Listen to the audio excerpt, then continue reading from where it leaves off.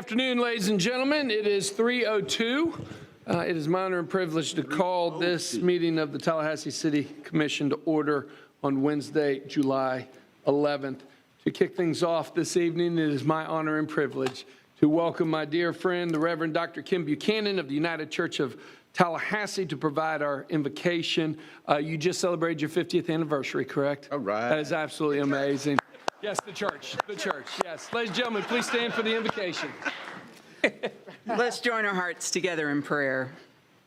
Holy One, you who have created all things, all plants, all animals, all people, looking at the flora, fauna, and quirky human beings around us, one thing seems clear.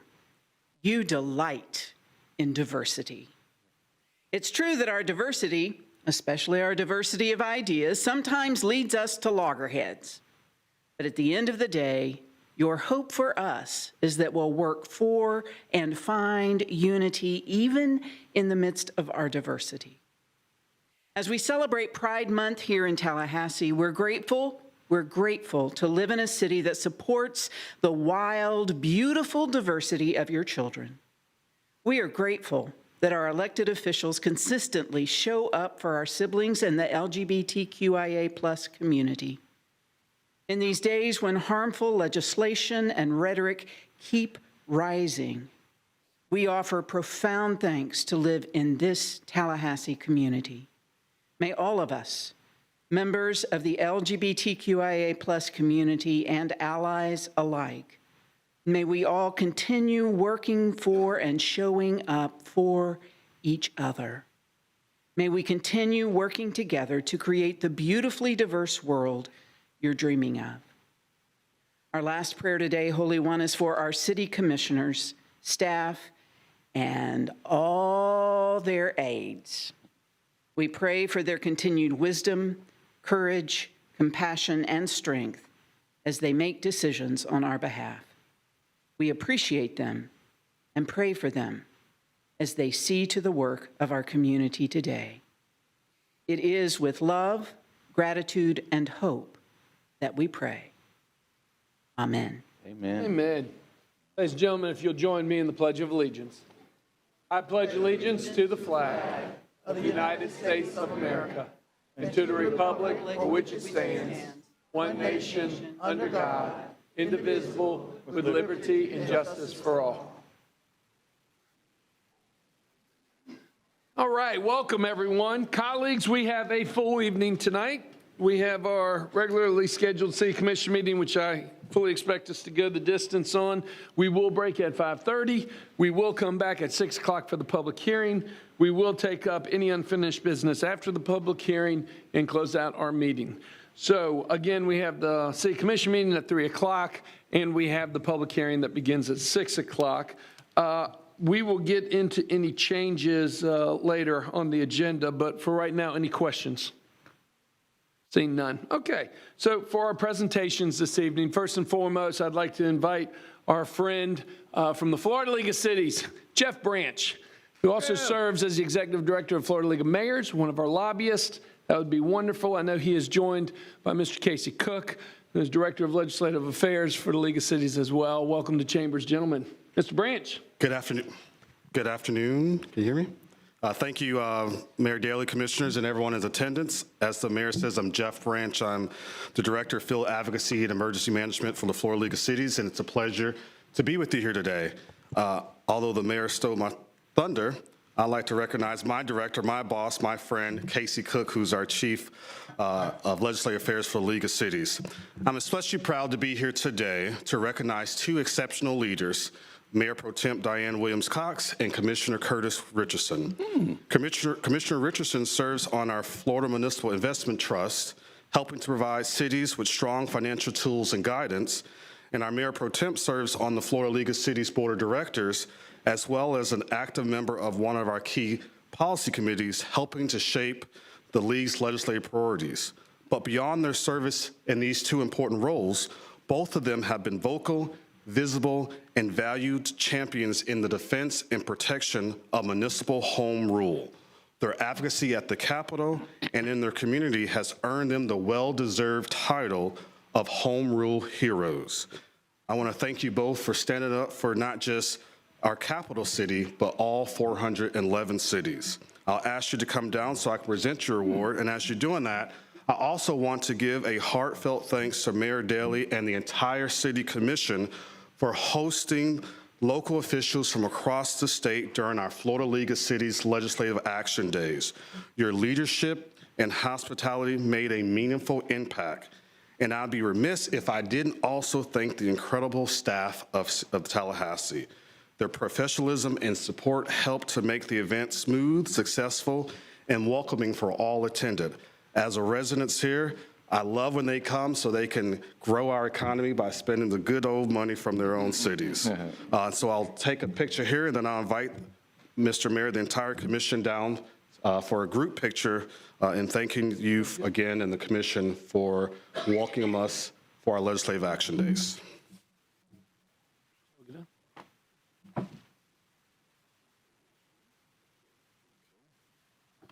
That is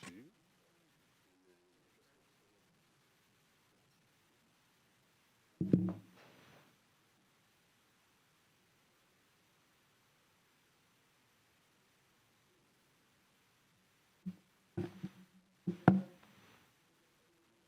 You go. All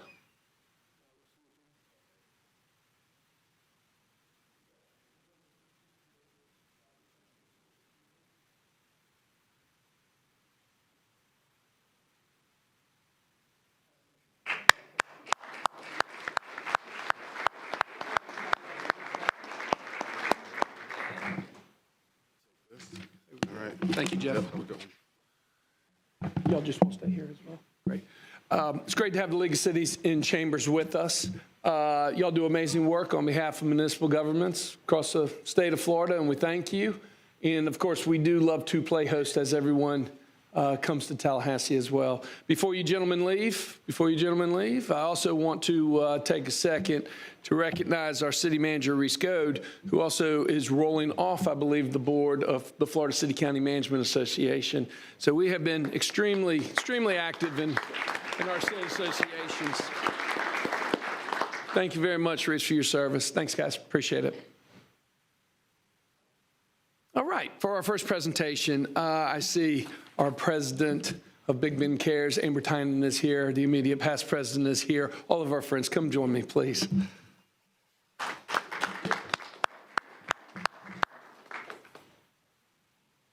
Come see me.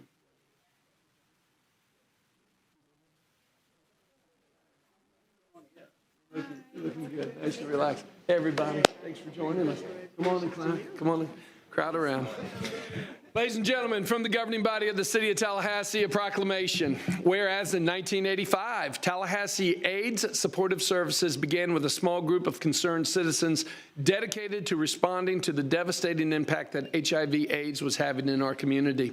And whereas that grassroots effort grew into what we now know as Big Bend Cares and was built on a foundation of we are our brothers, sisters, keepers. And to that end, we will care for, support, and advocate for their well-being at all costs.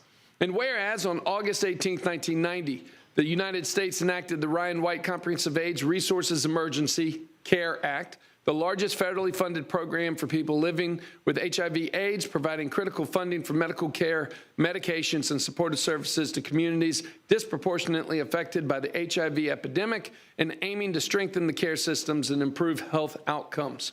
And whereas over the past 40 years, Big Bend Cares has emerged as a beacon of hope, compassion, and advocacy, expanding its services and opening CarePoint Health and Wellness in 2017, a comprehensive one-stop shop for all healthcare needs that serves as a place where clients and community members can receive primary care, radiology, dental, prescription refills, and lab work all in one central location. And whereas since the Ryan White Care Act was enacted, the status of HIV/AIDS in the United States has seen significant progress, with organizations like Big Bend Cares playing a critical role, while recognizing all barriers for people living with HIV/AIDS remains challenging. And whereas, thanks to the collective actions of advocates and organizations like Big Bend Cares with a strategic focus on diagnosing, treating, preventing, and responding, we are closer to ending the AIDS epidemic now more than ever. Now, therefore, I, John Evans Daly, by the authority vested in me as the mayor of the city of Tallahassee, do hereby recognize Big Ben Cares on its 40th anniversary and its extraordinary service to people living with HIV/AIDS in our local community, read into the record in front of each and every one of you here this evening, signed with my signature, John Daly, dated June 11th, 2025. Congratulations.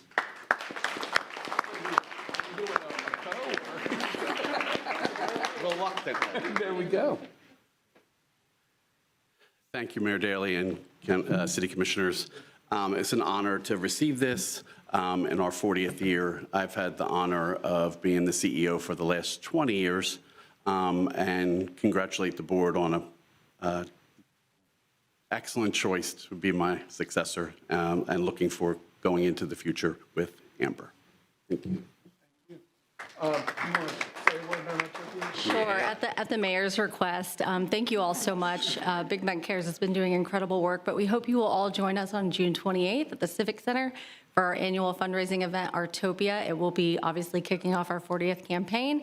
It's a great way to get some amazing art from some local artists, one of which is on our board and very well known in our community, and we hope to see you there.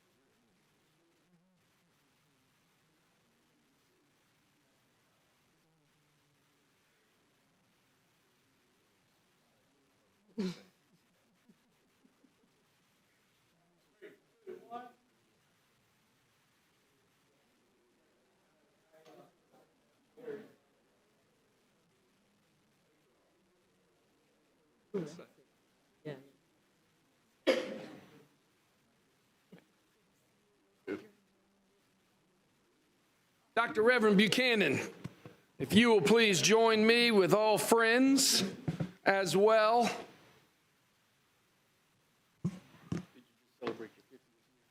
Yes, I 50th do want to anniversary of the church. clarify. 50th anniversary It's of the the church. church's 50th anniversary, not mine, but That's right. whatever you want to think, I can't do anything about that. Thank you, Kim. Thank you.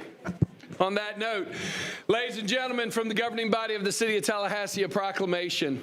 Whereas a central tenet of the United States law is the principle of non-discrimination and equal protection under the law as human rights.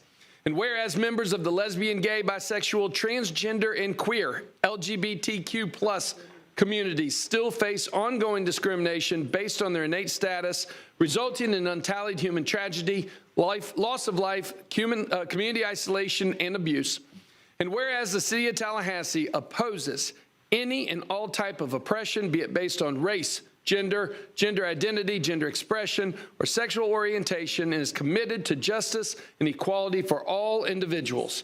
And whereas the City of Tallahassee has long strived for equal rights for all citizens and maintains a strong stand that each individual deserves to be treated equally and with respect, no matter what their sexual orientation, gender identity, gender expression, race, size, color, creed, ethnic origin, or religion may be.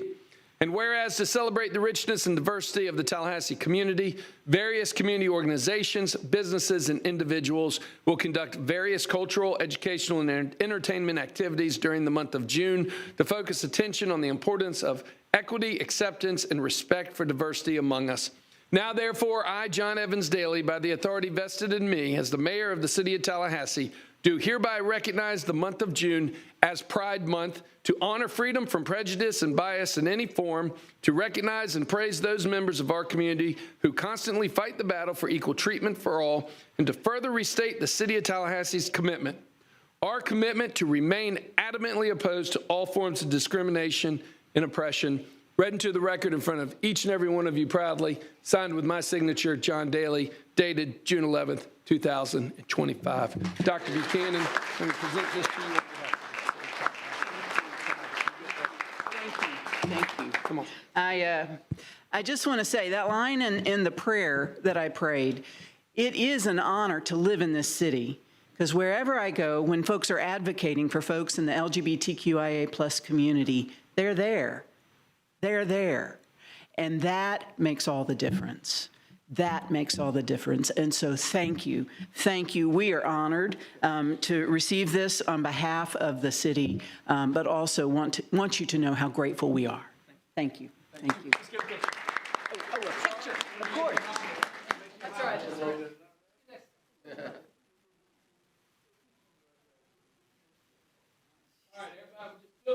Wait, we're gonna put the baby down front. Oh, baby, yeah. Next generation.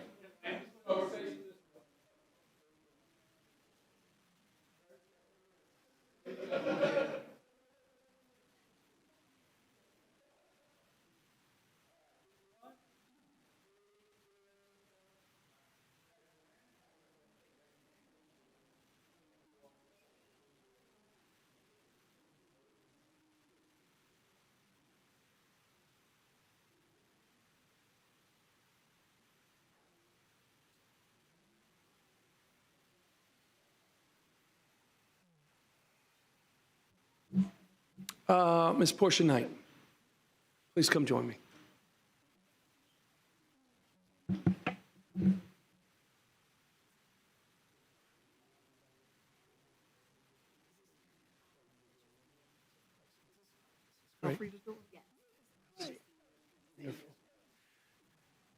For our last proclamation this evening, ladies and gentlemen, from the governing body of the City of Tallahassee, a proclamation. Whereas Private First Class Brandon M. King, proud son of Tallahassee, Florida, answered the call to serve his country in the United States Army with honor and dedication. And whereas PFC Brandon M. King was tragically killed in action on July 14th, 2010 in Afghanistan while serving bravely in defense of our nation. And whereas he made the ultimate sacrifice in the line of duty and is remembered with profound respect and gratitude by his family, friends, and community. And whereas in tribute to his life and service, PFC Brandon M. King Scholarship Fund was established at Tallahassee State College in 2010, offering financial assistance to students pursuing higher education. And whereas over the past 14 years, the scholarship has continued to expand and inspire future generations, reflecting the lasting impact of PFC King's legacy. And whereas the City of Tallahassee honors individuals who have made profound contributions through acts of service, sacrifice, and leadership. And whereas on July 26, 2025, at Tallahassee State College, the community will commemorate the 15th anniversary of his sacrifice during a special scholarship fundraiser. And whereas we recognize the enduring legacy of PFC Brandon M. King and express our heartfelt gratitude to his family for their continued efforts to honor his memory through education. Now, therefore, I, John Evans Daly, by the authority vested in me as the mayor of the City of Tallahassee, do hereby recognize Private First Class Brandon M. King for his service and dedication to the United States of America. Read into the record in front of each and every one of you, signed with my signature, John Evans Daly, it's dated July 14th, 2025 in the future, but I want to present this to you on behalf of the city or the family. Please.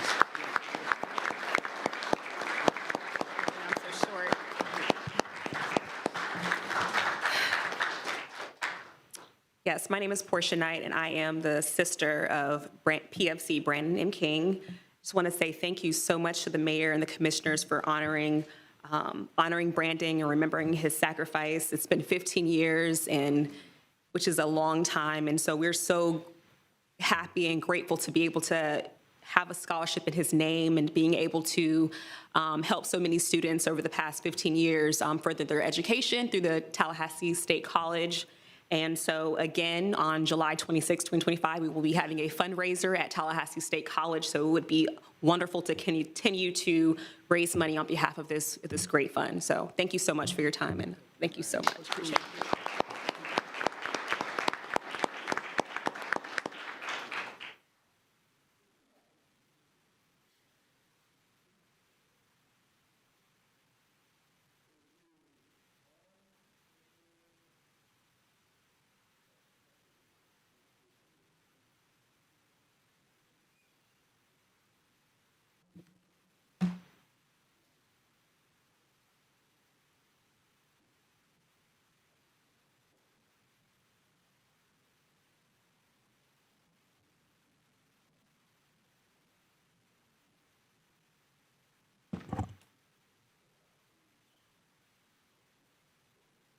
All right.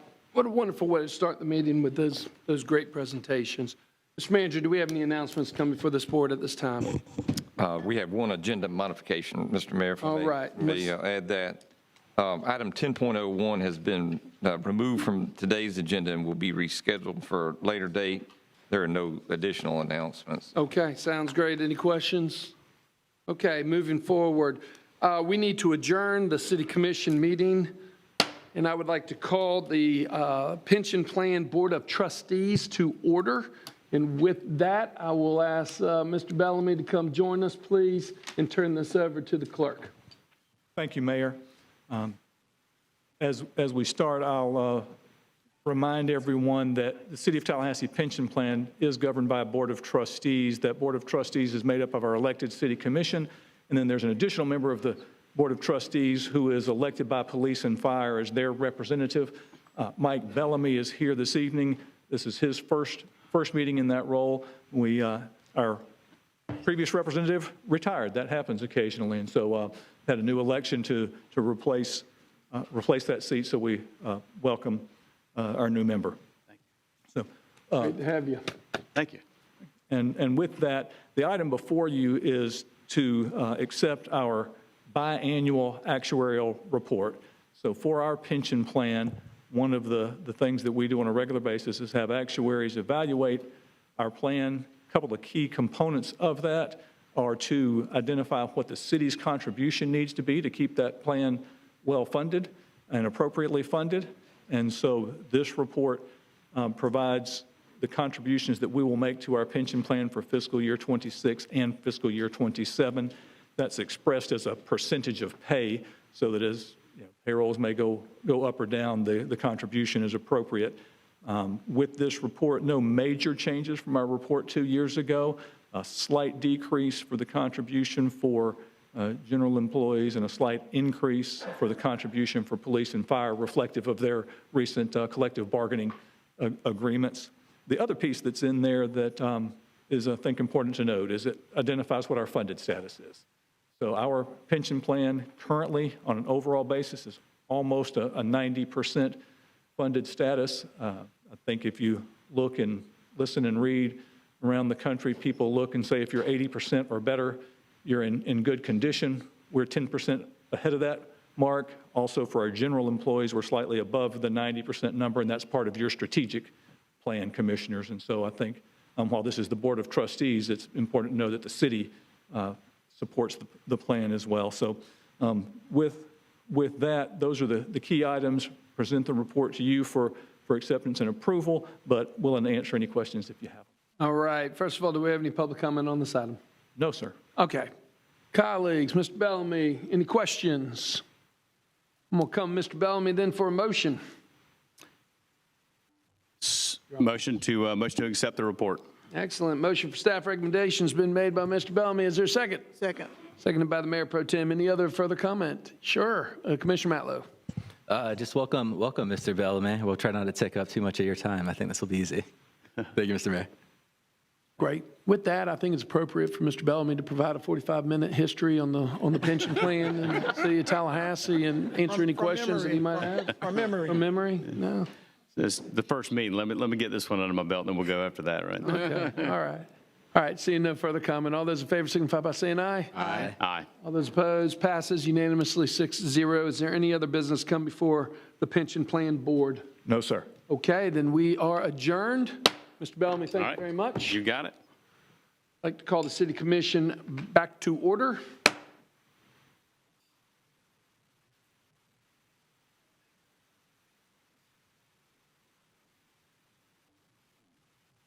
Okay, we're on the consent agenda. Have any items been pulled off the consent agenda? No, sir. Do we have any public comment on the consent agenda? Mayor, we have one speaker on item 8.06, Okay. which is the approval to accept and expend FDLE Project Safe Neighborhoods Grant. Okay, so pull 8.06, and we'll get back to that in just a second. Any comments, motions? Move acceptance of the consent agenda, except the one that was pulled. All right. Second. It's been properly moved by the Mayor Pro Tem, seconded by Commissioner Richardson. Any further comment? Seeing none. All those in favor signify by saying aye. Aye. All those opposed.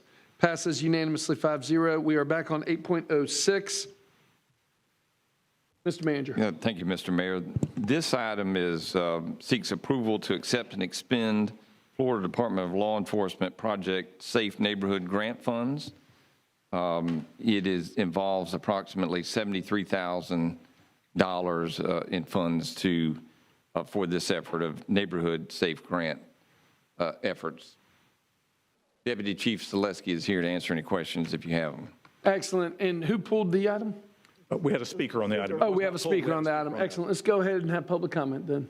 Thank you, Mayor. Our speaker is Juniper Curtis. With this being our first speaker of the evening, at this point, and for speakers at later portions of the meeting, you can come ahead and come forward.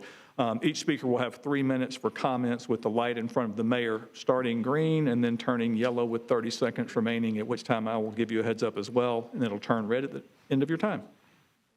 Great. Your name and address for the record, please. Thank you. Yep. Juniper Curtis. I'm a local here in Tallahassee. And I'm here today as a member of the Tallahassee Community Action Committee. But also I'm here because I, like many people I'm sure in this room, can very clearly see what's happening around us. Police right here in Tallahassee, in our neighboring Madison County, or all the way across the country in Los Angeles, are becoming increasingly aggressive towards the people they're meant to protect, and especially towards the Black and brown people who built this country and serve as its backbone. The grant that I'm speaking on, a part of FDLE's, quote, Project Safe Neighborhoods, uses a friendly name in an attempt to hide its true face. Another piece in the endless cycle of police militarization. The Tallahassee Police Department, led by Lawrence Revel, is a deadly organization and is not one that needs to be farther militarized. When I think of safe neighborhoods, I don't think of armored vehicles or overtime pay for officers to harass Black people in the never-ending war on drugs. I don't think military equipment for police departments, who in turn use it to maim and murder civilians, is a part of that. And I certainly don't think of ICE agents rounding up my neighbors and shipping them off to who knows where. Instead, when I imagine a truly safe neighborhood, I think of police accountability. I think of the Civilian Police Review Board, which members of this commission unceremoniously axed at their first opportunity. I think of TPD ending its 287G agreement with ICE, which, if left in place, will turn city police into weapons of terror against this community. And I think of justice for victims of police violence: George Williams, Tony McDade, Raheem Reeder, Oluwatoyin Salau, and Michael Johnson. It would have been easy for this grant to slip through unopposed without a second thought from the commission. And so I stand here asking you to think. If approved, this grant will only increase TPD's ability to employ violence against civilians, particularly Black and brown people, and farther enables the extrajudicial targeting of immigrant families, serving to erode any remaining trust from the people of Tallahassee. With that in mind, I ask each of you up here today to vote no to this grant, You have 30 and no seconds remaining. to any continued efforts to militarize the police. We don't need more equipment, more armored vehicles, and more overtime pay to make our community safer. We need justice, oversight, and police accountability, which no amount of increased funding will create. Thank you. You. Our next speaker, please. No other speakers. Move Colleagues. acceptance of the item. Motion's been probably made for staff recommendation by the Mayor Pro Tem, seconded by Commissioner Richardson. Any further comment? Commissioner Porter. Thank you. I'm wondering if the city manager could go into a little bit more detail about what the grant entails, what it will fund. Mr. Manager. Thank you, Mr. Mayor. Let me ask Chief Selesky to come forward on behalf of TPD. He can share the details of what the grant funds will be used for. Chief Good Selesky, afternoon. thank you. Yes, sir. It's going to be 3 components: overtime to help reduce violent crime and go after some of our worst criminals on the street, training to how to safely approach vehicles, and the third is $11,000 for a ballistic blanket that'll be used for our vice narcotics unit. Can you go into a little bit more detail about the training? It's training to how to approach vehicles when we think violent criminals or violent people are in there, safely approach them and arrest them. Okay, thank you. That's all. Okay, thank you. Appreciate you, Chief.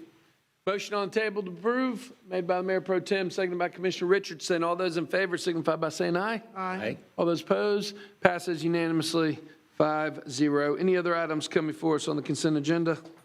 No, sir. Excellent. We are on 10 point, well, first item, 10.02, since 01 was pulled. Yes, sir. Okay, 10.02. Thank you, Mayor. Mr. Clark. That one's me. The Municipal Code Enforcement Board has a seat which expired on May 31st of 2025. That was held by Gabriel Landry, who's eligible and interested in being reappointed. This item would reappoint Gabriel Landry to the seat for a term that will commence today and expire on May 31st of 2028. Excellent. Any public comment on this item? No, sir. Move for Colleagues? reappointment. Been properly moved by the Mayor Pro Tem, seconded by Commissioner Richardson. Any further comment? Seeing none. All those in favor signify by saying aye. Aye. All those opposed? Passes unanimously 5-0. We're on item number 10.03. Mr. Clerk. Item 10.03 concerns a code magistrate position. Seat number 12 is currently occupied by Sabrina Thurman Newby. That term expired on May 31st of 2025, and she has been reappointed by the city manager as a code magistrate. The city commission in this case is simply ratifying the appointment made by the city manager, and upon ratification, that new term will commence effectively June 1st and then will expire on May 31st of 2028. Excellent. Do we have any public comment on this item? No, sir. All right, colleagues. Move for ratification of the city manager's reappointment of Sabrina Thurman Newby. Second. Properly moved by the Mayor Pro Tem, seconded by Commissioner Richardson. Any further comment? Seeing none, all those in favor signify by saying aye. Aye. All those opposed? Passes unanimously 5-0. 10.04. 10.04 is a staff recommendation of Iris Elijah to fill a vacant seat on the Tallahassee Housing Authority. That seat, or that term expired March 31st, and so Ms. Elijah's term would begin immediately and will expire on March 31st of 2029 if appointed. Excellent. Do we have any public comment on this item? No, sir. All right, colleagues. I move for appointment of Attorney Iris Elijah. Motion's been made for staff recommendation by the Mayor Pro Tem. Is there a second? Second. Seconded by Commissioner Richardson. Any further discussion? Seeing none, all those in favor signify by saying aye. Aye. All those opposed? Passes unanimously, 5-0. We are on item number 10 point, I'm lost track. Are we on 05? I believe. 05. 05. Madam Clerk, Mr. Clerk. Thank you. The Planning Commission has a seat too is occupied by Christian Minor, who's been serving a partial term. That partial term expires on June 30th. Christian Minor is eligible and interested in reappointment to a term that would begin on July 1st of this year and continue through June 30th of 2028. Excellent. Do we have any public comment on this item? No, sir. Colleagues? Move for reappointment of Christian Minor to seat 2 on the Planning Commission. Been properly moved by the Mayor Pro Tem, seconded by Commissioner Richardson. Any further discussion? Seeing none, all those in favor signify by saying aye. Aye. All those opposed? Passes unanimously 5-0. 10.06, Mr. Clerk.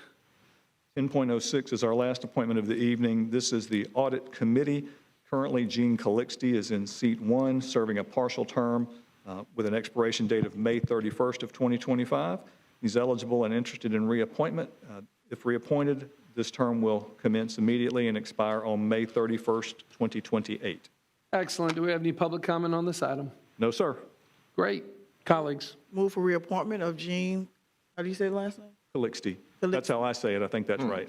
To fill seat 1 on the city's Audit Committee. Staff recommendation's been properly moved by the Mayor Pro Tem, seconded by Commissioner Richardson. Any further comment? Seeing none, all those in favor signify by saying aye. Aye. All those opposed? Passes unanimously 5-0. Do we have any other appointments to come before the board today? No, sir. Great. We're on the introduction of ordinances, 11.01. Madam Attorney. Thank you, Mr. Mayor. Item number 11.01 is the introduction of ordinance number 25-Z-12, an ordinance of the City of Tallahassee amending the Southwood Planned Unit Development on the official zoning map of the City of Tallahassee, project site located on approximately 3,322 acres, and generally bounded by Appalachia Parkway on the north, Southwood Plantation Road and Biltmore Avenue on the east, Tram Road on the south, and Capitol Circle Southeast on the west, providing for conflicts, providing for severability, and providing an effective date. The recommended action is option 1, introduce ordinance number 25-Z-12 and set the first and only public hearing for August 20, 2025 at 6 p.m. in the City of Tallahassee City Commission chambers at City Hall. Any ex parte disclosures concerning this item are available via the hyperlink included in the agenda item as published in the board doc system. All right, this is simply the introduction of the ordinance. We do not take public comment. To formalize it, I guess, I'll take a motion. Move staff recommendation for option number 1. Commissioner Richardson properly moves option number 1. Is there a second? Second. Seconded by the Mayor Pro Tem. Any further comment? Seeing none, all those in favor signify by saying aye. Aye. All those opposed?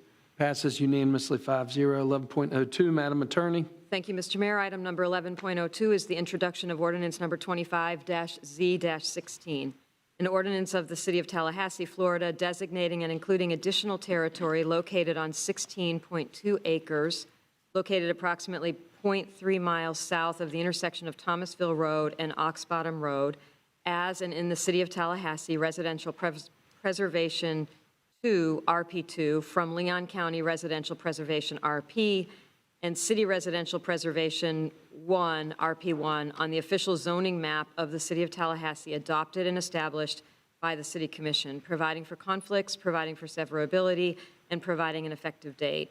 The recommended action is option 1, introduce ordinance number 25-Z-16 and set the first and only public hearing for August 20, 2025 at 6 p.m. in the City of Tallahassee City Commission chambers at City Hall.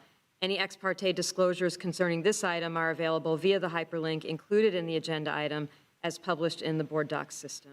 All right, we do not take public comment, simply on the introduction of the ordinance which was read into the record. To formally ratify, is there a motion? Move staff recommendation option number 1. Properly moved by Commissioner Richardson. Is there a second? Second. Seconded by the Mayor Pro Tem. Any further comment? Seeing none, all those in favor signify by saying aye. Aye. All those opposed? Passes unanimously 5-0. 11.03, Madam Attorney. Thank you, Mr. Mayor. Item number 11.03 is the introduction of ordinance number 25-0-02, an ordinance of the City of Tallahassee amending the 2030 Tallahassee-Leon County Comprehensive Plan, adopting amendments to the land use element, including the future land use map and addendum, mobility element and glossary, providing for severability and conflicts, and providing an effective date. The recommended action is option 1, introduce ordinance number 25-0-02 and set the first and only public hearing for August 20, 2025 at 6 p.m. in the City of Tallahassee City Commission chambers at City Hall. Wonderful. We don't take public comment on the simple introduction of ordinances. Is there a motion to ratify? Move staff recommendation option number 1. I should clarify ratification of just simply introducing the ordinance. Okay. Properly moved by Commissioner Richardson, seconded by the Mayor Pro Tem. Any further discussion? Commissioner Matlow. Thank you, Mr. Mayor. Pending future conversations, I think the August 20th introduction date, public hearing date may be too soon. So respectfully, I'm going to vote against introduction. Okay. All those in favor of the motion on the table signify by saying aye. Aye. All those opposed? Nay. Passes 3-2 with Commissioner Matlow and Commissioner Porter in opposition. 11.04, Madam Attorney. Thank you, Mr. Mayor. Item number 11.04 is the introduction of ordinance number 25-0-17, an ordinance of the City of Tallahassee, Florida, relating to code enforcement, amending Chapter 2, Article 5, Divisions 3 and 4 of the Code of General Ordinances, amending Chapter 3, Articles 2 and 6 of the Land Development Code, and amending Sections 5-142, 7-102, 9-193, and 10-107 of the Land Development Code, providing for conflicts, severability, and an effective date. Again, the recommended action is option 1, to introduce ordinance number 25-0-17 and set the first and only public hearing for August 20, 2025 at 6 p.m. in the City of Tallahassee City Commission chambers at City Hall. Excellent. We do not take public comment on the simple introduction of the ordinance. Is there a motion to ratify the introduction? Move staff recommendation option number 1. Been properly moved by Commissioner Richardson. Is there a second? Second. Seconded by Mayor Pro Tem. Any further discussion? Seeing none, all those in favor signify by saying aye. Aye. All those opposed? Passes unanimously, 5-0. Do we have any other ordinances to be introduced this evening, Madam Attorney? No, sir. Wow, I see you have both items on policy formation as well. Yes, sir. 12.01, Washington Square, here we go. Thank you, Mr. Mayor. This item provides an update on activities associated with Washington Square that have occurred since the City Commission's May meeting. On May 14th, the City Commission directed my office to initiate civil court action to foreclose on code liens and seek recovery of legal remedies. My office has done that. At this time, I think Rob McGarrah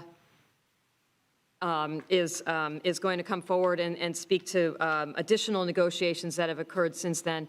I also have Jenny Painter from my office here who can answer any questions about foreclosure. Wonderful, great. Mr. McGarrett, good to see you, sir. Mayor and Commissioners, we just wanted to share with you that our staff and the County Public Works staff's been having discussions with the developer's representative, working to try to get the sidewalks and the traffic lanes on Calhoun, Gadsden, and Jefferson restored and reopened. Calhoun and Gadsden are county roadways. The county staff's indicated, and I think they had an item before their commission last night, that the developer has agreed to restore those. We're still having discussions with the developer's representative on Jefferson. There's a little more work on Jefferson to be done than just the sidewalk and the road for it to be restored. We're hoping to get an agreement to do that, and then we would work either individually or collectively with the county to get an agreement between us and the developer that outlines those commitments. Okay. Any questions for Mr. McGarrah? Not for Mr. McGarrett, but comments. Questions and comments in general? Okay, sure. Commissioner Matlow. Thank you, Mr. Mayor.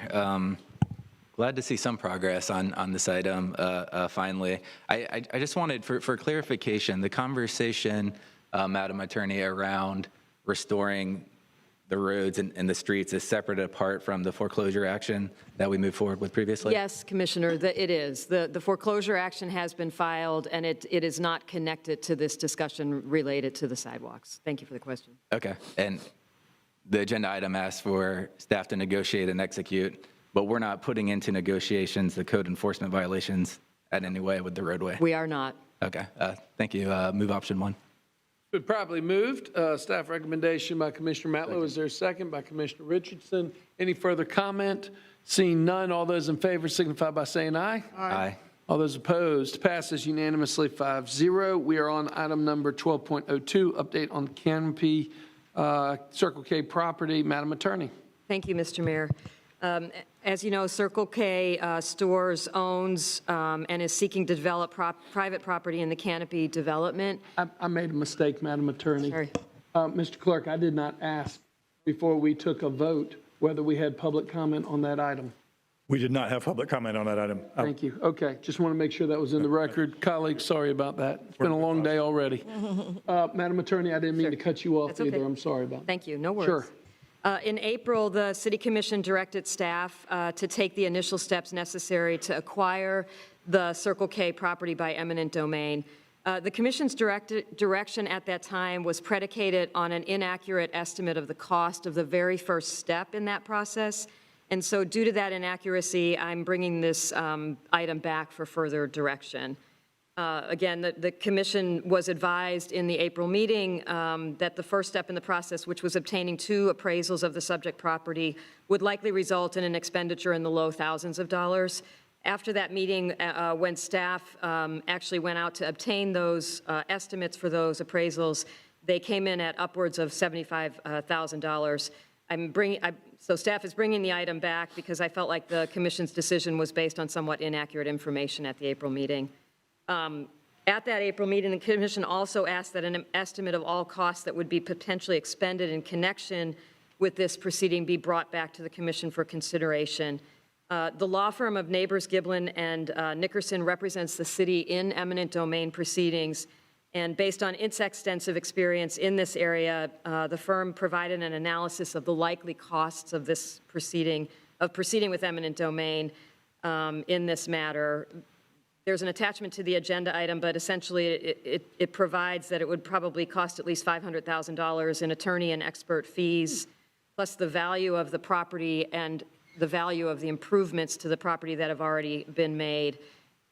Neighbors Giblin estimated that it would take at least a year or close to a year to complete the eminent domain process, and that it was likely that the construction of the property would be completed, and so costs would have to also include bringing it back to its original state. At the April meeting, staff advised that it had analyzed the property in question against current operational needs and determined that there was no public purpose or necessity for the property. At that time, noting that the public necessity is a principal foundation of the valid exercise of eminent domain, advised that under the circumstances, an action under eminent domain for eminent domain would not likely be successful. Again, after the meeting, I consulted with Neighbors Giblin, who has expertise in this area. They provided an analysis of the issue and suggested that proceeding in the absence of an articulated and supported public purpose and necessity could result not only in just a unsuccessful action, but also possibly sanctions. On April 30th, I received a correspondence from Erin Tilton, who is serving as counsel for Circle K. Her letter states that absent a valid public necessity, exercising the power of eminent domain is an abuse of the city's power and a violation of Circle K's constitutional rights. She warns that Circle K will defend itself to the full extent of the law, and that the city and city commissioners may be subject to sanctions and personal liability. Based on the foregoing, it is my recommendation that this commission direct staff to discontinue efforts to acquire the Circle K property by eminent domain. Thank you, Mr. Mayor. Okay. I know we have a host of speakers tonight, so let's get straight to it, Mr. Mayor. Okay, will do. How many speakers do we have? At this point, we have approximately 20. Okay. And the first speaker is Frank Taylor. So our first is Frank Taylor, followed by Colleen Taylor. Speakers come, obviously, to the microphone in the middle of the room, and we'll have 3 minutes for remarks. You'll get a heads up at 30 seconds. Your name and address for the record, please. My name's Frank Taylor. I live on Meadow Vista Lane. It's going to be right behind the Circle K. And I just saw the development plans and saw where they're going to put the tanks and stuff. It's like right next to my backyard. And I have, small children, less than 100 feet away from where we sleep. And I just wanted to, put it on y'all's radar that, this is kind of a shock to me. I can't believe it's really been approved this far. So that's all I have to really say. Right. Our next speaker, please. Next speaker is Colleen Taylor,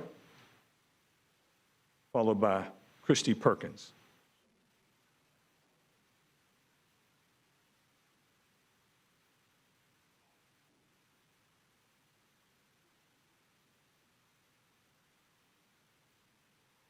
Your name and address for the record, please. I'm Colleen Taylor. I am also at 3629 Meadow Vista Lane. I'm also speaking on behalf of my family and our neighbors that couldn't be here today because of busy full-time schedules. We were able to have the luxury to take off of work to be able to be here. So just wanted to remind you guys that a lot of our other neighbors didn't. Now, with that said, this new gas station is going to be within 100 feet of our 2 young daughters. I have a 3-year-old with us here today in the crowd and my 12-year-old in the crowd. And I understand that you guys have to put price points on your negotiations with gas stations, but I don't think there should be a price point on the safety of my children. So that's something that I want you all to keep in mind when you're making these decisions, is that there are children, and not just in my house, in all of almost every house along the street, you'll see kids, teenagers, and people of every age in this community. So that's all I'd like to say, and I yield the rest of my time. Thank you. Thank you. Our next speaker, please. Excuse me. Christy Perkins is next, followed by Adam Resnick. Right. Your name and address for the record, please. Christy Perkins, 2389 Sweet Valley Heights in the Canopy subdivision. Good afternoon, commissioners. You're going to hear a lot of great points from people who have done a lot of research on a lot of technical things. I'm here to speak to you on behalf of Choose Tallahassee and a Canopy resident about how embarrassing this is. This was snuck through during COVID when, let's face it, all of us were a little bit checked out. If you can't do eminent domain, figure something else out. The cost to buy back all of these houses, if they cannot get insurance, cannot get FHA or VA financing, will be so much more expensive than the costs that you just outlined there. When I say you guys, I mean the municipality, county or city, messes up on a flood zone, you gotta buy the houses back. If a house is in a flood zone, it's not able to be occupied or resold. If this is near a gas station, the way that insurance is going, getting crazier and crazier every day, I've become a general contractor. I'm replacing so many water heaters and electric things just to get my clients insurance on 10-year-old houses. It's getting bad. We're not going to be able to sell these houses. This is not equivalent to putting a gas station on Killarney Way in a roundabout. This is equivalent to putting a gas station in the middle of the town center of Southwood. That's what it's apparent. That's what it's just like. And I am so sick of defending our town when I have professors and doctors in my car trying to convince them to literally choose Tallahassee. I am so sick of passing by gas stations and national chains. I really want a town that I can truly be proud of. Some of the people in this audience are my neighbors, and I convince them to choose Tallahassee because it's a great place to be. And I'm sick of seeing gas stations. I'm sick of reporters spending time talking about the opening of a Wawa instead of more locally relevant things. I implore you, because you're at a crossroads right here. Are you going to be the commissioners that let a corporation tell you how our town is going to be viewed? Or are you going to stand up and say, no, sorry, we messed up, our bad, it's going to cost us, but you cannot do this? That's all. Our next speaker, please. Next speaker is Adam Resnick. After Ms. Resnick, we'll have Steve Dury.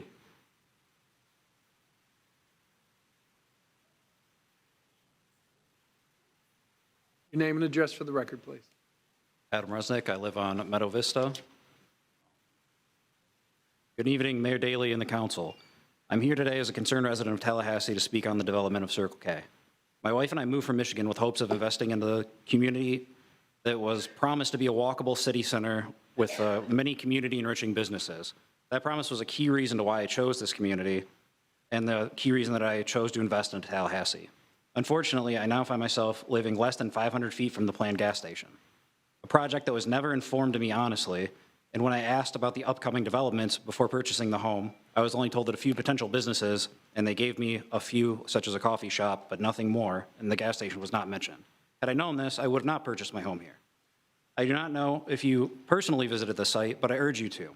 Considering the residents who live less than 60 feet away from where the gas station will be, these are small, modest homes, 3 bedrooms, no garages, owned by families, most of who cannot afford to simply pick up and move due to the health risks, environmental hazards, and financial burdens associated with living near a gas station.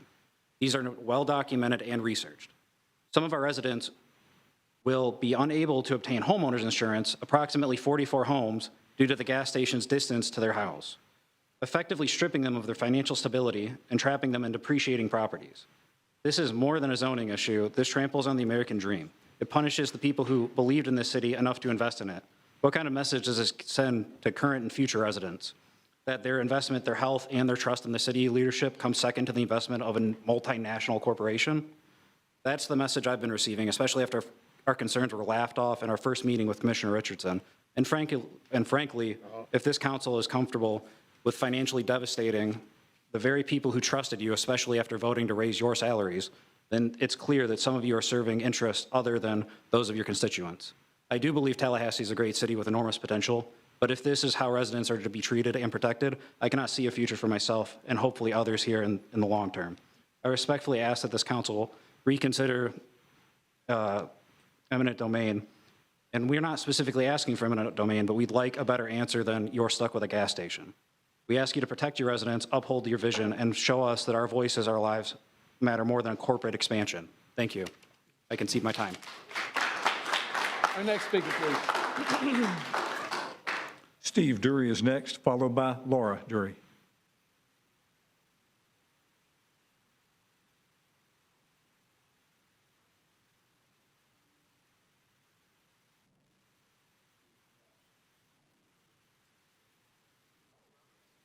Name and address for the. Hi there. Steve Dury, and I live in Canopy. What you see here in front of you is a board that I created. It's an overlay of the Circle K's own site plans in Canopy. This isn't just a typical gas station. It's backwards. It has 8 double-sided pumps and massive underground storage tanks. And guess what? With the flip-flop of the gas station, those are actually closest to the homes. It's not the back of a convenience store like in Killarn. So, in a previous meeting, we showed you an explosion, if you remember that image. Can you imagine that devastation if it happened here or when it happens here? And what are they buffered by? A row of young trees that'll take 20 years to grow? No meaningful protection. Just a dangerous layout that places real risk right where families live, sleep, and raise their kids. This isn't just poor planning, it's an avoidable hazard. And now we're asking the commission to take responsibility and act. Now think about where this is happening. It's a 505-acre PUD development jointly planned by the city and the developer. And yet, not one city park was built into this. The closest park is over 1.5 hours away on foot. The Miccosukee Trailhead's a 30-minute walk, and it's not easily accessible. We have a special needs son who is wheelchair bound, and there's no way he could ever enjoy the trail. That's not access. You offered $1.8 million or a land swap to Circle K. That was a good start, but they declined. Here's the crux of my message. Don't stop there. We know Circle K has likely spent money on plans, permits, and studies, so offer to cover those costs. Work toward a clean exit that allows them to walk away whole. Let them save face, and let the city prevent a long-term disaster.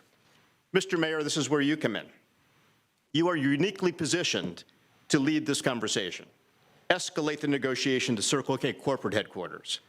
Don't let it stall in a district level in Florida. Let's bring in the right people with the right tone and the right financial package that makes saying yes the smart move. And if that still fails, then yes, eminent domain must remain on the table because the land could become what Canopy never has, a park, a safe buffer, a true community asset instead of a looming threat. You're at 30 seconds. Now, we know other neighborhoods need support, but let's be honest, are those neighborhoods facing cancer risks from vapor intrusion? Are their homes becoming uninsurable? Are families waking up to instant loss of home value caused by a nearby fuel station? Because Canopy, we're facing all three. Yes, this is about zoning, it's about planning mistakes, it's about oversight. But more than anything, it's about what to do now that you know there's a problem. Mayor, commissioners, prevent this from becoming a catastrophe. Should this be avoided? Yes. Negotiate a purchase or a swap. Be the heroes. Thank you. Thank you. Next speaker. Next speaker is Laura Dury, and then Nikki Joyce. Laura Dury, Canopy Neighborhood. In 2020, while you were isolating during COVID, on a Zoom-style call, you approved a PUD amendment that allowed for a gas station to be placed just feet from homes in Canopy. Maybe back then you didn't fully grasp the consequences, but you certainly do now. Now you understand that placing 8 double-sided gas pumps plus multiple massive underground fuel tanks facing family homes is not just bad planning, it's a real danger. It brings real threats, environmental harm, increased crime, toxic fumes, constant noise, and long-term health impacts for families who were never given a say. You also now know the financial reality. Homeowners within 300 to 500 feet of this site may lose their homeowner's insurance. Without insurance, they may lose their mortgages. Without both, they can't sell their homes. They're stuck, trapped by a gas station that wasn't disclosed to them. And if this project moves forward, they'll have no choice but to seek legal remedies, including millions in damages against the city. It's a crisis created by your own zoning and PUD amendment process. Yes, your proposed moratorium on new gas stations is a step in the right direction. But let's be honest, it's just a Band-Aid. The real issue is the broken PUD process. Developers sell you a beautiful vision during the initial PUD, then slowly, piece by piece, whittle it away through amendments until one day 30,000 gallons of fuel end up just feet from a child's bedroom. You must overhaul the entire process. The rubber stamping of developer amendments must stop. It has led us here. You can't walk away from this now. The city is complicit. Your codes, your approvals, your staff recommendations all created the framework for this threat. Offer to buy back the land from Circle K outside of eminent domain. Reimburse them for their expenses. Then give this community a real park. Not the Miccosukee Trail that our disabled community can't access, not a restricted senior center, not 2 slides behind a locked gate, a place where families can breathe safely.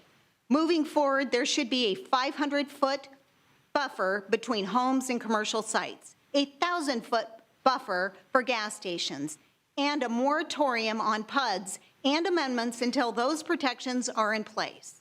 I am an Army veteran. I serve this country proudly. Many of us in Canopy, veterans, first responders, public servants, have sacrificed for this community. So when Circle K asserts their constitutional rights matter most while hiding behind a non-disclosure agreement, we ask you, whose rights matter more, a $50 billion oil company or the diverse, blindsided families of Canopy? We know the answer, and we hope to God you do too. Thank you.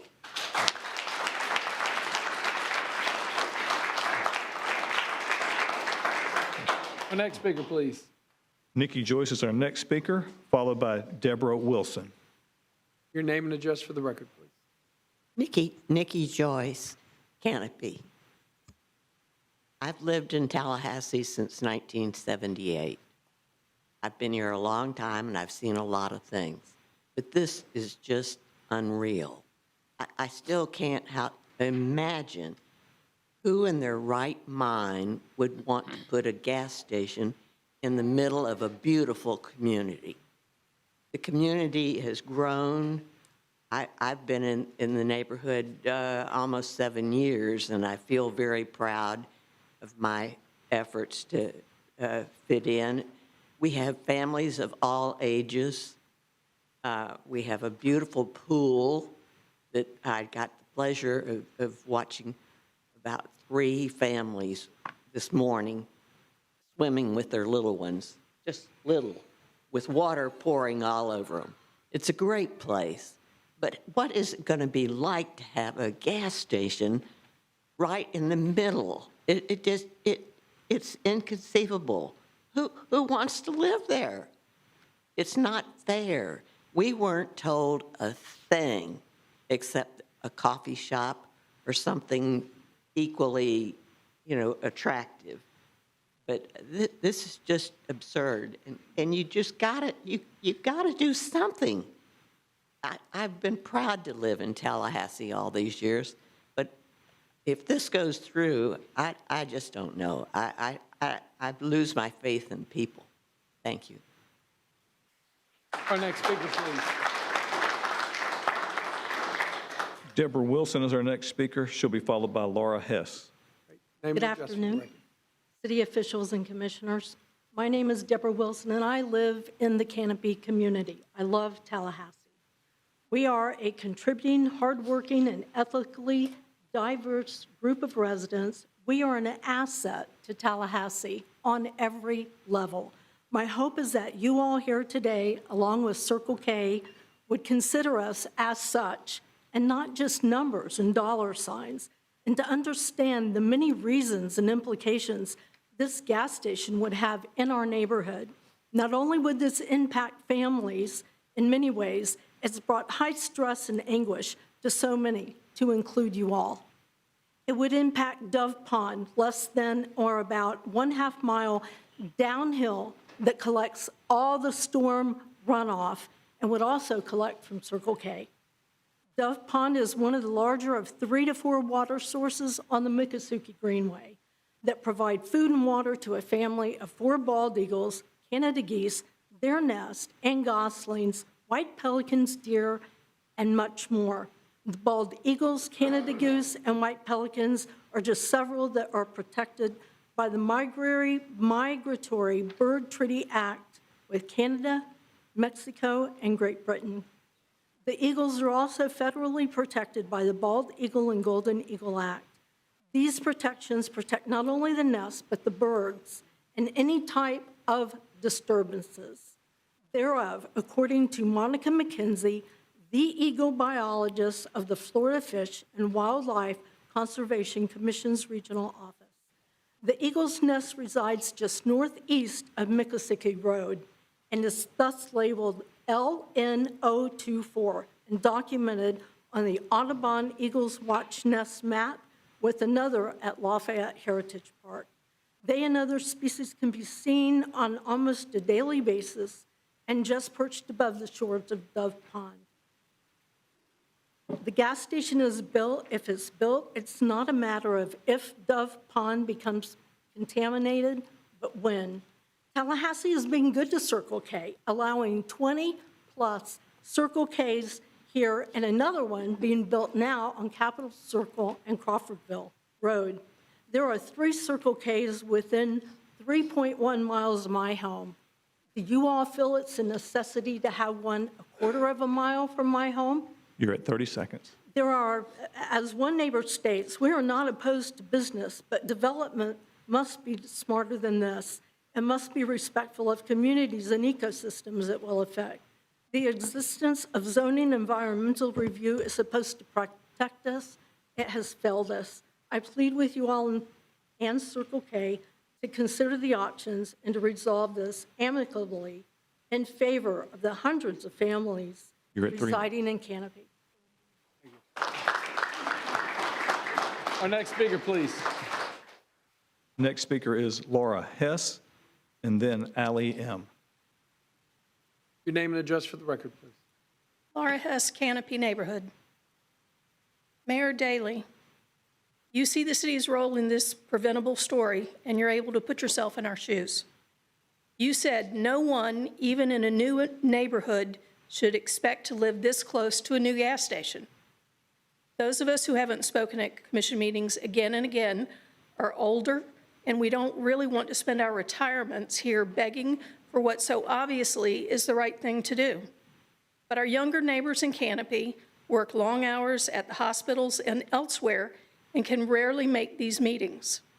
They saved and proudly bought their first homes from the developer while the information about a gas station was purposefully withheld from them. They're scared. Why doesn't the use of an NDA by a gas station during the land purchase affect the validity of this sale or permit process if it was used to conceal it from the residents?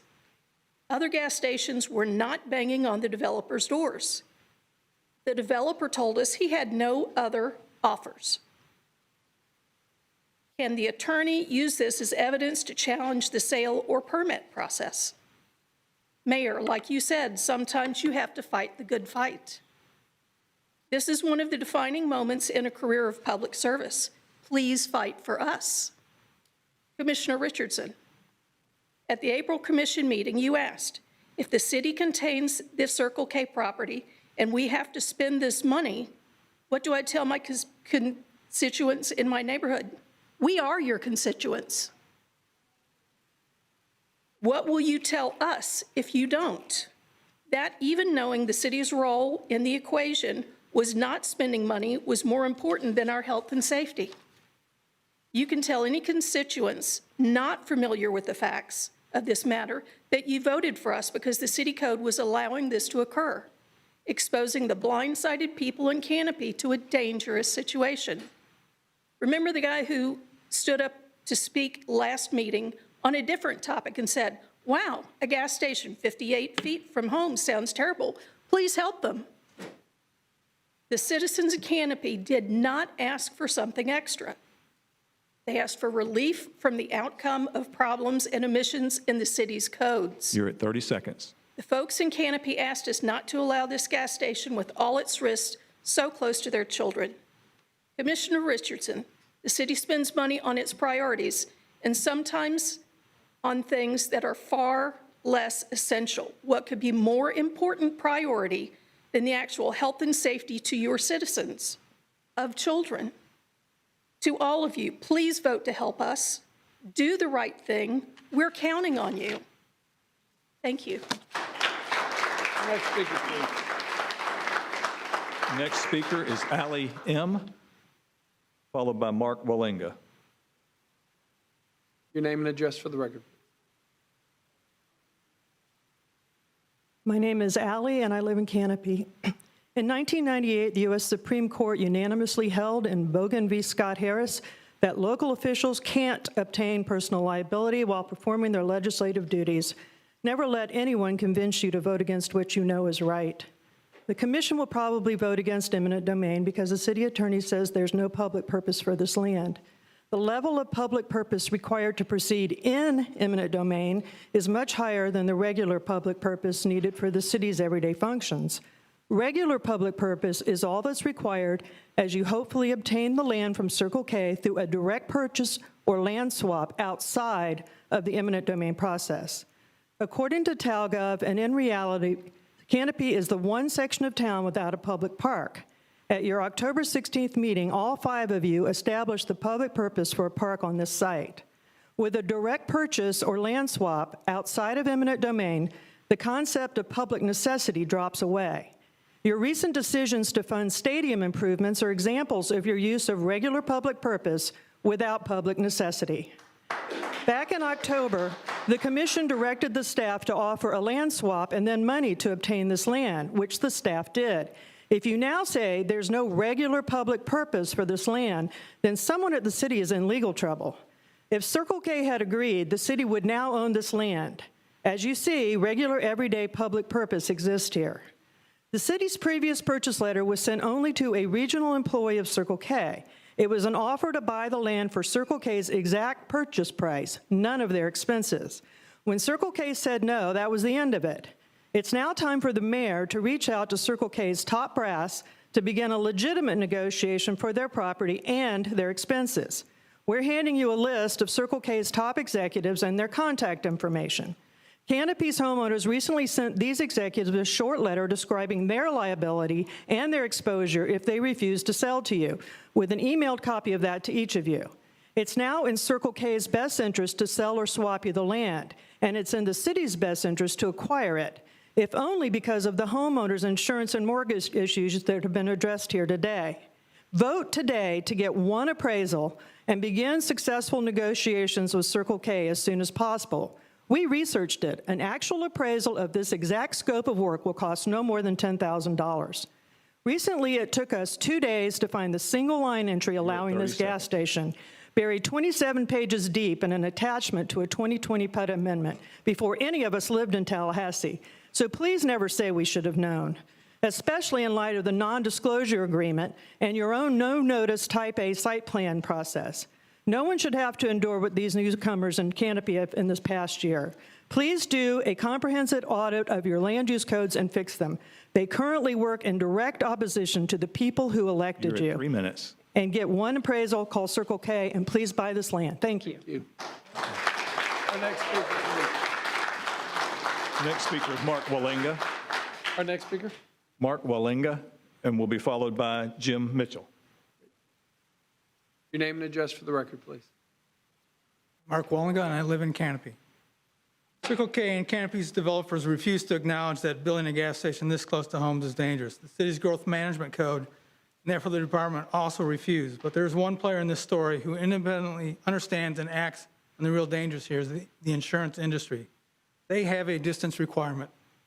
We've talked to brokers and agents, insurers who refuse to write or renew homeowners insurance policies for homes within 300 to 500 feet of gas stations, depending on the company. If you allow this gas station to be built, you'll be part of the equation that made at least 25 homes uninsurable and unsellable. These homes, some a first home and or primary asset, will become a major liability to those affected homeowners.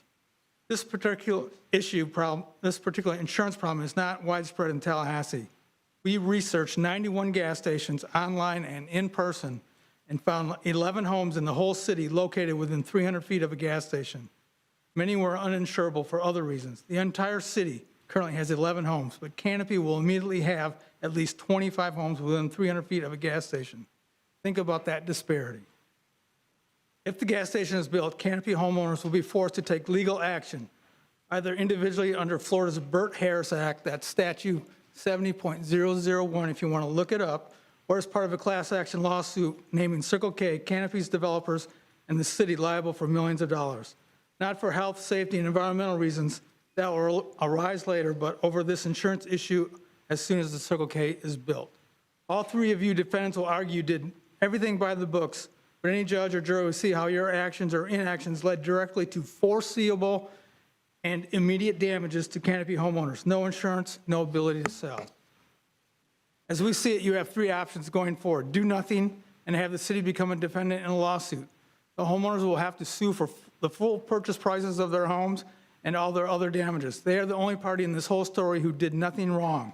You three defendants will not be sympathetic in front of a jury. If you do nothing to stop this gas station, you should put at least $30 million of potential liability on your books regarding the no insurance issue alone. Your second option is just to work harder to swap or purchase this property from Circle K. It's now in their best interest to deal with the city. This is your best option. Obtain this land for a park. The third option is if Circle K refuses to sell or swap this land, the city must deny all construction permits and let them sue you. You're at 30 seconds. In this scenario, the city will become the sympathetic party trying to save the homeowners of their citizens, while Circle K will be the multi-billion-dollar company who cares more about potentially selling gas, beer, and cigarettes than the well-being of anyone in Tallahassee. Imagine how this would play out in front of a jury or in the press. There's a homeowners insurance crisis in Florida. Your decision here today will be covered in the press. You want to be on the right side of this story. Protect the city's reputation and its coffers. Our next speaker, please. Jim Mitchell is next. Jim Mitchell, followed by Rhonda Alston.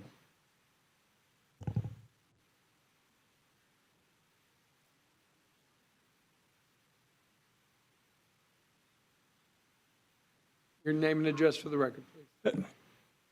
Jim Mitchell, 2424 Sweet Valley Heights. I'm one of the houses that have an arrow pointing being so close within 100 feet. In fact, my house at 2424 Sweet Valley Heights is right across Dempsey Mayo from the site. And as I have shared with the commission before, I could stand in my own backyard and throw a pickleball over my backyard fence and it land right easily in the parking lot of Circle K. So literally, Circle K, I'm one of many that would be built in my backyard, right across from our backyard fence. And I would invite any of the commissioners or the staff to come to my backyard and look over the fence to see where Circle K might be. 3 years ago, I'm a retired United Methodist pastor living in Central Florida. Decided to move up to Tallahassee because we love Tallahassee, but also my daughter's family lives in Tallahassee, so we wanted to be close to our granddaughters who live in Tallahassee. So 3 years ago, we bought a house in Canopy at 2424 Sweet Valley Heights. There was no information, there was nothing that I knew about Circle K being built in my backyard. In fact, as residents, we did not know about the possibility of a Circle K until a year ago. There was a variance hearing. Circle K wanted to have a third additional sign on their property. That came before planning or city commission. It was voted down. But that was the first time that I knew since the 2 years I bought the house, there would be a Circle K built on our backyard. And so I would encourage, along with our neighbors and others, to really think about what it would mean to have a gas station in your own backyard. This is the fourth time I have been before the commission. In prior discussions, some of you have said that you do not want to have a gas station located so close within your backyard. So again, there are many different options I think you can consider. I love to have meetings when parties can get together You're at 30 seconds and remaining. solve a problem. Maybe the city commission, Circle K, Premier needs to be on the hook there too, and the neighborhood. Maybe they could be a meeting together and come out with a solution that would solve the idea of a gas station so close to neighborhood. Thank you very much for your time. Next speaker, please. Rhonda Alston, and then Karen Beadley will follow. Your name and address for the record, please. Ronnie Alston, Canopy. Mr. Mayor and Commissioners, I stand before you today with a heavy heart. Ma'am, could you pull that microphone down? I think we can hear you, but probably not those watching.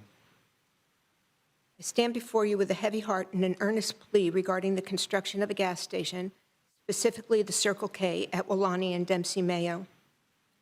Despite the hundreds of hours we have spent meticulously researching the devious way in which this land was sold to a gas station and the threats it poses to our residents, we find ourselves in a troubling predicament.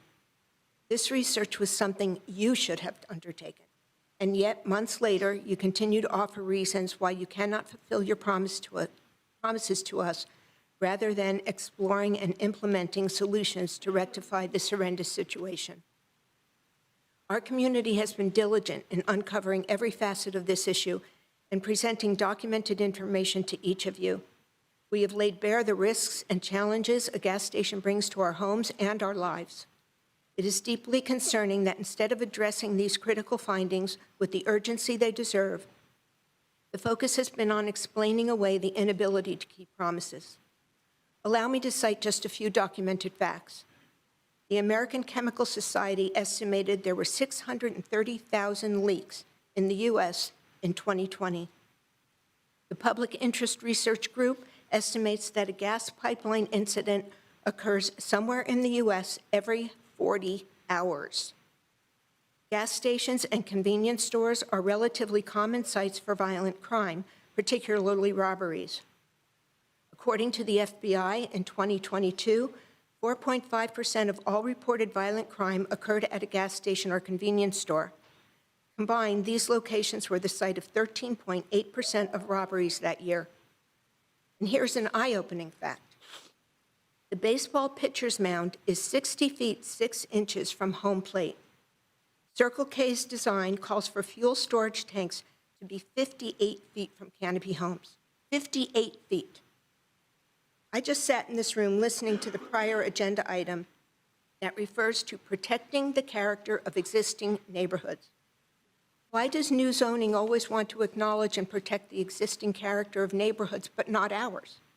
A gas station certainly doesn't do that with ours, and we do exist. The information we have presented to you is so critical that it is unfathomable that any of you could vote against us. We are not here to accuse, but to implore you to dig deep, to use the power and influence of your positions to find ways to fix this situation. You have 30 and there seconds are remaining. ways. The people of this community deserve better. We deserve a commission that is not only responsive, but proactive in safeguarding our well-being. Thank you. Our next speaker, please. Next is Karen Beadley. Karen Beadley is next. Then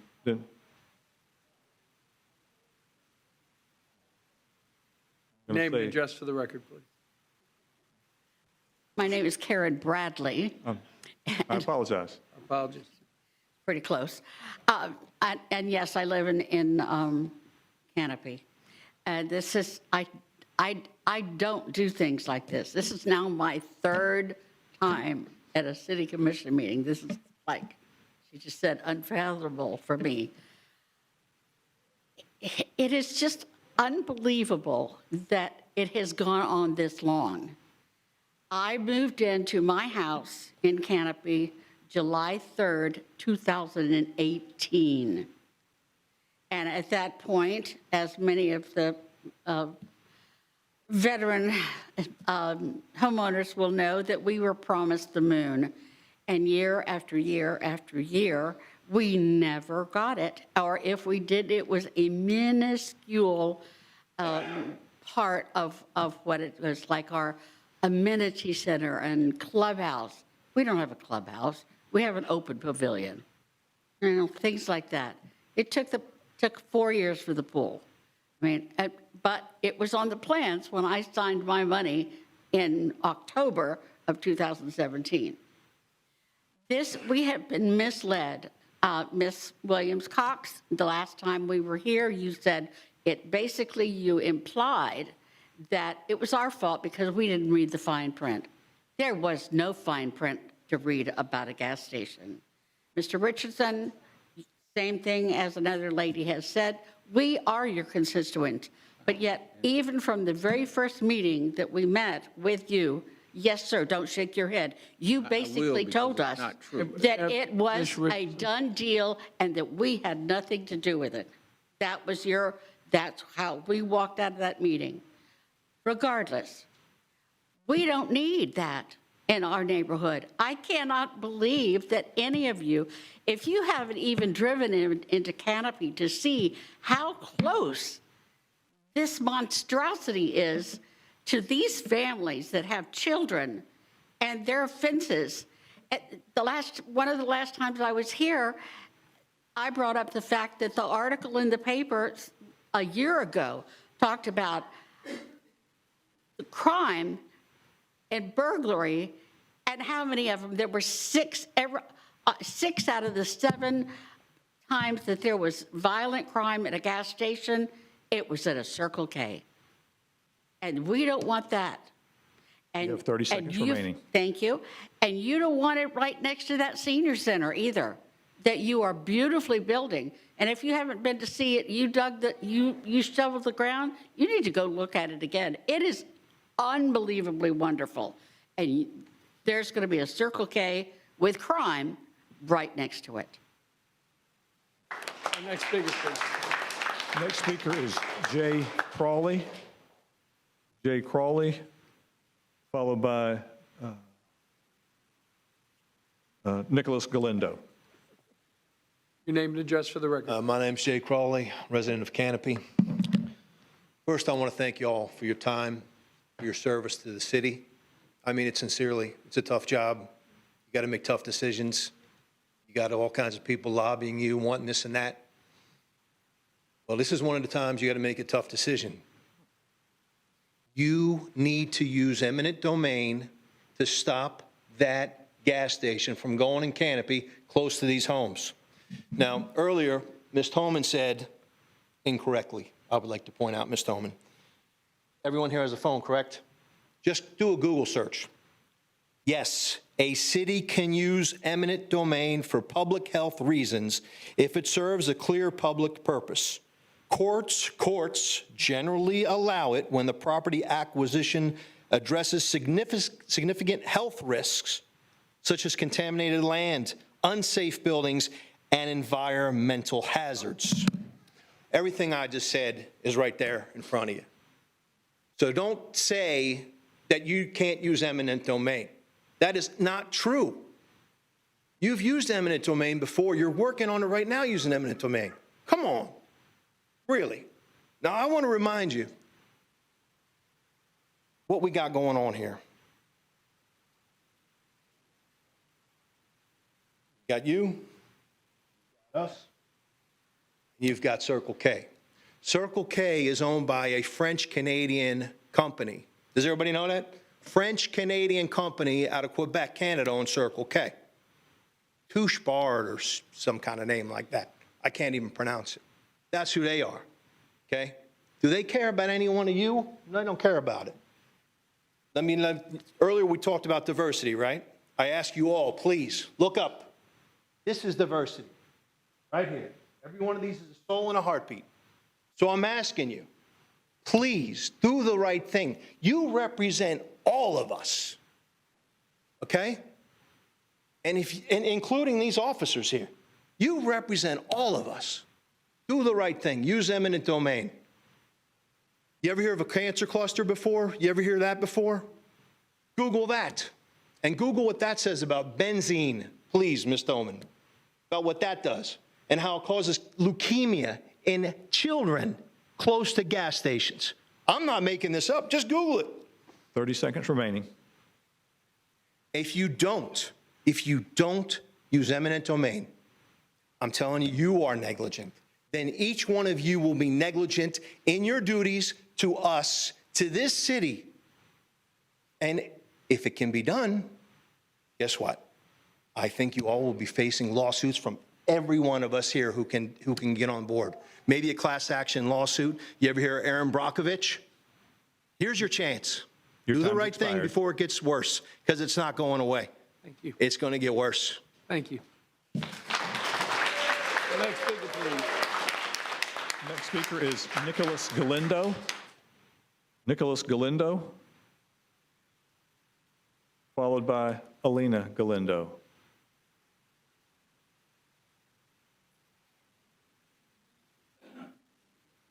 Pull him up a chair so he can stand on it. You comfortable standing on it? There you go. Perfect. Hello, my name is Nico. I am 8 years old. I am concerned about me and my friend's safety. I am uncomfortable with strangers that will be walking around my neighborhood.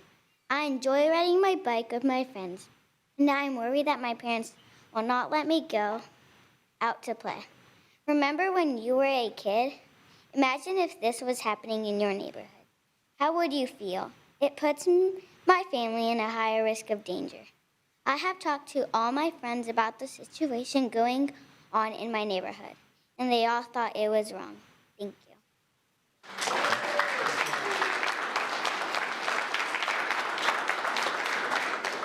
Wonderful job. Wonderful job. Our next speaker, please. Our next speaker is Alina Galindo, and then Sarah Galindo.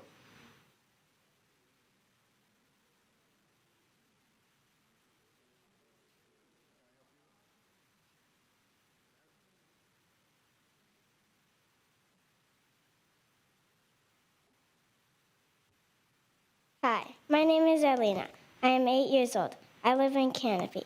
I do not want a gas station because I want to ride my bike in peace without worrying about strangers and traffic being so close to my house. I am also concerned about the noise near my house. Please help my community be clean and safe for kids like me. Thank you.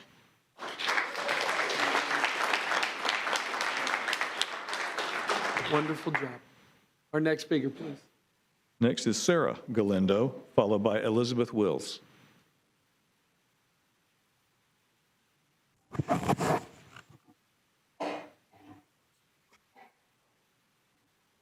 Hi, my name is Sarah, and I am 9 years old. I live in Canopy. I may be a kid, but I am a smart one. The gas station is going to bring chemicals, fumes, and noise close to my backyard where I love to play and hang out with my friends and siblings. I also love the bald eagles and their babies that live there. I don't understand why you would want to endanger all of us with the chemicals a gas station brings. I am also concerned about the traffic and crime around my community, since I love to ride my bike and scooter around my neighborhood.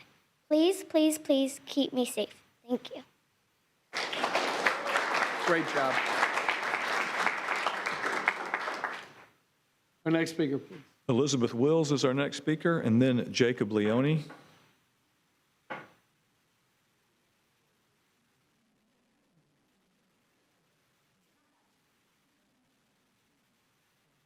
Your name and address for the record, please. My name is Elizabeth Wills. I live on Sweet Meadow Vista. This is my son. Oh, he left. Oh, there you are.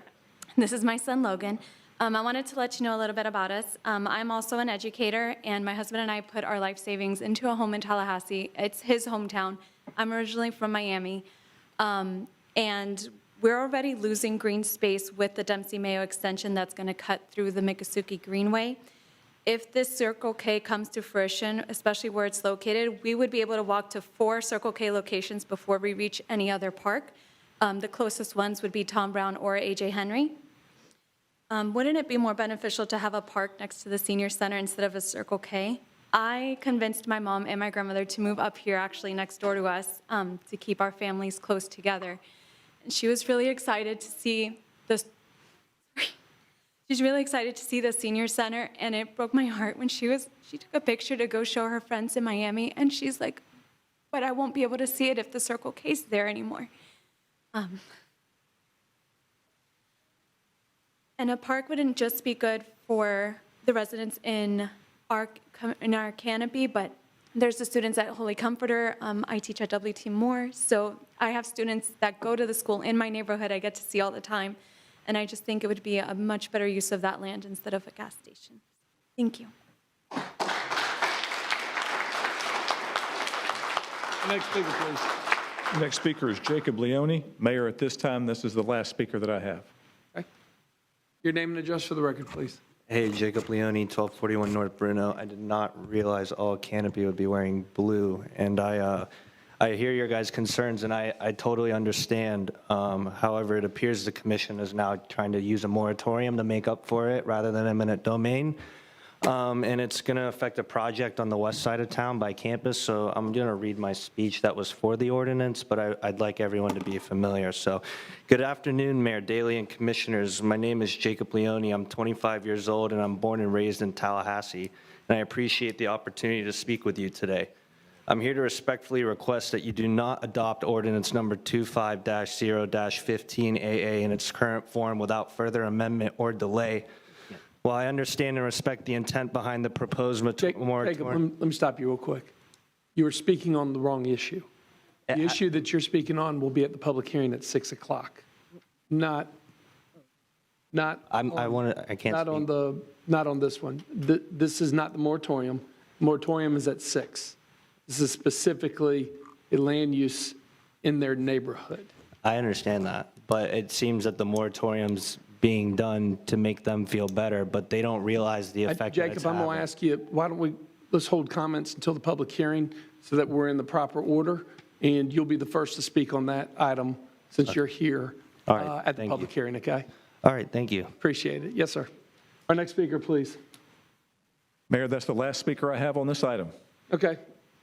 Madam Attorney, any further comments based on what you heard today? No, sir. Okay, colleagues, let's open it up for discussion, direction. Commissioner Matlow. Sure. First of all, thank you to everyone who came out and spoke today. And let me be the first to just say I'm sorry. You know, your government is not working in your interest right now, and, you know, you shouldn't have to come down here so many times. You know. Wherever it broke down, we failed, and I just want to apologize to the Canopy neighborhoods for that. So we've heard a lot today, both from, well, some of it an email from Circle K's attorneys. We've heard from public speakers, you know, we could get sued from this way or this way, and that's what the courts are for. That's what, you know, where those things can get settled. But all I can do is my duty as one city commissioner in this legislative process. And I look at this issue and moving forward with the eminent domain action we requested for the public purpose that we've always stated, which is one, for the health, safety, and welfare of our community, and two, for a public park green space in a neighborhood that doesn't have one within a 10-minute walk as per the strategic plan of the City of Tallahassee. You know, that's all I know. I know what's right. I know what we're sent here to do, and I have no doubt that the conversation on eminent domain has always been based around the public good and public necessity. Nobody ever proposed eminent domaining private property to go pursue another private initiative. The public speakers here are speaking to the public benefit of what this property could be. So to me, the public purpose is very clear. And it's backed up by dozens and dozens and dozens of members of the public coming forward, showing exactly the benefit that our community would have. And I do have a duty to protect our community. You know, I shouldn't, just because somebody issues a threat, we shouldn't back down from what's right. So I continue to support the action we took at the last meeting, and I believe we should move forward with it. Thank you, Mr. Mayor. Okay. Other comments, directions, Commissioner Richardson. Thank you, Mr. Mayor. I want to tell you all that I appreciate you coming out tonight, but I want to correct something that was misstated, that I didn't take your concerns seriously at the very first meeting that we had in this chamber with myself and staff. The mayor asked me to take the lead on it, and I took that very seriously, because I live in a neighborhood myself. I'm the president of our neighborhood association. I served as the vice president of the Council of Neighborhood Associations. I've shown a great deal of interest in neighborhoods throughout this community, and especially when they are faced with issues like you all are faced with. My own neighborhood, when I moved in, my wife and I built our home on the south side of Tallahassee. A month after we moved in, a developer came in and wanted to develop student housing in our neighborhood. Yeah, student housing. We were able to, fortunately, we were able to work out a deal with the developer that my neighbors could purchase the property, his property that abutted their property, and we were able to resolve that issue. I took the concerns of the neighbors from Canopy very seriously, myself and the staff that were there. We forwarded those concerns to the, I don't know who it was it went to. It may have gone to a regional person, a local person, I don't know. Staff did the exact communication with them, but that information was forwarded to Circle K, and their response was, we're not interested in meeting with you. We wanted to meet with them to discuss these issues and see what the options were. So I wanted to correct that, because that was not my position at all. It's not my position today. I understand the issues that you all are concerned about. I raised 2 daughters in the neighborhood where we live currently. I understand your concerns with respect to the children who live in that community, the values of your homes and what that will do to you. I don't apologize for asking what my neighbors would say, because that's part of my responsibility as well, okay? Because we represent all of the citizens of the city of Tallahassee, whether they voted for me or not. I still represent you and will do so to the best of my ability. I don't know where we go from here. We have tried working with Circle K. I don't know what level. I don't know if it's been to the corporate headquarters. I can't imagine that people at this level would make those kinds of decisions without their corporate headquarters knowing about it. But if that's not the case, then yeah, we should take it to that level and see what we get. I have to tell you too, they have insinuated that we could take personal liability for this. Maybe yes, maybe no. But personally, I cannot put my family in that situation if they would plan to pursue personal liability for this issue. I'm willing to do everything we possibly can to save your neighborhood, your homes, your families, but I can't say that I would be willing to put my family at risk either. So I'm willing to go forward with those options that many of you have indicated here this evening, and some said the land swap, the land purchase, everything that you all have mentioned here, I have voted for. I voted for the land purchase, the land swap, the eminent domain, because I am concerned about the issues that you all are faced with. But it's my understanding that we made the offer to purchase the land. We made the offer to do the land swap.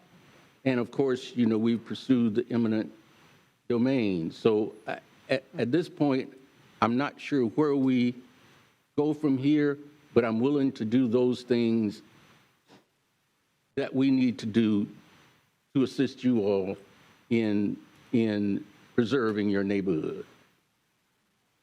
Thank you, Mr. Mayor. More comments? Direction? Motions? Mr. Mayor, a question for the attorney. Sure. If we voted to continue the eminent domain process, well, my first question is, what has been Circle K's response to the land purchase and the land swap? I have to leave that to the city manager. That was done by his Mr. City staff. Manager. Mr. Manager? Commissioner, thank you. Now, this goes back to the beginning of this conversation. And our real estate division communicated on that, and they indicated generally they were moving forward with the project, even as recently as the letter that you received from their counsel, which was on behalf of the corporate office. They indicated that they plan to move forward with the project. So they, I think, basically collectively in their communication, they've indicated that they don't wish to sell or swap. Right. They intend to move forward with the project. So you have at least a couple communications on that. Okay. And so, Madam Attorney, where does that put us, again, if we decided we wanted to go forward or continue with the eminent domain process? So maybe I could just provide sort of a explanation of eminent domain. Eminent domain is landowners, Circle K in this case, have a constitutional right to their private property. And so eminent domain, as I think I said in the last meeting, is a very serious constitutional taking of private property. It requires a public purpose and a public necessity. The manager's staff looked at this and determined that there was no public necessity for the property that Circle K now owns. And that puts us in a situation of, possibly, if the direction is to move forward on eminent domain and we have no public purpose, and that is an element of the case, then that really puts us in a position of possibly being sanctioned by by the courts for filing a frivolous lawsuit. The issue of the constitutionality and whether or not I acknowledge that there is case law that says that bodies acting in their legislative capacity may not be subject to the kinds of personal liability that are mentioned. But that doesn't prevent Circle K's counsel from filing those claims and being in a position of having to defend them and possibly, having some liability. So it's just in terms of the eminent domain, because we have not been able to articulate a public purpose for that particular piece of property, going forward with eminent domain is just not appropriate in this circumstance.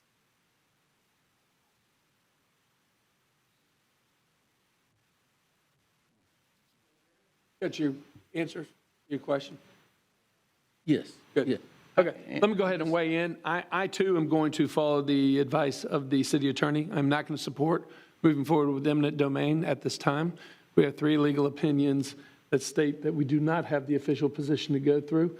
I am concerned about other judicial action that could be taken against our city attorney in office.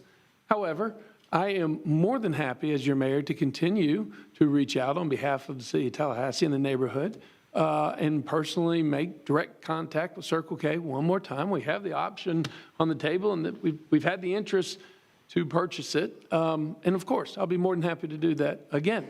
I don't know what kind of response, and I can only imagine that Circle K will come back and say, thank you very much, but we're not interested. But of course, we'll be more than happy to formally reach out one more time on behalf of Circle K and go as far up we possibly can, the corporate ladder.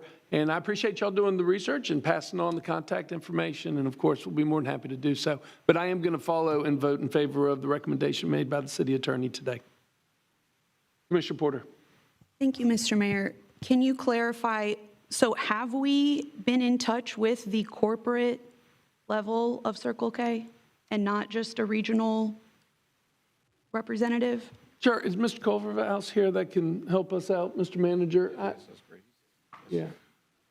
I can imagine that, well, I'll let you explain to us. Good afternoon. When we sent the letter out, we sent it to, it was a corporate vice president that we sent the letter to. And then later, when I had a telephone conversation with their real estate director, she indicated that the letter, to her knowledge, had been forwarded to the executive staff. Sure. But I will be more than happy to follow up on that and try to climb higher up the corporate institution of Circle K if we can. Absolutely. Commissioner Porter. Thank you, Mr. Mayor. I want to thank everyone for coming and reiterate. I mean, I agree with most everything that's been said. It's a terrible situation and a crisis created by our own failed process. And I, too, want to apologize from the bottom of my heart. I imagine that means very little, but I want to say it anyway. I don't think I was on the commission when this was voted on, but to be honest, I mean, this, even after reviewing the PUD amendment, I could have easily missed it myself, the way that it was presented, and I believe that is a problem. I don't think that anyone intended for us to reach this point. It should not have been possible. I see a public purpose. I don't understand why we were not able to reach that place, but, you know, I, on my own, cannot just declare a public purpose. It has to come from the city.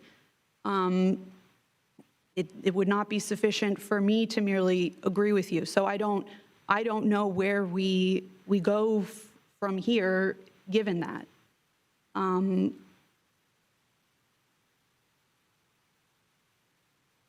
I also have to say to the developer, I mean, shame on you. This is, you know, and I'm not just, you know, I mean, the city, that is not to absolve the city of its responsibility, and I want to, and I mean that.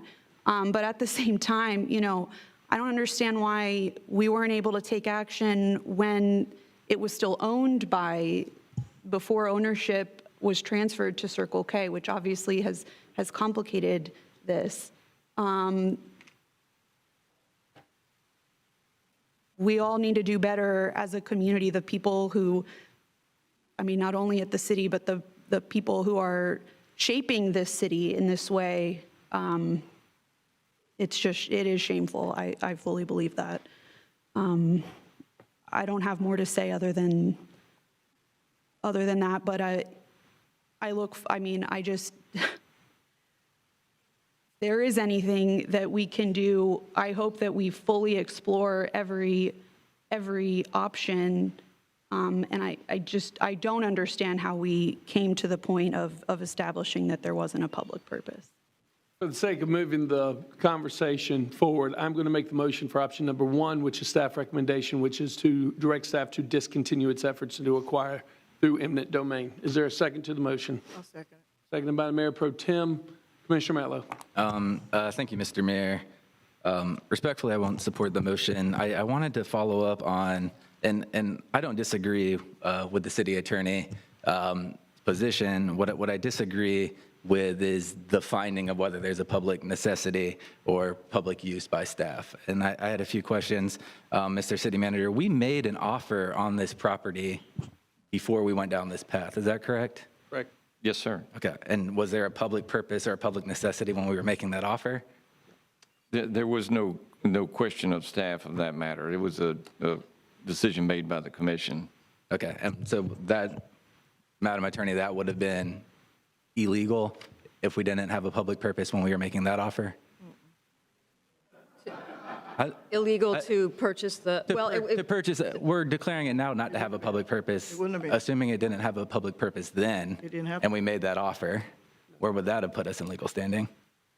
Well, it was, the offer was made at the direction of the city commission. I don't know that it would have been illegal, but yes, that is true that there should probably be a public purpose for spending municipal dollars. So I think we're on the same page there. And I just bring that up, when the city commission directed that initial public offer, we declared the public purpose. Mayor Daley, I believe you actually declared it should be a pocket park at the time. And I don't think, you look at the history of eminent domain, parks are a valuable public use in our communities. We might think of, do we need a new roadway through a forest, or do we need a new roundabout? And for some reason, traffic always seems to be a valid public use. But when we look at the health and well-being of our community, access to green spaces, accesses to the public rights, that seems to fall down the list. Mr. Manager, I don't know what process we went through to determine if a park could go there, whether it just wasn't in a future plan or if we ruled that out completely. But I'd be comfortable in front of any judge or any court of law saying what we're trying to do here benefits the public and it needs to be done. And so wherever the vote falls, I'm not judging. I understand the conflict and the different angles here. I just wanted my position to be known. Thank you, Mr. Mayor. Sure. And I don't think anybody disagrees with what you say. I think we all agree that we would love to see some type of a park. Absolutely.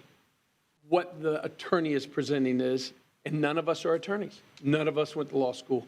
None of us are students of the law. That there is obviously a different legal definition when it comes to the process of eminent domain than what we are discussing right here. There is a motion on the table that I have made for staff recommendation, seconded by the Mayor Pro Tem. Mayor Pro Tem, you're recognized. I just want to not lead the eminent domain discussion real quick, because eminent domain is the taking of somebody's land, and that has happened historically in communities where folks didn't have the luxury of coming down to testify against it. It was taken, and because of a declared public purpose. And so there's a different level of requirement when we're dealing with eminent domain as opposed to offering to buy land from somebody. When you're offering to buy land, it doesn't have to have a public purpose. Am I correct, Madam Attorney? Because we buy land all the time. People buy land all the time. But when it comes to eminent domain, you're taking somebody's property, and it has to, if the government is doing it, it has to have a public purpose, a declared public purpose. And I'll just say that historically, I know we're having this discussion now about a neighborhood, but historically, there have been the taking of land of people who couldn't fight. And so I have to remember that it's not just eminent domain in today's times, but in past times, people have lost their land because of eminent domain. So I don't take eminent domain lightly. So I just want to put that in the record. Okay, motion on the table. Any further comment? If I could I just want to follow up, Commissioner, that, there is an element in eminent domain of, you have to have a public purpose and you have to kind of use the least restrictive way to do it. I think Robert can speak to this too, that, you have to take the least amount, or it has to be the only option. And so I think that's an important thing to remember when we're talking about eminent domain as well. Okay, motion on the table. Any further comment? All those in favor of the motion on the table signify by saying aye. Aye. All those opposed? Nay. Passes 3-2 with Commissioner Matlow and Commissioner Porter in dissent. All right, do we have any other items come before us under policy formation and direction? No, sir. Okay, we are on unagended speakers. Do we have any unagended speakers, Mr. Clerk? Yes, Mayor, we do. I'm going to guess about 8 or 10. 8 or 10? Okay, sounds great. I tell you what, hold on. Where is Jacob? Jacob, are you still with us? Yeah, he's. You know what, Jacob, we're on unagended. I'll let you go ahead and speak now if you want, so that you don't have to stick around for another hour or so. Appreciate you. Thank you. Name and address for the record, please. Jacob Leone, 1241 North Bruno Street. Jacob, let's give just a second for room to clear, okay?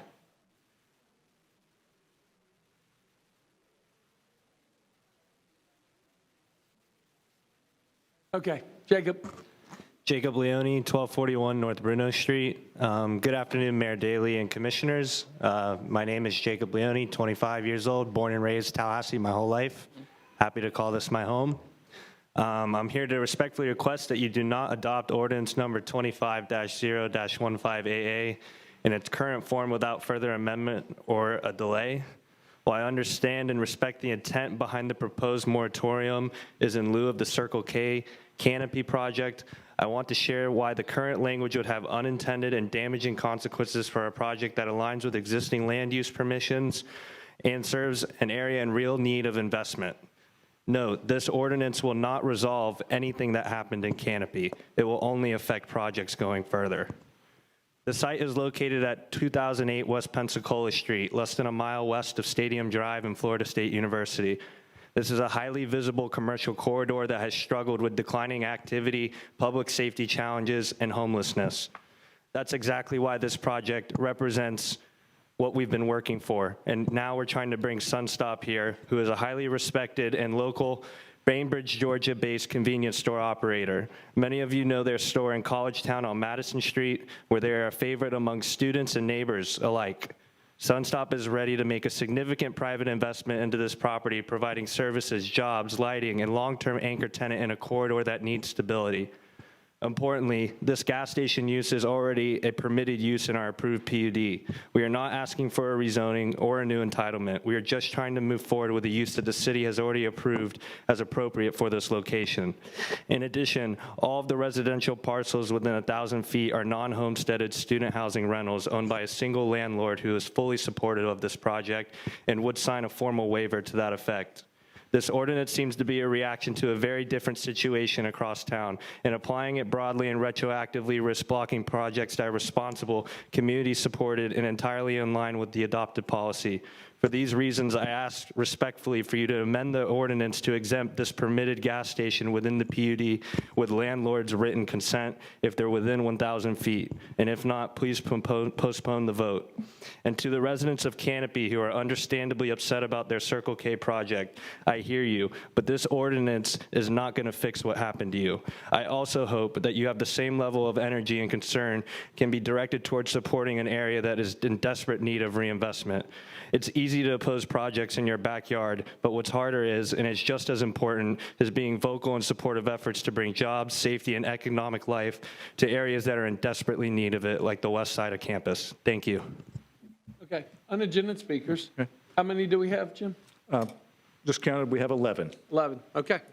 Our first speaker is Lynn Jones, and then Shauna Smith. So Lynn Jones is our first unagended speaker. As with the earlier portion of our meeting, each speaker will have 3 minutes.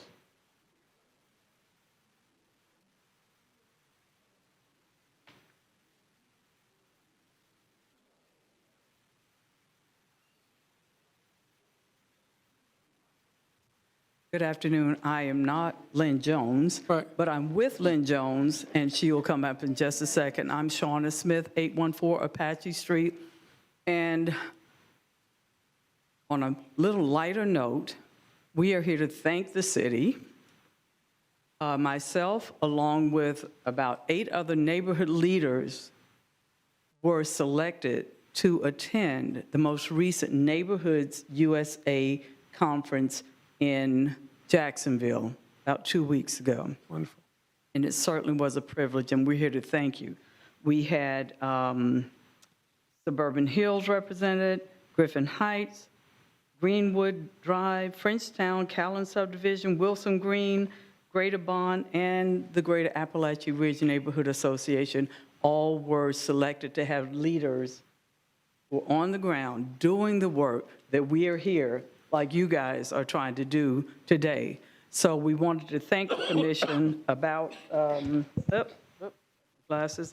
But the workshop is called Neighborhoods USA. It's not a workshop, it's a nonprofit organization.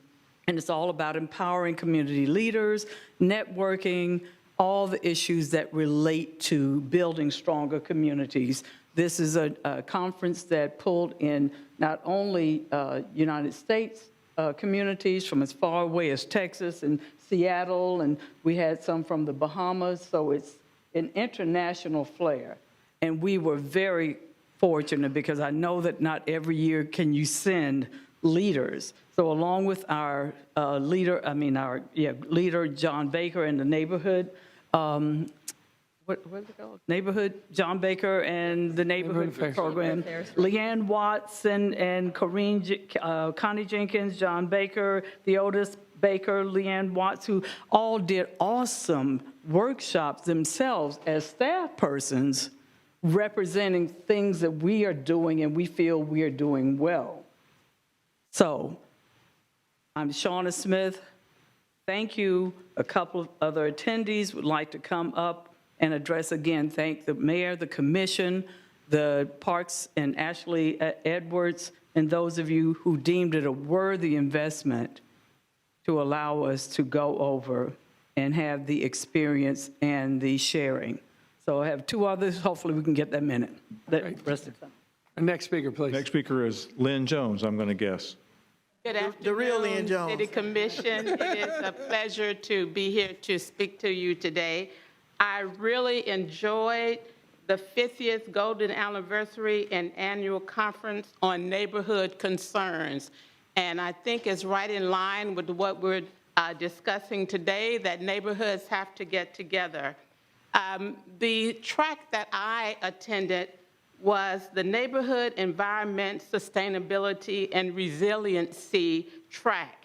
And my takeout from there is that we need to continue to talk about food insecurity. If you're not within 1 mile of a grocery store, you are food insecure. And during the sessions that I attended, they talked about how the churches were involved in helping to stop food insecurity. It also highlighted what they're doing in Jacksonville at the Neighborhood Commons, the Community Connections, where they are building urban farms in Jacksonville. Our illustrious Leon Watts Williams, Christine Cox, and John Baker presented for the City of Tallahassee to support strengthening neighborhood connections. And I also wanted to highlight what we're doing in Tallahassee to help stop food insecurity. Many years ago, you probably remember iGrow, Nathan Ballantyne, who's now in Jacksonville, supporting the urban farms, Sudiata Ahmed El, who is continuing to work in that area. Promised Land on Orange Avenue, where we actually planted a tree in honor of Anita Favors, and the FAMU Community Garden, where we are continuing support growing food and supporting our neighborhood. As a member of the J. Gaither Community Neighborhood Association, we also have a community garden in the FAMU Community Garden area. And we just want you to know that we are continuing to support our communities, support our neighborhood. We're having a back-to-school bash on August 16th. We're having a National Neighbor Day on September 28th. We want to continue to build our neighborhood. On June 21st, we're having a community garden open house. And you are invited to come between 8 and 12. So we'll continue to build our neighborhoods. And we know that Tallahassee should consider hosting an NUSA to reconnect our neighbors as we continue to be named as an all-American city. Thank you. Thank you. Our next speaker, please. Next is LaShanthia Hall. Thank you, Mayor and Commissioners. My name is LaChanthia Hall. I'm a Griffin Heights resident. I'm truly grateful for the opportunity to represent Griffin Heights at the NUSA conference back in May. I'm thrilled to share that the Griffin Heights Neighborhood First Plan was spotlight during the conference on the great work of the John G. Riley Park. I'm excited to see the efforts of our advocates being recognized during that conference. I can't wait to see the day when John G. Riley Park shines even brighter with the complete images of a new playground, exercise equipment that our association is researching to bring to life as we continue to advocate on families' behalf. Together, we can make this vision a reality, and thank you all. Our next speaker, please. Next speaker is I apologize. I didn't think I was going to be able to make it. I had previous appointments, but I did make it. Your name and address for the record, please. Excuse me? Name and address for the record. Okay. Dr. Vanessa Williams, President of the Greater Bond Neighborhood Association. I tell you, it is a blessing to have the privilege to go down to Jacksonville and to, I would say, not so much to socialize, but exchange information with different neighborhood leaders all over different places. And I thought it was a good idea, being that it's my first year in the position that I was in. And I learned a lot of stuff. You know, I was thinking that Bond community neighborhood was the only one really going through a lot of stuff, but I learned that our neighborhood was not going through the things by themselves. There was other neighborhoods experiencing the same thing. So I was very appreciative of it, and I'm glad that we had that opportunity. I thank you all for the opportunity to go. And plus with Leanne and John and being there, being able to take us down there and back. So I just want to say thank you. That's why I'm here. I just want to make sure I didn't miss saying thank you to all of you all for making that happen for us. We really appreciate it. Okay, amen. Thank you. Thank you. Amen. Our next speaker, please. Our next speaker is Joshua Pasqualoni. Oh, yeah. Okay. We forgot to talk about our deputy city manager. She was honored at this event as well, Cynthia Barber. And it was great. It was nice. She did a phenomenal job. Just being there to support her was a great thing. So just want you to know Tallahassee was represented all the way, all the way. That's great. Thank you. All right, our next speaker. Joshua Pasqualoni. Okay. And then Howard Kessler. Your name and address for the record, please. Joshua Pasqualone, the address is 3233 Thomasville Road. I'll yield my time at this time. We'll go ahead. You have 3 minutes. We had been asked to come here by code, either code enforcement and/or zoning to discuss a specific issue going on. Unless there's any questions or any other speakers to address it, I don't think there's anything for me to address. I'm not familiar with the item, Mayor. We're at unagended speakers. I don't know that that item's on public hearing. Perfect. I think we're good. Well, you piqued interest now, but okay. Our next speaker, please. Howard Kessler, and then Kathy Kendall. Dr. Kessler, good to see you, sir. Name and address for the record, please.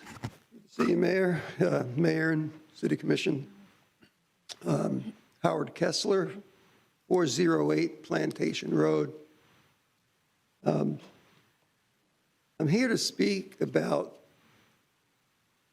something that's at least being talked about in our community. I don't know if it's going to be on your agenda coming up, but it deals with the interaction between our city police and ICE. And I'm not speaking from a political perspective of right or left, or yes, we got to enforce this or that. I'm speaking to what I'm seeing on a gut level. That I'm in my 80s now, so I've lived a little life. I'm seeing things that I thought I'd never see in the United States. And what I'm seeing is I'm seeing a few things happening. I'm seeing people being arrested by masked, unidentified people, put into vans and taken out of the country with no due process, with no opportunity to say goodbye to their families even, but no opportunity to speak to a lawyer. But worse than that, I'm seeing them treated as animals.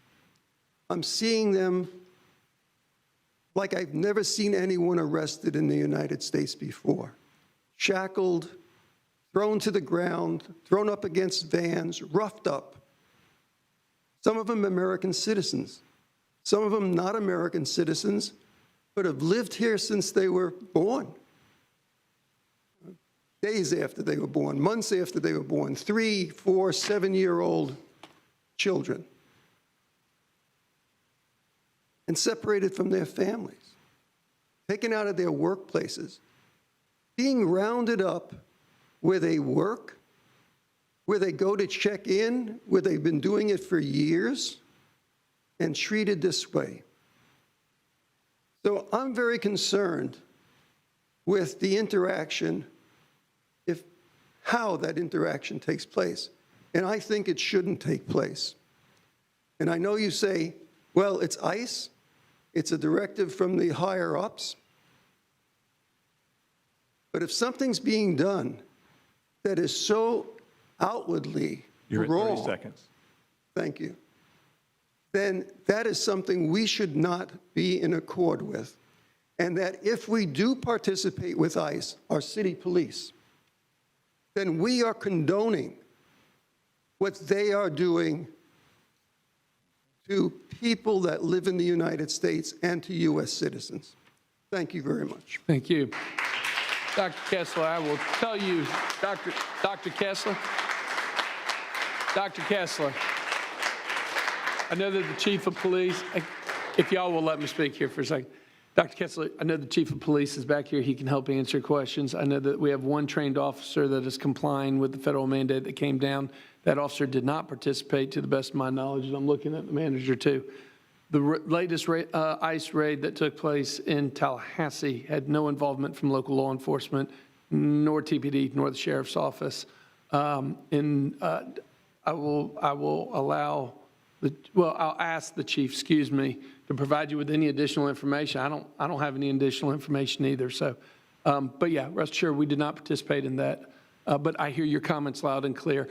Dr. Kessler, let me follow up. We've got more speakers, and we're trying to. And I didn't add that in addition to this, the people are looking like they're coming out for a raid with all weaponized. No, I understand. I understand.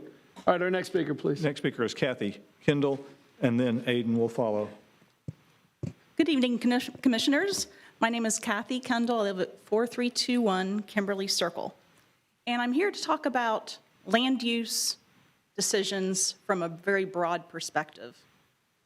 On your agenda tonight, I believe earlier this afternoon, you had item 1102 that rezoned 16 acres along Thomasville Road.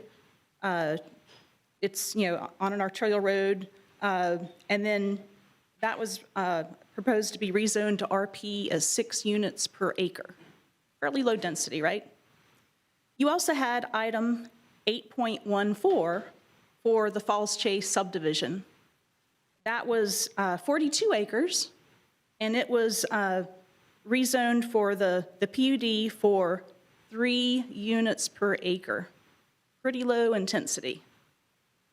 So I guess what I'm saying is we have these very large lot areas, acreage parcels, where we're putting very low densities, and yet at the same time, you're going to, later at your public hearing tonight, hear an amendment proposal to take very high densities and put them into existing neighborhoods.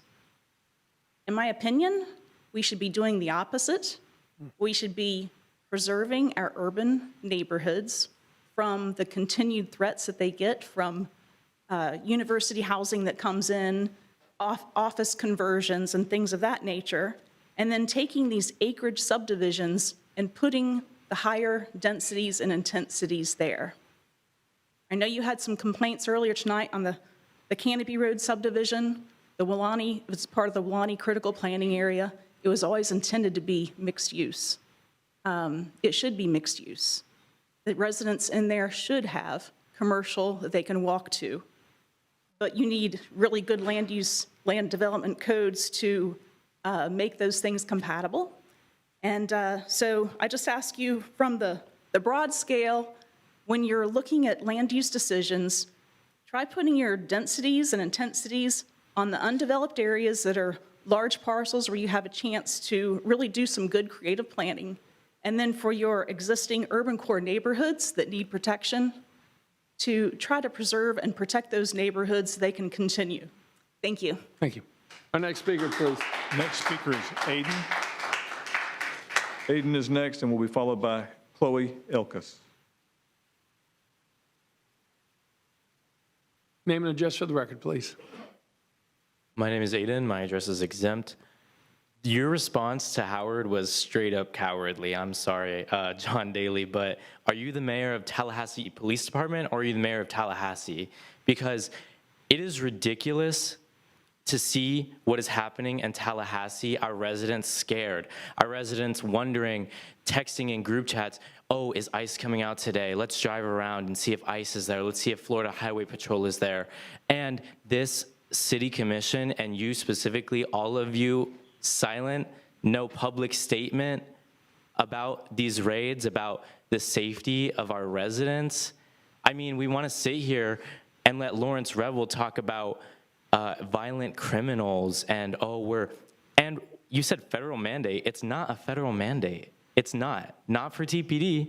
So that was a lie. It was cowardly and a lie. And not to mention, Lawrence Revel will talk about, oh, Tallahassee Police Department is so awesome. No, they racially profile.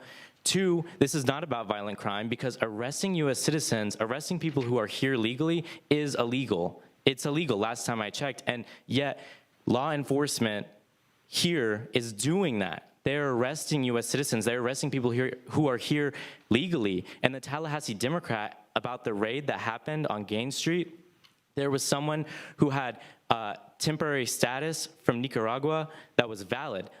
Those agents checked it. They said, you're good to go, and then they arrested them. So tell me how TPD isn't responsible for curbing the violent crime that goes on from these thugs, from these national organizations. I mean, are we gonna talk about that? Or are you just gonna say, well, TPD is not involved? I mean, because yeah, that is literally the bare minimum. You were supposed to do more than the bare minimum. And I don't know if you're gonna run again or if you're done with this, but it doesn't matter, you're the mayor. So this entire city commission better say something. I wanna hear something said today. I wanna hear a public statement about these raids, about the safety of immigrants in our community. And I want the 287G agreement terminated. If you're not even complying with it, then terminate it. If it doesn't matter, if TPD isn't getting involved, terminate it. Make a statement. Show the immigrant community that you stand with them. I yield my time. Thank you. Our next speaker, please. Next speaker is Chloe Ilkus, and then Joelle Nunez. Mayor, as we've received speakers, or heard from speakers, we've added speakers. So I've got We're gonna have the last 2. Okay. And we're gonna break and come back at the public hearing. Great, thank you. Your name and address for the record, please. My name's Chloe Ilkus. I'm in 32304. I'm here today because I want to know what happened to our neighbors who were kidnapped by an overpowered paramilitary ICE this past week. I'm asking that the City Commission make a public statement condemning the ICE raid and to use its power to account for every single person who was detained on the 29th. I, along with friends, acquaintances, complete strangers, were horrified to see over 100 hardworking members of the community brutally arrested for the crime of showing up to work to build our city. I'm asking that you do all that you can to find out where these workers have been taken and to communicate what actions you're taking to make this happen. I'm also asking that you make a statement about what you will be doing as a city to support these families whose primary breadwinners have been detained.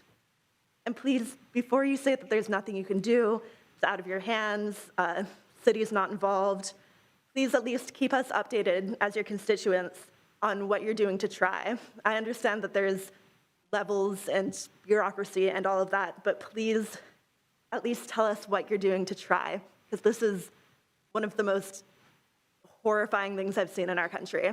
I've read about it in textbooks in other countries, and to see it happen to our neighbors, to our community members, is horrifying. You represent the city of Tallahassee. You represent our community. So please do everything in your power to support and protect our most vulnerable neighbors and our community members. That's my time. Our next speaker, please. Next speaker is Joelle Nunez.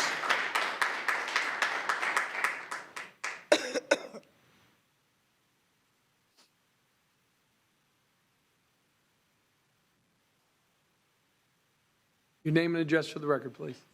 Hola comisión, mi nombre es Joel Núñez y vivo en la ciudad de Tallahassee, Florida. I'm I would like y'all to imagine a scenario right quick. Imagine you're at home, you're with your children, you're waiting for your spouse to come home, and yet hours pass by and they don't come home. You go on social media, you open your phone, you're looking for answers, and you see videos of your spouse, your loved one, being thrown to the ground as these masked state or federal officers brutalize them, put them in handcuffs, line them up with 100 of their coworkers, and send them off in buses to God knows where. Your first thought, where is my husband? Where is my wife? This information is incredibly difficult to find. How are you supposed to explain to your children where they are? How are you supposed to explain to your family members? How are you supposed to be able to pay your utilities, your rent, your food, when your primary breadwinner has been detained, sent off on a bus to God knows where? It's terrifying. And this isn't a fiction. This happened less than 2 weeks ago. Over 100 people detained for what? Being the wrong skin color, looking too Latino, being in the wrong place at the wrong time. Why should they have to face deportation, separation from their entire family for this? You know, if we're talking about we want to have strong neighborhoods and family values and this and that, what are we doing to support these families? While this happens, you know, I've seen the commission essentially evade responsibility from this. Okay, sure, maybe your hands are tied with 287G. Maybe you're afraid of DeSantis coming down for not complying with this agreement. What about a statement? What about just a motion to get on the agenda to talk about this? You know, we don't have to stand with these raids. We can condemn this. We can support the families. We can request information so that these people can find their family members and be able to tell their children where their father, where their mother is. It is not enough to be sitting here twiddling our thumbs, talking about, oh, we can't do this, we can't do that, when people are suffering. This is a matter, these are people's lives at stake. These are people's families at stake. And we're here quibbling about zoning, you know. You're at 30 seconds. And just today there was an ICE raid, and this is clear that by the situation in LA that this is only going to escalate, and we better get on it sooner rather than later. We're seeing cities in California already revoke their 287G agreements because these are not normal times, and we cannot be acting like any of this is normal. We cannot be acting normally when people are getting kidnapped. To do anything, to do that is cowardly. I yield the rest of my time. Thank you. Okay, we are in recess till 6 o'clock. We'll be back at the public hearing, and we'll pick up the business then.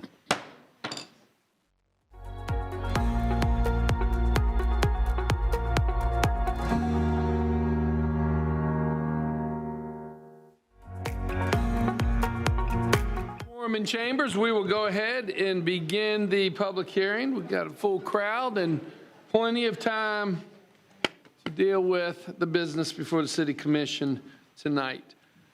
First and foremost, on the public hearing, we have 16.01, which is a transmittal hearing. Madam Attorney, are you going to kick us off? Sure. I'm going to start with that.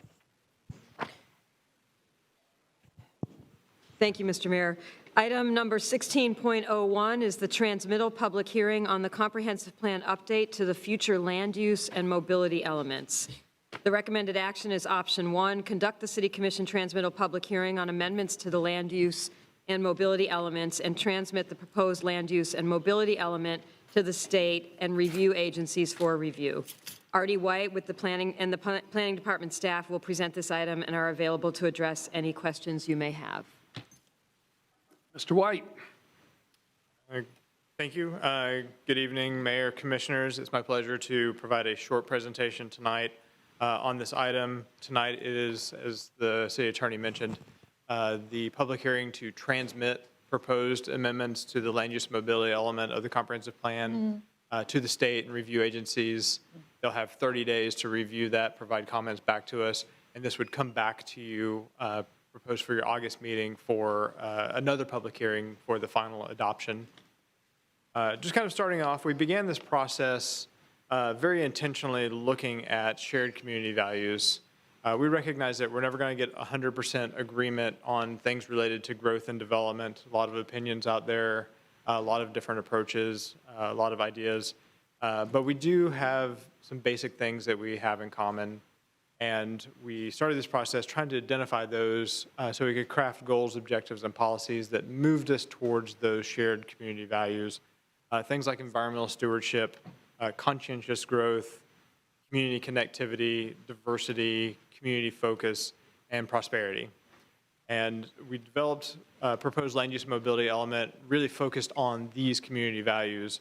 And we also tried to take a very balanced approach. There's a lot of conversation sometimes about suburban sprawl, about infill development.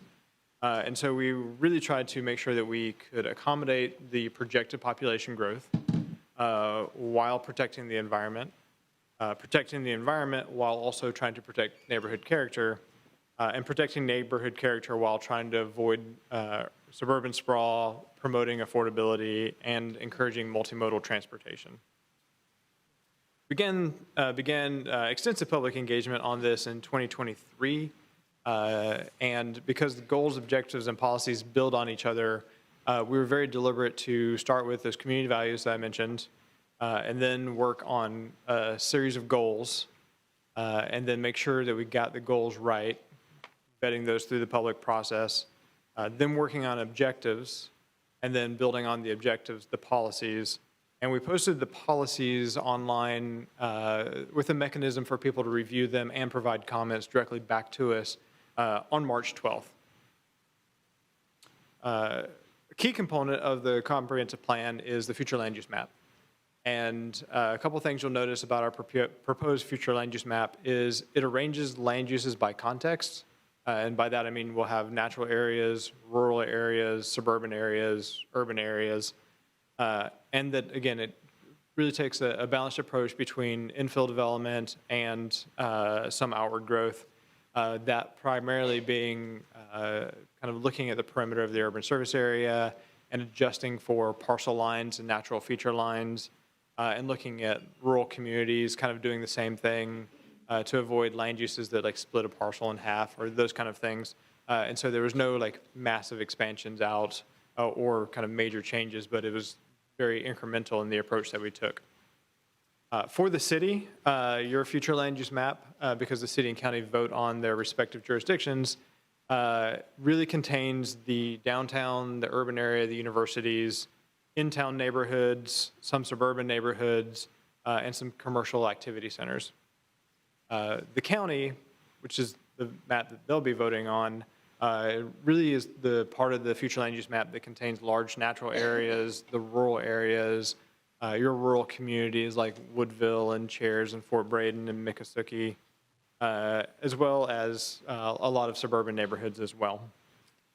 And when you put them together, you kind of see our growth management strategy visually, where we have large natural areas that we're trying to protect and preserve, rural areas that we're trying to protect and prevent premature conversion of those into suburban type development, trying to promote infill development so that we grow where infrastructure exists. Instead of extending infrastructure further out, try to build upon where infrastructure already exists.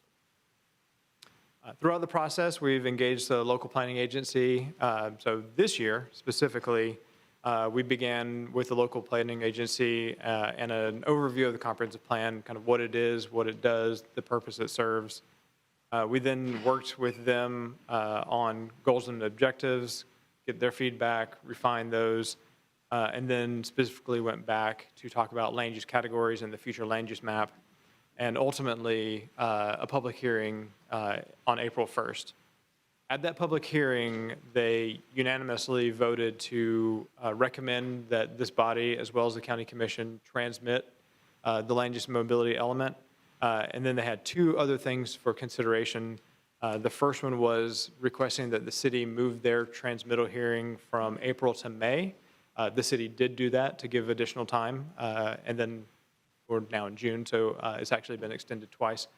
And to incorporate minor edits to emphasize compatibility and development standards. And we did that, and that's included in your agenda materials, those edits. We also did a workshop, a joint workshop with this body as well as the county commission together. At that workshop, a number of topics came up. Each of those have been addressed in the materials, but it's looking at incentivizing development on major roadways and gateways, and that includes having design standards. So as you get redevelopment and higher densities and intensities on major roadways, it results in better quality development. So not just higher densities, but actually like better quality development that meets better urban design standards. Addressing nonconforming uses and lake protection was a topic of that workshop. Woodville, higher densities on the south side, but making sure that that occurs in a way that's consistent with the South Side Action Plan, as well as looking at addressing parking minimums and where it's appropriate to either eliminate or reduce or just kind of generally make more flexible those parking standards. Last month, at the scheduled transmittal hearing, we got direction from the City Commission to move the hearing again to June, so we're here tonight, but also direction to reach out to neighborhoods based on the concerns that we heard with the public speakers that night. And so immediately following that, we started reaching out to especially the neighborhoods that are represented by the speakers, but as well as to anyone willing to work with us and talk to us, and had a series, multiple every day, basically, of meetings with specific neighborhoods and representatives from those neighborhoods, really to talk about, their concerns, their suggestions, and really trying to incorporate their feedback as well. We also presented at the community meeting that was held on June 3rd at the Women's Center in Los Robles. Based on the concerns expressed by the neighborhoods and working directly with the residents and the citizens, we have made updates to 2 policies, and we've circled back with the people we worked with so they're aware of these as well. But generally, in summary, the first policy we looked at was the suburban residential preservation land use category. The other one was the urban residential preservation category. And the changes that we recommended and are included in your agenda materials really look at being a little bit more specific with regards to where increased densities could occur. And so instead of it being anywhere kind of within the neighborhood, we really looked at, keeping everything the same within the neighborhood and then allowing slightly higher densities along major roads. So for suburban residential preservation, kind of the residential preservation areas that are not your in-town neighborhoods, basically everything would stay 6. That's what it is today. And on arterial roads, so like Thomasville Road, Mahan Drive, other major roads like that, your density would be allowed to go to 8. So a very increment from 6 to 8 units per acre. But on local roads, it would stay 6. And we also exempted canopy roads from that because a lot of the canopy roads are arterials, and we, being consistent with our policies on canopy roads, wanted to avoid putting more traffic on canopy roads. So canopy roads would remain 6 as well. For the urban residential preservation category, those are your more in-town neighborhoods. 6 on local roads, also canopy roads, kind of keeping it what it is today. And then for a minor collector road, an increment going up to 8. For a major collector road, an increment going up to 10 units an acre. And then only on the arterial roads would you be allowed to go up to 12. And then the other change that we made is we clarified that community facilities are allowed. They're allowed today. And we wanted to make sure that it was clear that they would continue to be allowed. And that's important for a couple of reasons. Community facilities includes things like water wells and pump stations and substations. And we really need to allow the things that ensure that when you are in your home, you can turn on your lights and you can flush your toilet and you can turn on your faucet and water comes out. And so we wanted to make sure that it was very clear that community facilities are allowed. When you get to the zoning, which we're not changing at this point, it'll specify exactly what community facilities are allowed. But in the comp plan, it was important for us to clarify that community facilities are allowed as they are today. The next steps in this process, so the county had their transmittal hearing on May 13th and voted to transmit to the state. Tonight is the transmittal hearing for the city. This is followed by a 30-day review period. So we send the proposed land use mobility element to Florida Commerce, formerly the Department of Economic Opportunity, formerly the Department of Community Affairs, as well as to Florida DOT, Department of Environmental Protection, Department of State, Florida Fish and Wildlife Commission, the Department of Agriculture, the Department of Education, the Appalachian Regional Planning Council, and the Northwest Florida Water Management District. They all get a chance to review this and provide comments back to us, and we'll address those between the transmittal and the adoption. The proposed adoption hearing for the county, or the scheduled adoption hearing for the county, is next month, July 8th. And then it would come back to you at your August meeting, August 20th. And then following that, we would start looking at updates to the land development code, as well as any additional comprehensive plan amendments that are needed. Those can occur anytime. So we're not limited to updating the comp plan to just this process. With that, the recommended option tonight is to conduct the transmittal hearing and to transmit the proposed land use and mobility element to those review agencies that I just mentioned. Happy to answer any questions. I'm quite sure that we have speakers tonight. Before we get into the speakers, Artie, in all your conversations and all the public meetings that you attended with the neighborhoods and with the residents, share with us, for the record, what are the major concerns and how are we addressing them on behalf of the neighborhoods? Absolutely. So a couple of concerns that came up is predominantly the increased density in in-town neighborhoods. Previously, we had proposed an approach where a neighborhood could opt in by doing a neighborhood plan. I think there was some concern about what does a neighborhood plan look like and what are the assurances I have. So instead of doing that, we kind of removed that provision to provide more predictability and more assurance as to where increased densities would be. So we removed the neighborhood plan component and replaced it with, these are the specific corridors that would allow higher density. And that does a couple different things. So that ensures that within your neighborhoods, kind of the interior of the neighborhoods, on the local roads, your density doesn't change. But it does allow increased densities on the major roads, which is in line with the desire that we've heard to support increased transit. And the major corridors are generally where you have transit lines, as well as typically see higher densities on major roads. And that's typically where your commercial uses are too. So the concerns we heard were, don't change the character of our neighborhood by increasing densities.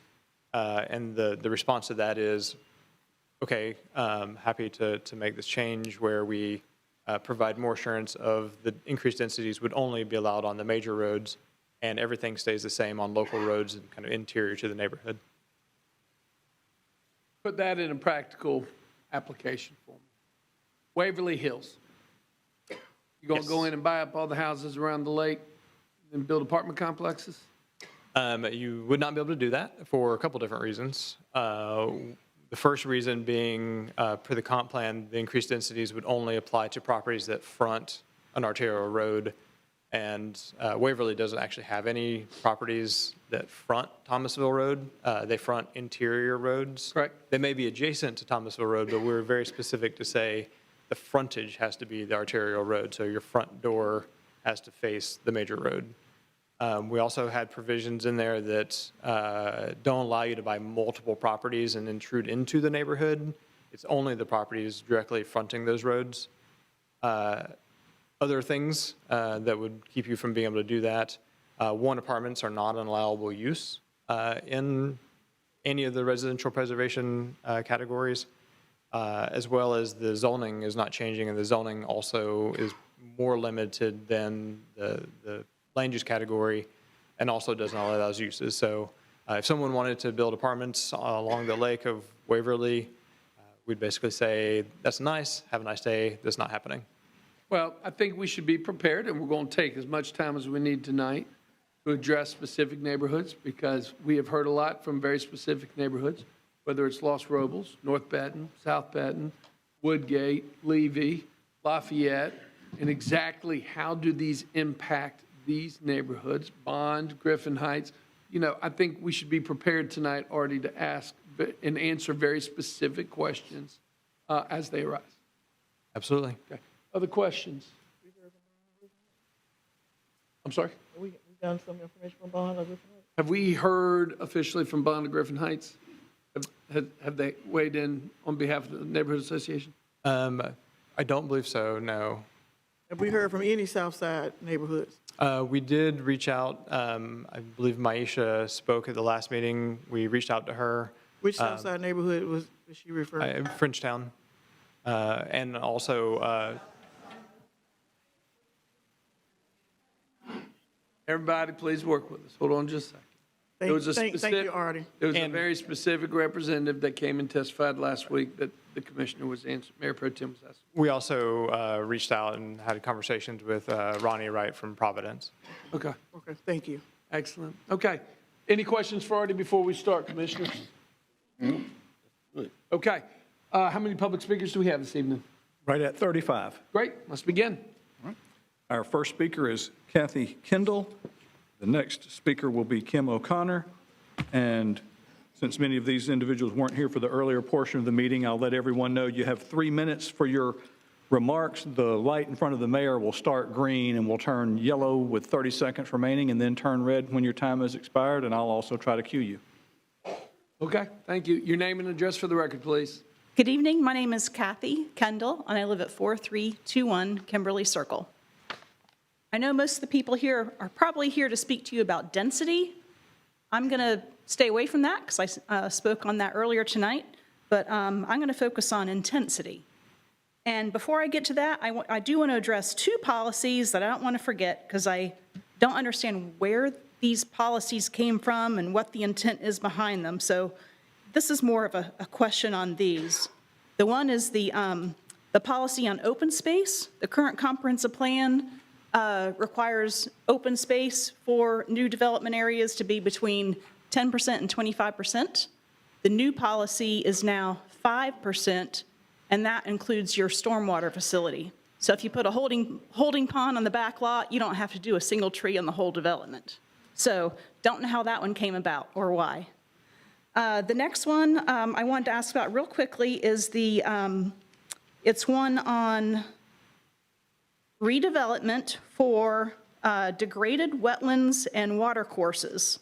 It calls for reconstructing degraded wetlands and watercourses to either naturally, functionally, or repurpose them to complementary functionality with additional community use features. I don't know what that repurpose is for degraded water courses and wetlands. I think every water course and wetland in Leon County is a little bit degraded, so that would allow any of them to be repurposed. Not sure what the intent is there, but that's just a question. Now to my main points on intensity. The residential categories for the urban areas: suburban residential preservation, suburban neighborhood, urban residential preservation, and urban neighborhood. The first one, suburban residential preservation, I guess it's a kind of a down step from the urban residential preservation. In the urban residential preservation, I believe the Woodland Drives and Myers Park would fall into those categories, if I can read that map correctly. It does not allow offices or commercial. It has community service and community facilities. It's at an interesting intensity. It's at a maximum 40% impervious surface area. You're at 30 seconds. So, the other ones are based on square foot per acre. So as an example, the Lottery Building in Tallahassee, the Leon County Civic Center, the Appeals Court in Southwood, the First District Court of Appeals, those are all at intensities that are allowable in these in these neighborhoods that allow 30,000 square feet per acre in the 3 urban minutes. neighborhood. Thank you. Thank you very much. Thank Appreciate you. it. Artie, are provided you written right? comments We're that going to go issue by issue at the end of, are you making sure that we got everything so we can address it later? Excellent, wonderful. Our next speaker, please. Kim O'Connor. Kim O'Connor, and then Faye Gibson will follow.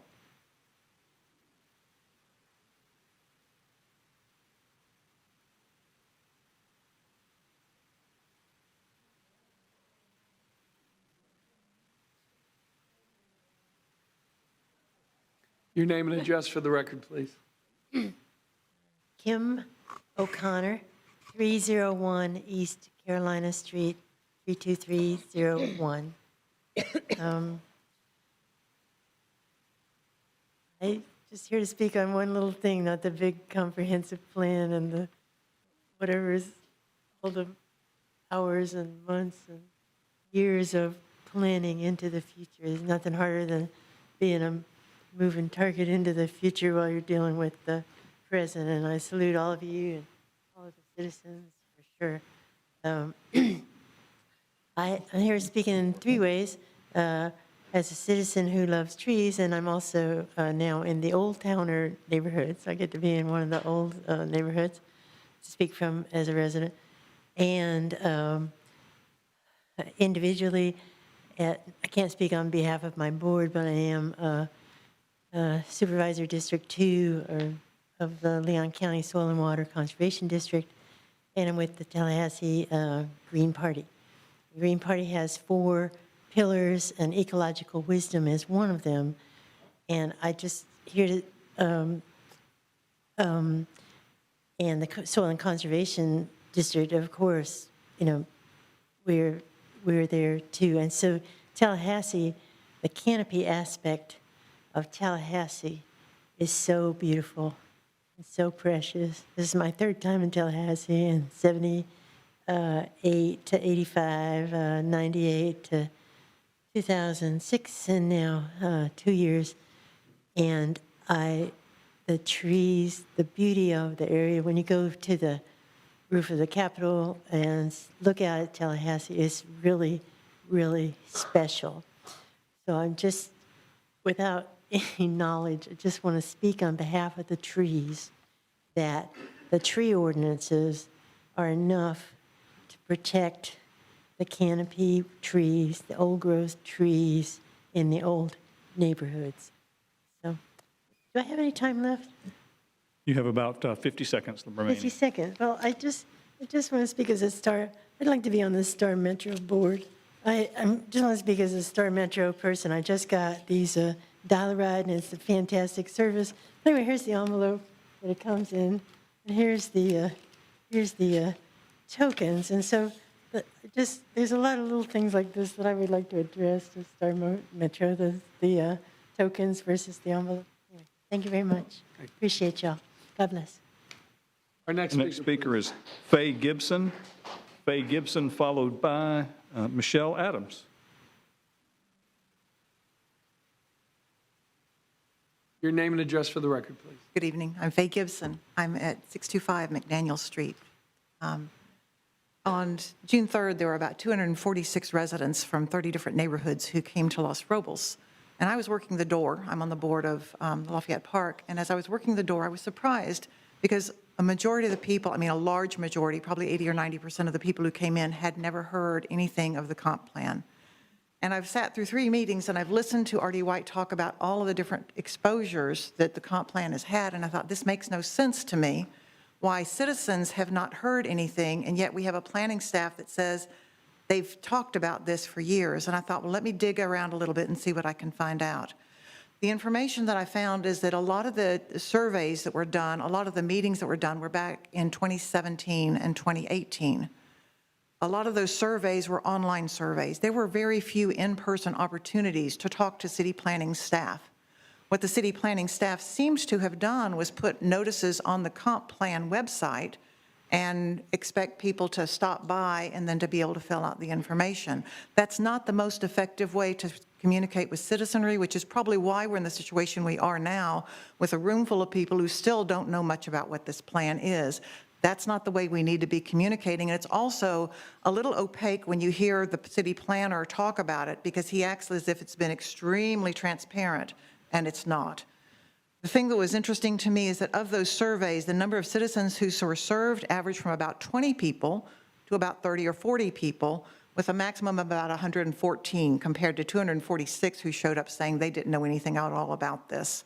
There was a survey that is online that is supposed to be a comprehensive survey done by the consulting company, and the maximum number of results that I could see from that survey was just over 1,000. So the number of people who have responded to the outreach of information is about 1,000 out of the entire citizenry of Tallahassee. That's not a very good representation. I think that we can do better. I think it's why you're hearing so much discontent and so much confusion about what this plan is. In addition to that, the actual final plan was not released to the neighborhood associations until sometime in March. The information that was done, all of these hearings were gathering information from the public. It was not telling the public what was going to happen. That tell the public what was going to happen is very new and very raw, and we have not had a very good chance to react to it. This is going too fast. You have 30 seconds remaining. In addition to that, it was surprising to read the information that was collected in 2017 and 2018, the comments are the same comments that are being made today. May 14th, 2018, community room at Amtrak Center. There is a problem with how current housing is being structured. Developers do not want to build what is considered affordable housing. Third comment, developers are wiping out affordable housing in town. Fourth comment, the profit motive is driving the affordable housing away. Fifth comment, seems like we already have the missing middle housing, 3 minutes. but they're trying to get rid of it. Those comments are from that time, and they're still the same problem we have today. Thank you. You're welcome. Thank you very much. Our next speaker is Michelle Adams. Our next speaker, Michelle Adams. Michelle Adams. And then next will be J. Murray Gibson. Hi, my name's Michelle Adams. I live at 446 McDaniel Street in Lafayette Park. Excuse me. I had no idea this was even happening until Faye, I met my neighbor, came to our house about a week and a half ago and told us what was happening. And I haven't seen anything where Florida Department of Transportation has mentioned analyzing the traffic nightmare that's going to happen on Gadsden and Miccosukee. And so I would implore every one of you to please drive from Tennessee Street down Gadsden to 7th at various times of day. It's already dangerous to pull off of McDaniel or even Cherry Street onto Gadsden because people fly through there. Miccosukee, there's like 4 schools there. You can't go more than 15 miles an hour already.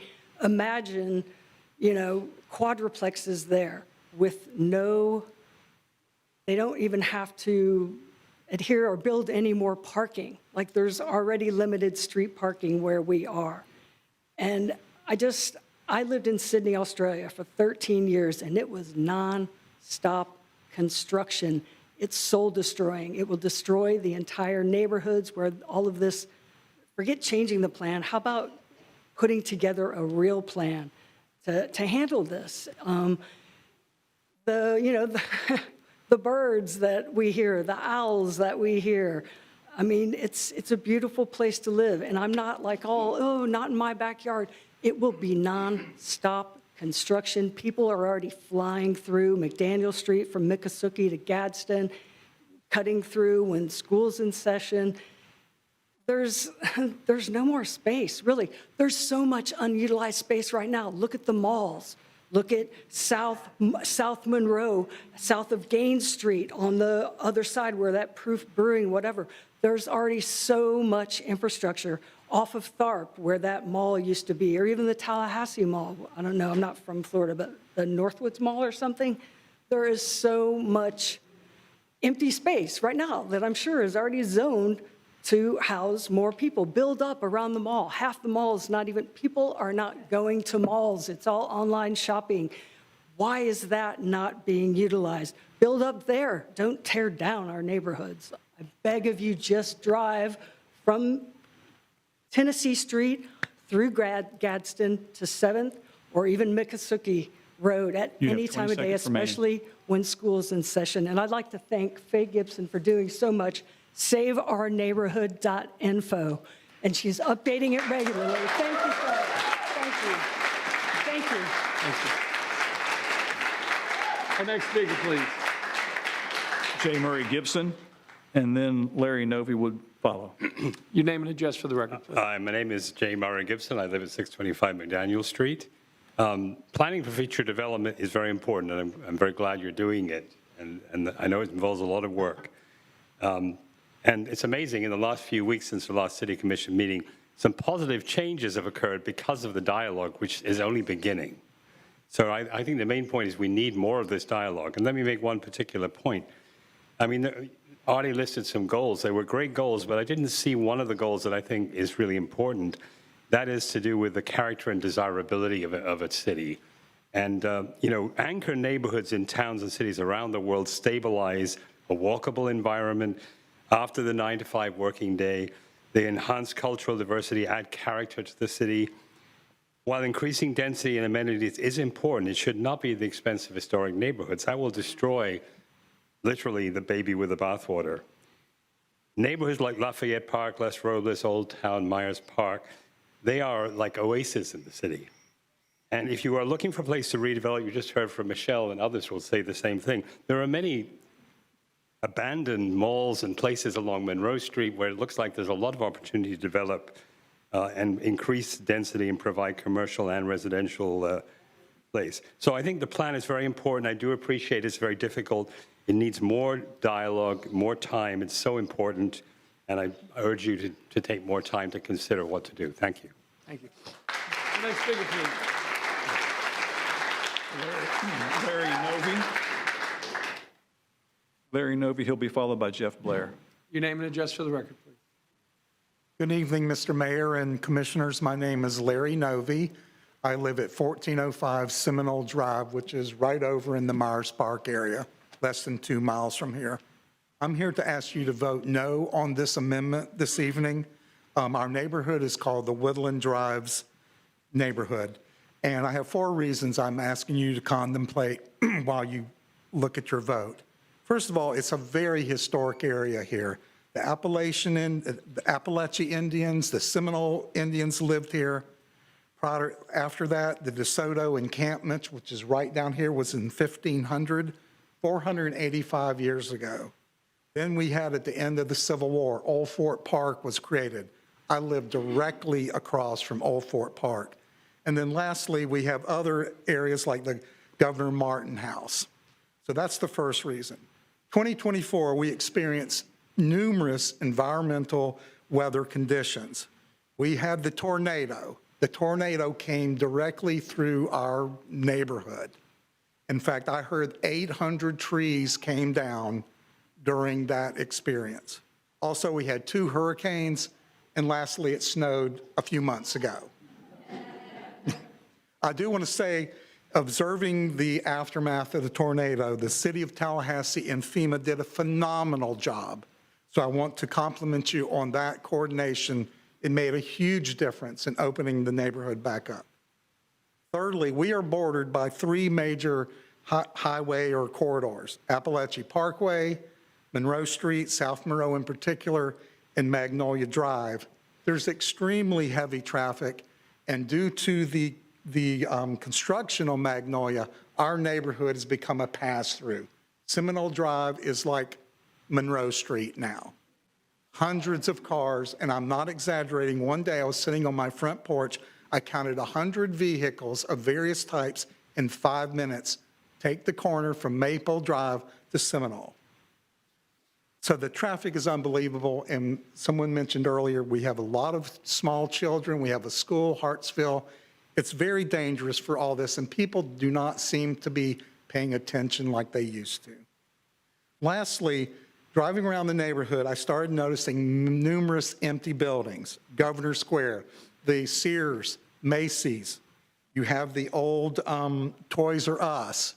You have There's a little shopping center near us where they're emptying up. So again, I encourage you to vote no on this, and I appreciate your consideration. Thank you. Thank you. Next speaker. Jeff Blair, and followed by Marcia Rule. All right, your name and address for the record, please. Jeff Blair, residing at 1803 Old Fort Drive, Tallahassee, Florida, a 48-year resident of Tallahassee. We're here on behalf of Woodland Drive to express the views of our neighbors and our friends. Our comments were unanimously approved by our board. They were reflected in all of our social media posts that we see, emails, Facebook, our website, our annual meeting, and recently a webinar that was done this weekend for our residents. We have 450 single-family residential homes in a very hilly, woody, beautifully wooded neighborhood. It's an established historic neighborhood, I think an integral part of our community. Now, getting to the comp plan changes, we are directly and adversely impacted by the proposed future land use category changes and are requesting denial of these unwarranted and unwanted changes. Already mentioned maximum density as a key issue, very true, and we appreciate the effort undertaken on that regard. But another key issue that he didn't mention and of equal concern to us is that is of the unwanted expansion of permitted housing types, specifically duplexes, triplexes, and fourplexes, which are not currently allowed in our community. These changes are incompatible with the character of our neighborhood and the desires of our residents. It's been clearly expressed by so many people. We have inadequate infrastructure, including a lack of sidewalks, a lack of roadway capacity to accommodate any additional traffic, as this gentleman just expressed. It's not just Seminole Drive, it's Old Fort Drive, it's Country Club Drive, it's Myers Park Drive, it's Santa Rosa Drive. It's a dangerous freeway. We don't want increased traffic and noise that would be result from increased density as well as these increased housing types. We need sidewalks, marked pedestrian crossings, bicycle lanes, and traffic calming devices, not increased density and allowable housing types. We did not ask for and we do not want these changes. It's incompatible with the character and what we want for our neighborhood, and as I described, the traffic and noise and decreased safety.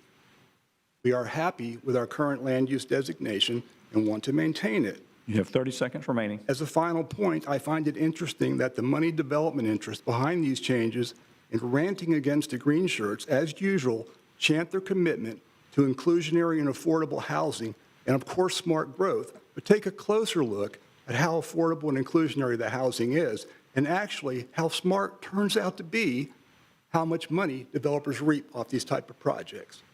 In addition, public participation component of this initiative was not effective, not participatory, 3 minutes have expired. And certainly not consensus building. Thank you, Mr. Blair. Appreciate it. Our next speaker, please. Marcia Rule, and then LeGrand Saunders.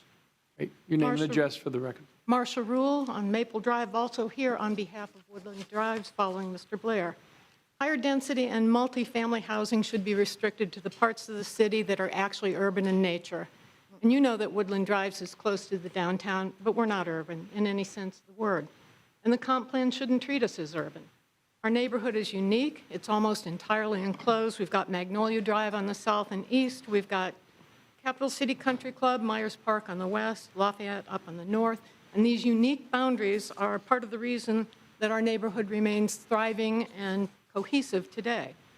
We've been told Tallahassee needs more housing, but there's no current shortage. Lots of housing will come online in the next few years. And we also know that the 900-acre Wilani project alone can absorb growth for years to come. We're told that we need duplexes, triplexes, and quadruplexes in Woodland Drives because there's not enough affordable housing. That's not unique to Tallahassee, but Woodland Drives is already one of the most affordable residential neighborhoods in Tallahassee. It's far more affordable than the newer developments that you've approved in the Northeast. And you've had plenty of recent opportunities to address affordability without adding multiplexes to Woodland Drives. We've also heard we need to infill Woodland Drives. And we might feel differently about that claim if the city weren't actively enabling and requiring us to pay for the sprawl that Woodland Drives is now expected to resolve with multiplexes. As it is, the tax foundation indicates that Leon County's property taxes are among the highest 20% in the state. And it's unreasonable to tax established residents to pay for expansion in new outlying developments and at the same time degrade our neighborhoods.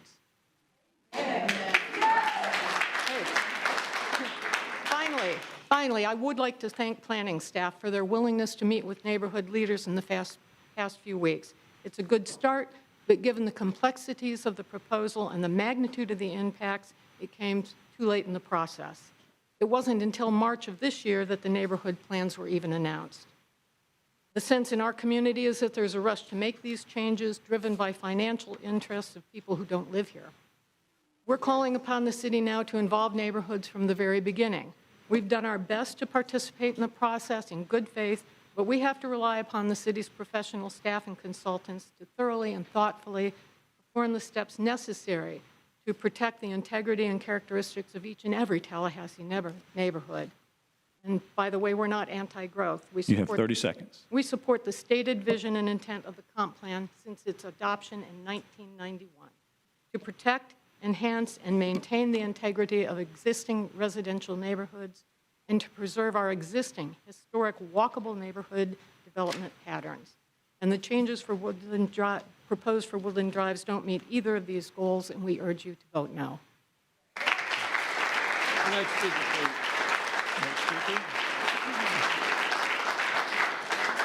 LeGrand Saunders will be followed by Sue Cunty. Name and address for the Hard act to follow. My name is LeGrand Saunders. I live at 2010 Old Fort Drive in Woodland Drive. I've been a resident there for over 38 years, a resident of Tallahassee for 50, and I've seen what has happened with the loss of trees and higher density and the degradation of neighborhoods.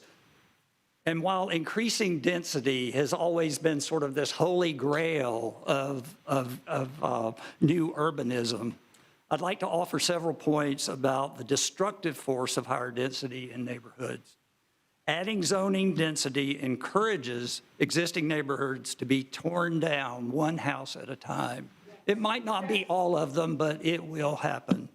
Adding zoning density provides opportunities for investors, speculators, and absentee owners to tear down existing homes and replace them with denser housing. It's all profit-driven.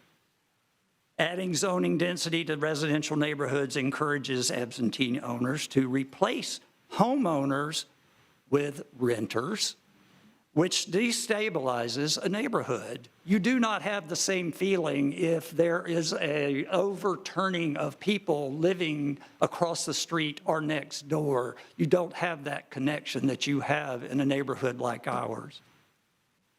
Investors, speculators, and absentee owners will buy properties from homeowners and then rent them, as we said. They'll disinvest. There's no incentive for them to improve the property. They're going to rent it as long as it takes for the property to then reach a value that they can sell it for this higher density and make a profit.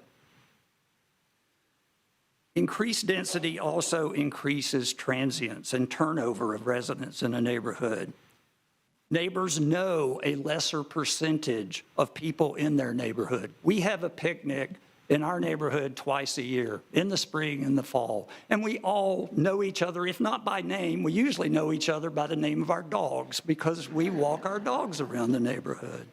And you lose that when you have this transient rental population. And no one's going to be buying the duplex to live there. They're going to build one to rent it. An increase in a neighborhood's density decreases neighborhood involvement. And when 30 seconds remaining. Sorry about that. And most importantly to me, cutting down mature trees to provide this kind of density, we felt it when the tornadoes came through. We lost about 30 trees in our one area. We have one oak standing. I have now planted 6 to replace it. I won't live to see it, but I hope someone will one day, and it won't be covered over by anything else but the trees. Thank you so much. The next speaker, please. The next speaker is Sue Conti. And Sue Conti will be followed by Bobby Meyer. Name and address. Mr. Mayor, I'm Sue Conti, and I live at 1801 Country Club Drive. I've been a Tallahassee homeowner for over 40 years, and I've lived in Woodland Drives for the past 8 years. I must have missed the survey because of that, because certainly no notice came to me that this was being discussed. Woodland Drives, for those who may not know, is roughly located between Myers Park and Indian Head Acres. It's a historic neighborhood with 450 homes, some of which date back to the 1920s. Our neighborhood has come together to preserve the beauty and historic character by purchasing, installing, maintaining artistic signage, planting and maintaining entrance points, traffic roundabouts, and traffic triangles, even after our trees were decimated by a tornado. Many of our roadways are in terrible condition, as traffic and speeding cars have increased tremendously, with many cars using our roads as cut-throughs. Very few sidewalks make it unsafe for pedestrians. This proposed change in density will only add to the existing problems and further change the historic nature and character of this neighborhood. To summarize our views, the amendment proposing to change future land use designation of our neighborhood to urban residential preservation will degrade the quality of our neighborhood and the preference of our residents by increasing density, traffic, and noise, and decreasing safety and quality of life for our residents. We urge you to vote against approving and transmitting the changes to the comp plan. And finally, out of respect for your time, I would like to request the folks that are here that may not be speaking and speakers who are in support of denying the comp plan changes to please stand.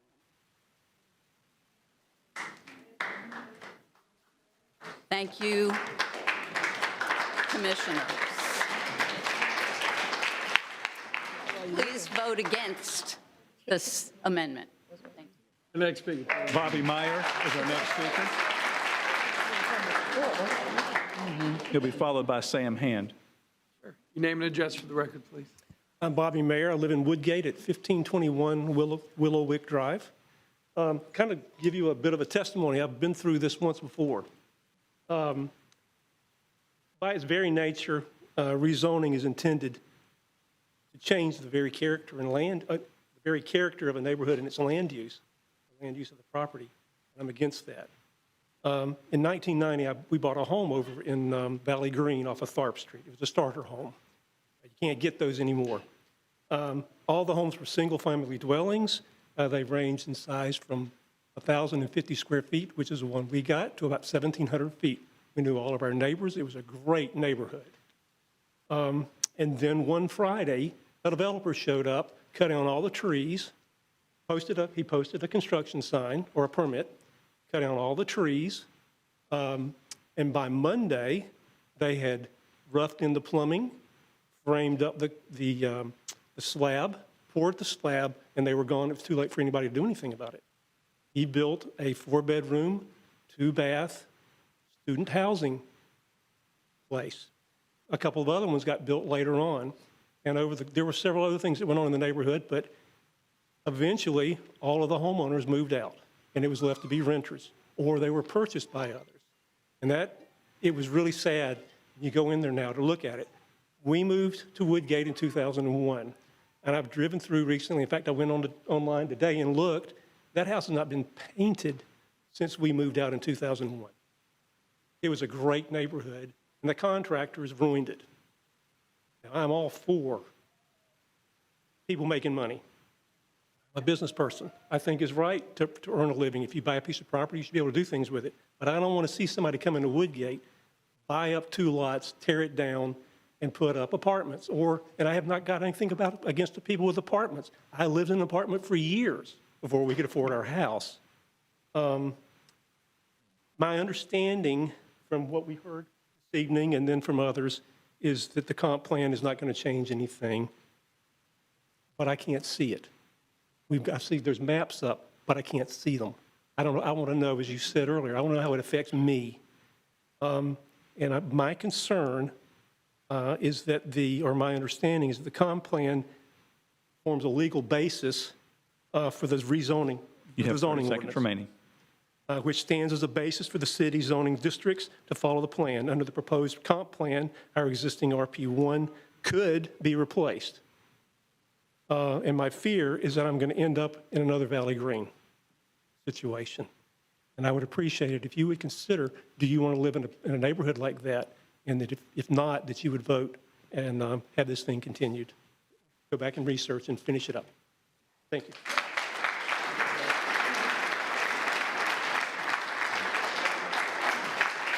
Our next speaker is Sam Hand, and then Eddie Gonzalez Lumiere. At my age, is what's left of Sam Hand. Commissioners, Mayor, I sent each of you a letter because you can't really Can we get cover- your name and address for the record, I'm sorry, please? Sam Hand, 506 Williams Street, Lafayette Park. I sent each of you a letter yesterday because you can't really cover all the nuances of this in 3 minutes.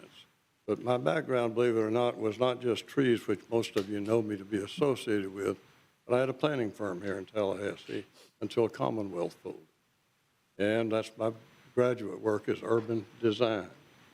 And in that period of time, I learned how to destroy neighborhoods conceptually. And this is it. You cannot have all your urban sprawl you're worried about crammed into a single-family residential area and survive. You will destroy that area, without doubt. I'll say that professionally, without doubt. So that's what your choice really is here.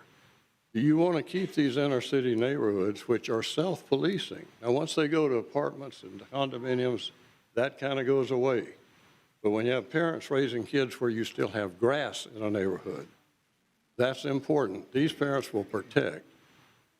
You drive them out, and your crime is going to go even higher, and it's high now. Midtown will suffer, believe it or not, because they are geared to this kind of neighborhood. If somebody comes in and develops a higher rent level constituency, which they've already tried to do, Midtown's going to suffer too. So it all ties together.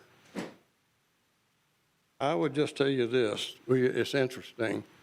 The 3 streets around us that are our boundary, Miccosukee, Gadsden, 6th and 7th Avenue, they're not really all zoned commercial, but this plan will let you do that. It'll also let you introduce commercial into the neighborhood with with on-street parking. That's another problem you're going to have. So if you want to preserve downtown Tallahassee, you better preserve these inner city neighborhoods. That's it. That's it.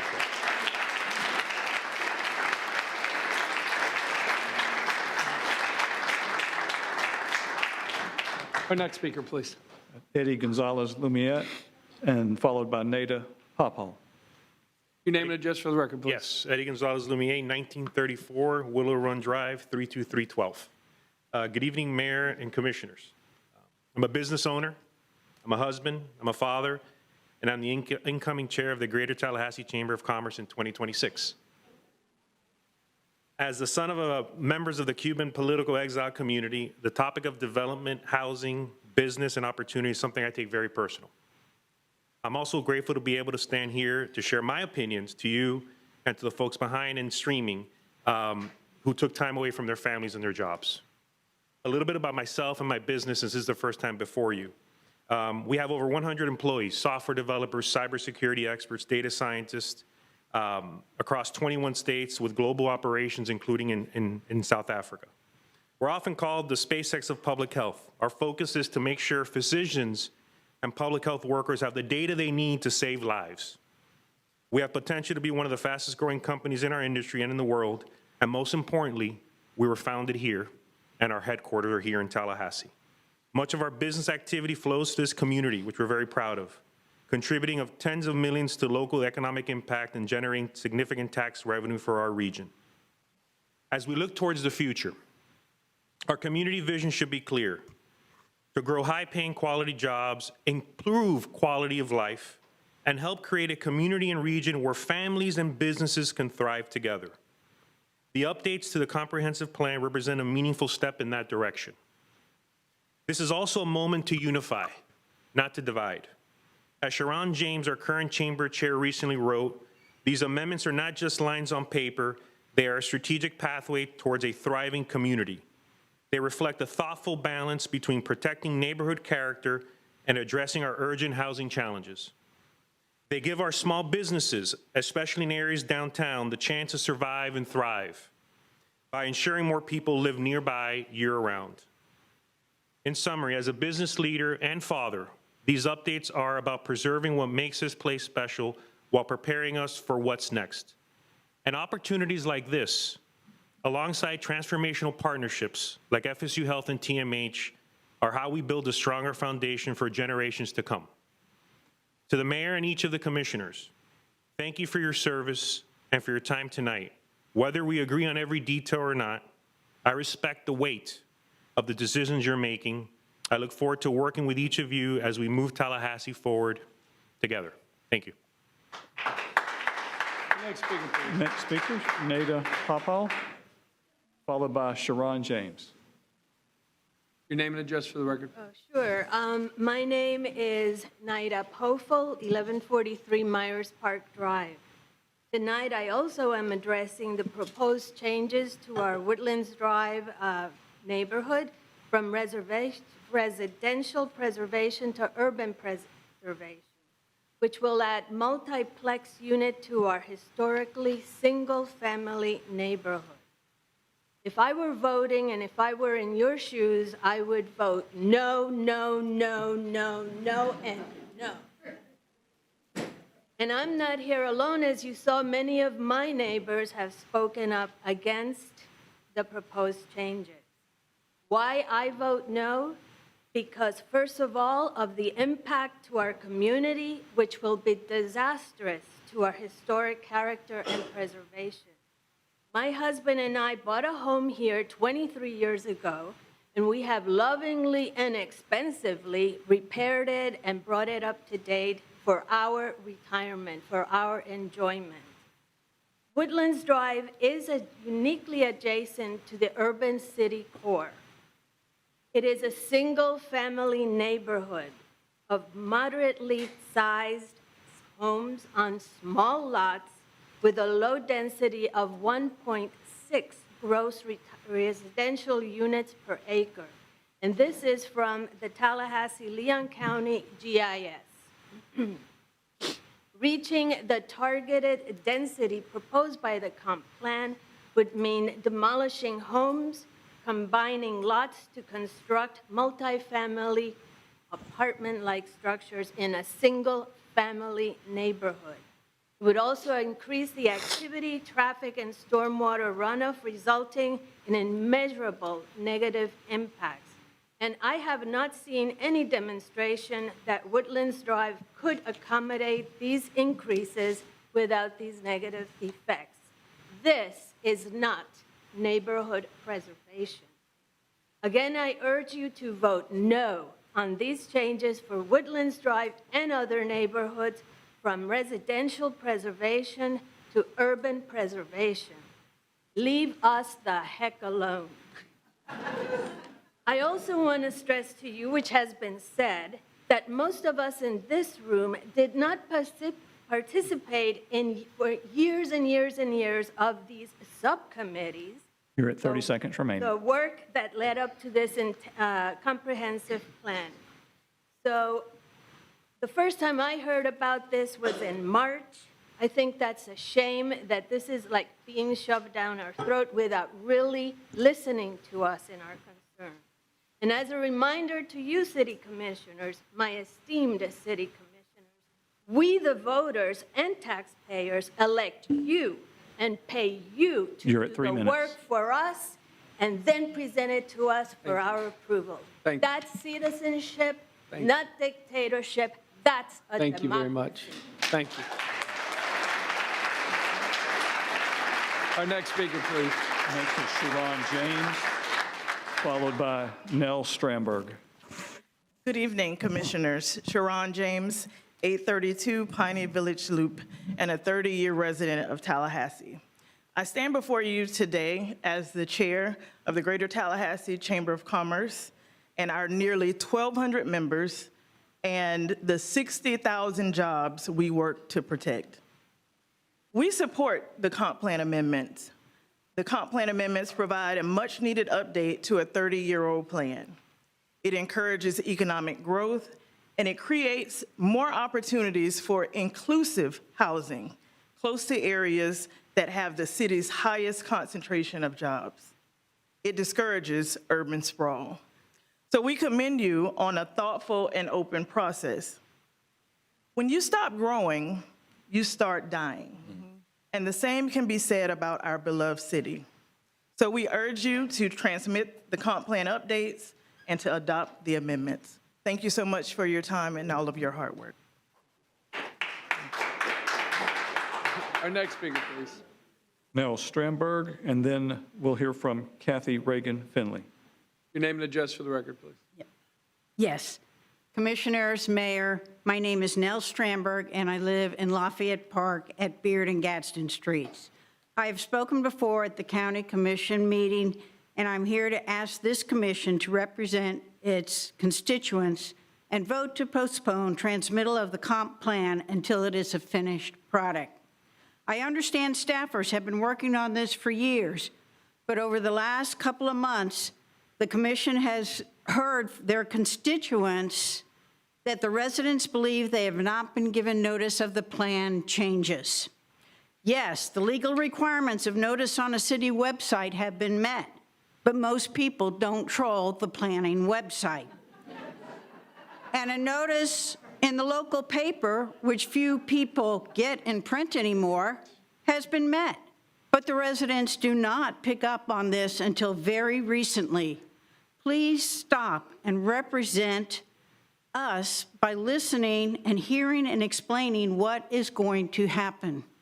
Notice must be given in a much better way, and it must include residents earlier than this has happened.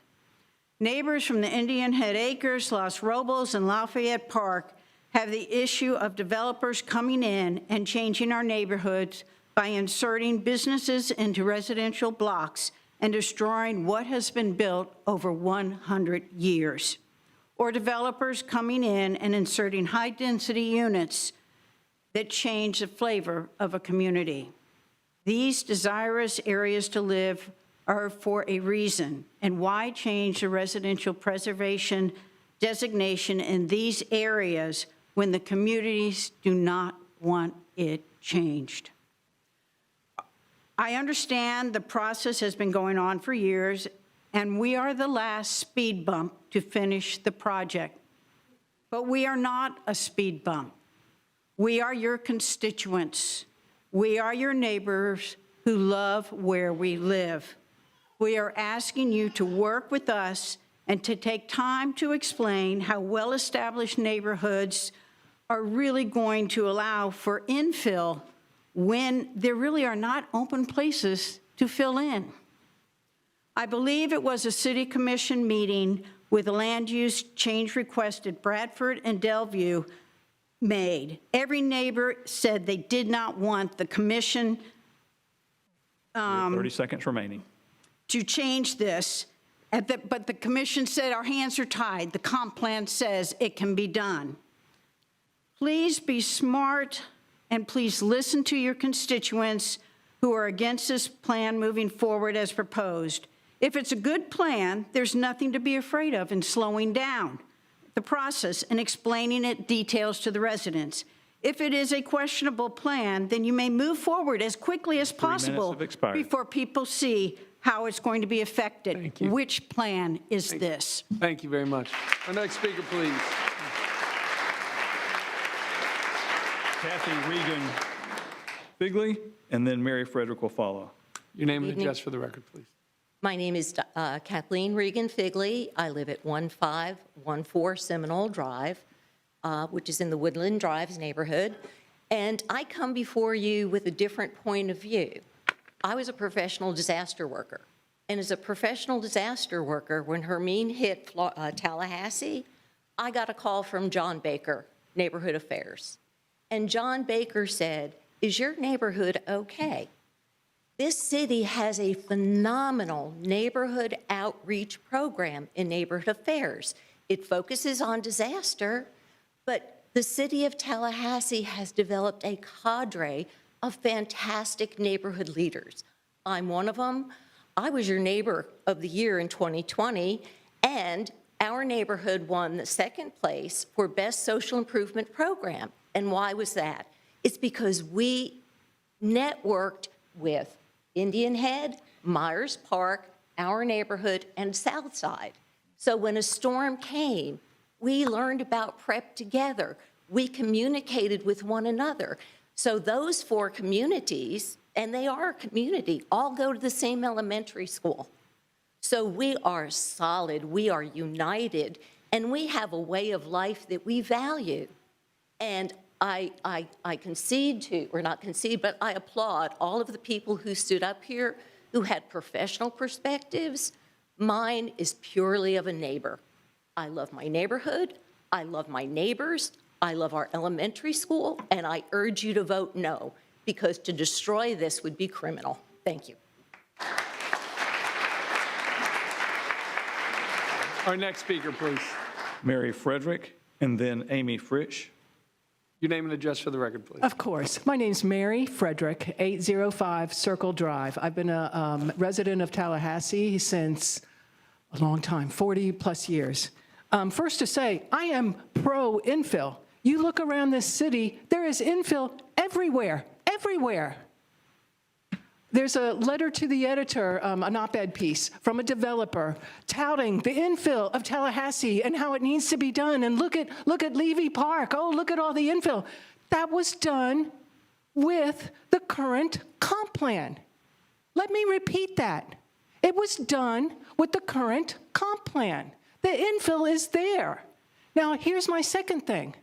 I called the city and I said, I contacted the city planner saying, hey, how much vacant land is in Tallahassee that's zoned residential? I never heard from the planners. Never.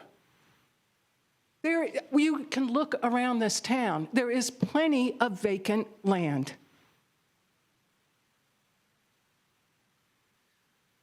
Oh, we need places for people to live. The downtown condos are at 60% occupancy. So the city planners developed what they called a focused future, 2050 vision, but reality does not back it up. I'm going to use Wakulla County as an example. Even though Wakulla County has 12% of the population of Leon, new housing permits rose almost double the rate. And you know what? The majority of those private housing permits were for single-family homes. Let me repeat that, single-family homes. Why are people wanting to move to Wakulla County and get their single-family homes? That's what these leaders should be doing. That's what they should be doing. They should be finding out why are people moving to Wakulla County in droves. It's because of the quality of life. They can get their neighborhoods in Wakulla County. The population of Tallahassee is not growing by leaps and bounds. That's another point. You're at 30 seconds. We are not, let me repeat that, we are not growing by leaps and bounds, not like the other counties. Y'all know this. You know it. Yet you're trying to decimate neighborhoods. I'm sorry, I go around the FSU neighborhoods that used to be 50 years ago, they were sweet, middle-class neighborhoods. They are a cesspool of crime, of noise, and squalor. You're at 3 minutes. I do appreciate if you do not accept this. Thank you. Next speaker, please. I had identified Amy Fritsch. Amy does not, Fritsch does not wish to speak, but has concerns and is opposed to the item. So our next speaker will be Alex Dew. Alex Dew will be followed by Wendy Gray. Your name and address for the record, please. Alex Dew, 901 Buena Vista Drive. Good evening. So I'm just standing here before you again this month, just asking to please give this process a little bit more time. You know, like I said last month, I was only made aware at the time of this plan. Since then, I've been working with Artie and Susan about my neighborhood. I was one of the people on that board, and they've been very good, very good showing me what I need to do to approach my neighborhood about you know, our designation and see how we can get some of those things fixed. So I would just like other people in town to have the same opportunity, because I think you can see tonight there's twice as many people as last month, which I believe is an indication that people are still learning about this. And we need more time to get everybody up to speed. Last month at this meeting and also the county meeting, there were a few neighborhood association heads that said that they weren't informed of the plan. So I think we can get more interaction with the neighborhoods if we just give some more time, give us a few more months to get this process going. You know, several of you over the years have talked about your formative experiences with your neighborhood associations in Kona, and especially I've heard that from Commissioner Richardson. So I think you would all understand where everybody here is coming from by asking for that time. And just one note about the county commission meeting. I know last month at this meeting there was some concern that they transmitted, but we haven't yet at the city. And at that county commission meeting, the commissioners did note that they did not want to influence the city one way or another by their vote. They actually entertained a continuance so that they wouldn't influence that, but they decided that a continuance would signal something one way or the other. It was mentioned that the two plans can go one after the other. They don't have to be in tandem. So just wanted to make that point as well. Thank you very much. Our next speaker, please. Wendy Gray is our next speaker, followed by Kathy McGuire. Your name and address for the record, please. Wendy Gray, 1047 Myers Park Drive, and I'm here tonight on behalf of the Alliance of Tallahassee Neighborhoods. The Alliance has a track record of consistently and constructively participating in the planning efforts of the city.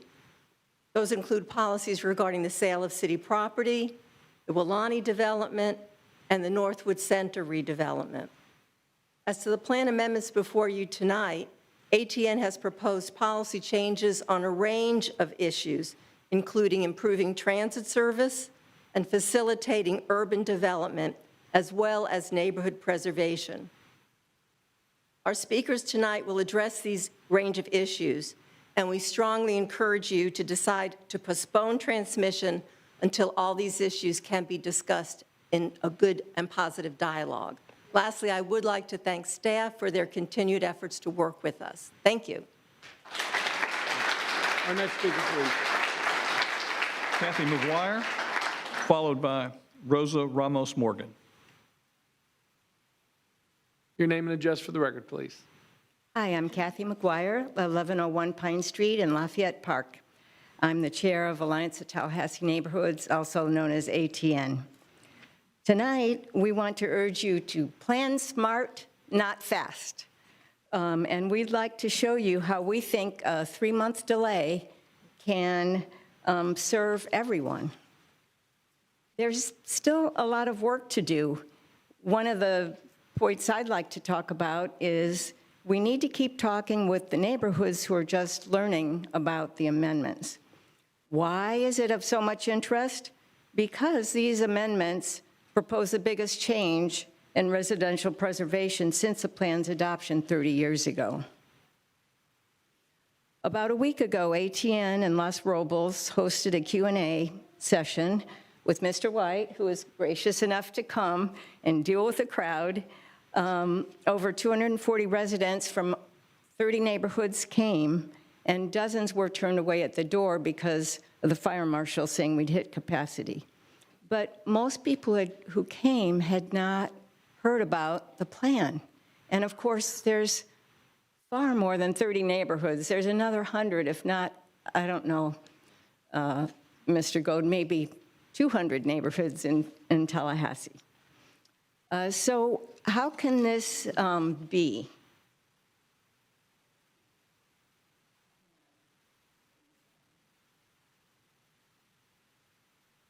Give us 1 second. I believe the control is here, so.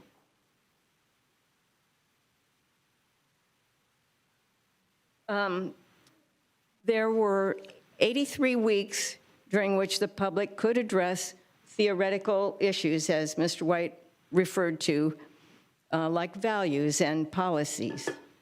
Then, the end of March, we saw the objectives.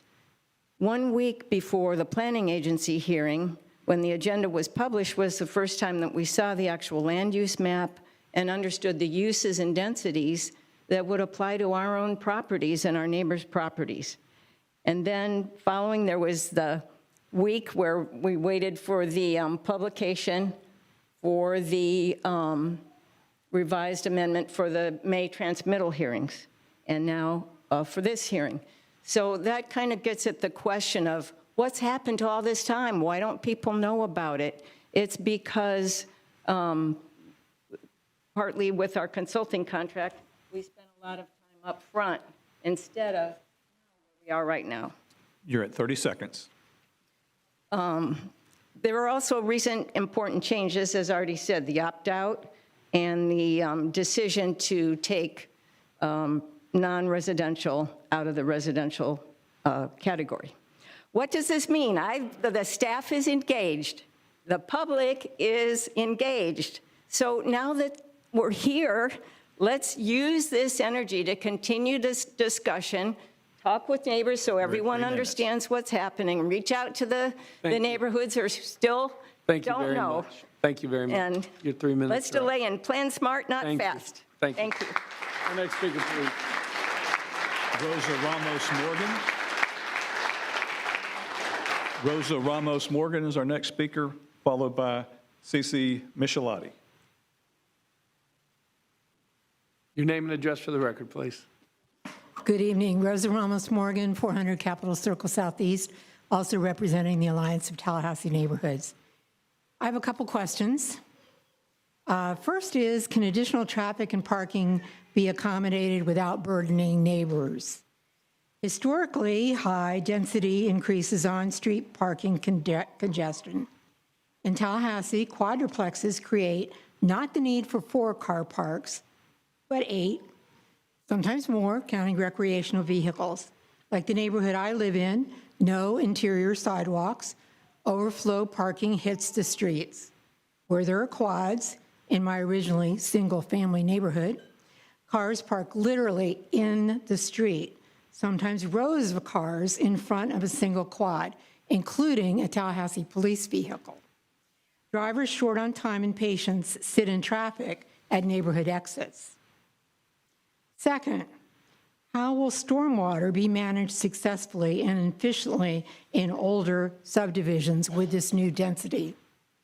Runoff increases when you add a quadruplex and roughly 5,000 feet of impervious surface while removing mature trees and vegetation. To capture that first inch of runoff requires storage that is sized accordingly. Can the current residential preservation neighborhoods absorb increased density without overburdening the stormwater capacity? Does this plan increase the risk of flooding and erosion? Further, the loss of green space and canopy exacerbates heat island effects. Increased density requires clear design standards, buffers, and increased stormwater capacity. We need time to address this. Lastly, I'd like to talk about the goal in the plan to maintain a balance of housing types. Current estimated number of residential units vacant per planning staff data.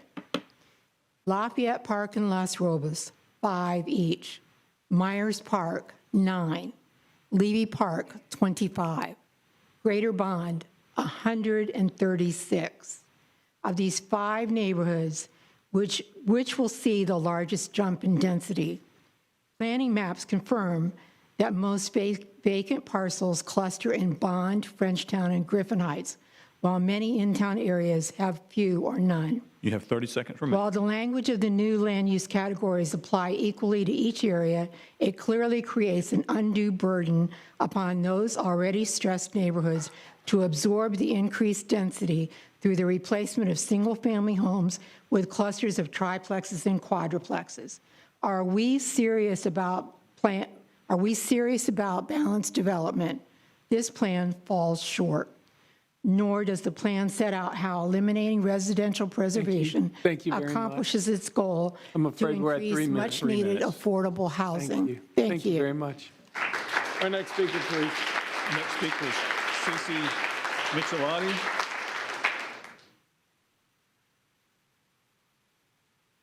And then the next speaker will be Jake Varn. Name and address for the record, please. Hi, I'm Cece Michelati. I'm at 1803 East Indian Head Drive, 32301. Hello, Mr. Mayor, Commissioners. I am also representing the Alliance of Tallahassee Neighborhoods. And I'd like to bring attention to other areas in the comp plan that haven't gotten so much spotlight due to the lack of time we've had to analyze the whole entire document. How big is this document? Okay, so there's a lot of attention on the neighborhood density increases, which I think makes a lot of sense, but we would also like to strengthen policies in the multimodal transportation district as well. So we would like to make sure that we create a transit system to compete with the automobile. In the current comp plan, there are policies that call for funding the transit system in order to make it compete with the automobile. It appears that those have been eliminated in this amended one. So we'd like to keep the policies that state that transit shall be regarded as a vital public service with increased funding. And we also want to make sure that we have plenty of funding available from operating expenses.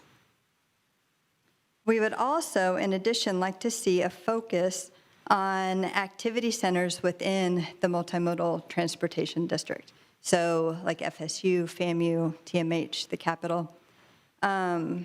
We want to focus on improving transit between those activity centers.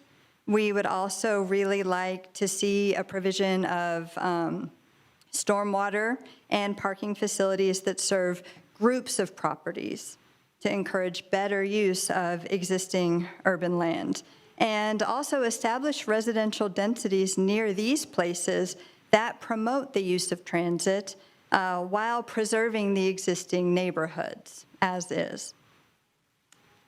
The third thing that is important, and I've heard other people mention it, is we would really like to see Northwood Center be a recognizable place, along with other significant places in Tallahassee, such as Gateway Quarters. These play a significant role in the future of the community. Northwood Center could be an amazing place for our community to gather, kind of like Gain Street, and be a really nice urban neighborhood if we're intentional and we're smart and we take the time to do this right. So again, we want to urge just more time to get this right, to utilize spaces we have, and to make sure that transit and stormwater and those kinds of things support density. Thank you. Our next speaker, please. Jake Varn is our next speaker. Jake Varn, followed by Janet Clem. Name and address for the record, please. Yes, sir. Honorable Mayor, members of the City Commission. My name is Jake Varn. I reside at 1501 Fernando Drive in Los Robles. I've been a resident of Tallahassee for 45 years. I am proud to call Tallahassee my home. It's a great place to live, work, and raise a family. That's why I got involved with the proposed comprehensive plan amendments. because they will shape the future of our city for the next 20 years or so. I firmly believe that government at all levels must operate with transparency and honesty to earn and maintain the public trust. In January, I started going to public hearings on the proposed amendments, and I was particularly concerned about the residential preservation.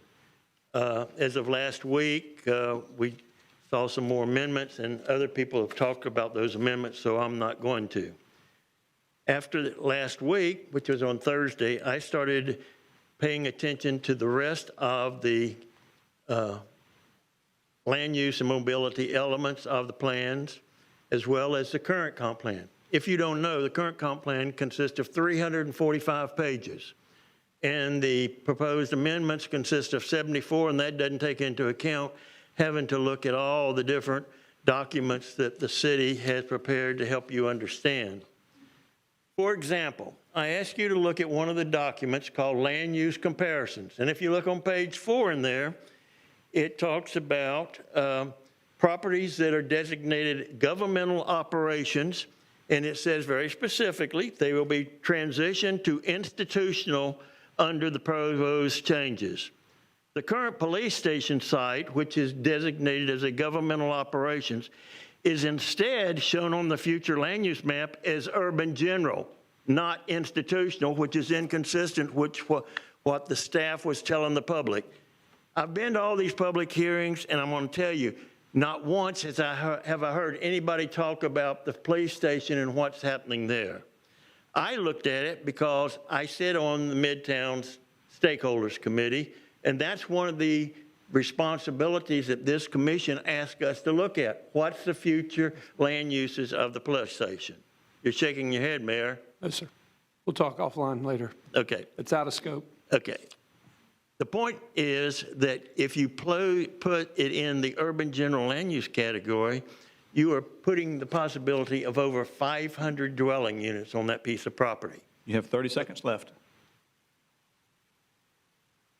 I want to see safeguards, and the other thing I want to call to your attention is policy.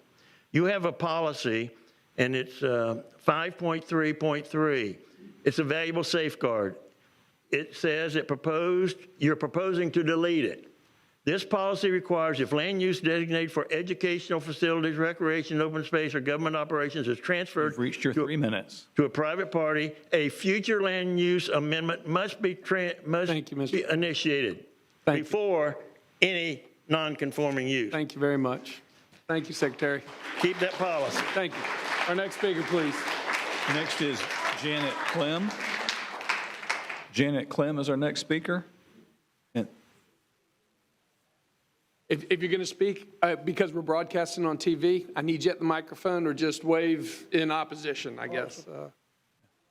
Okay, great. Thank you. Our next speaker, please. Next speaker is Andrew Gay.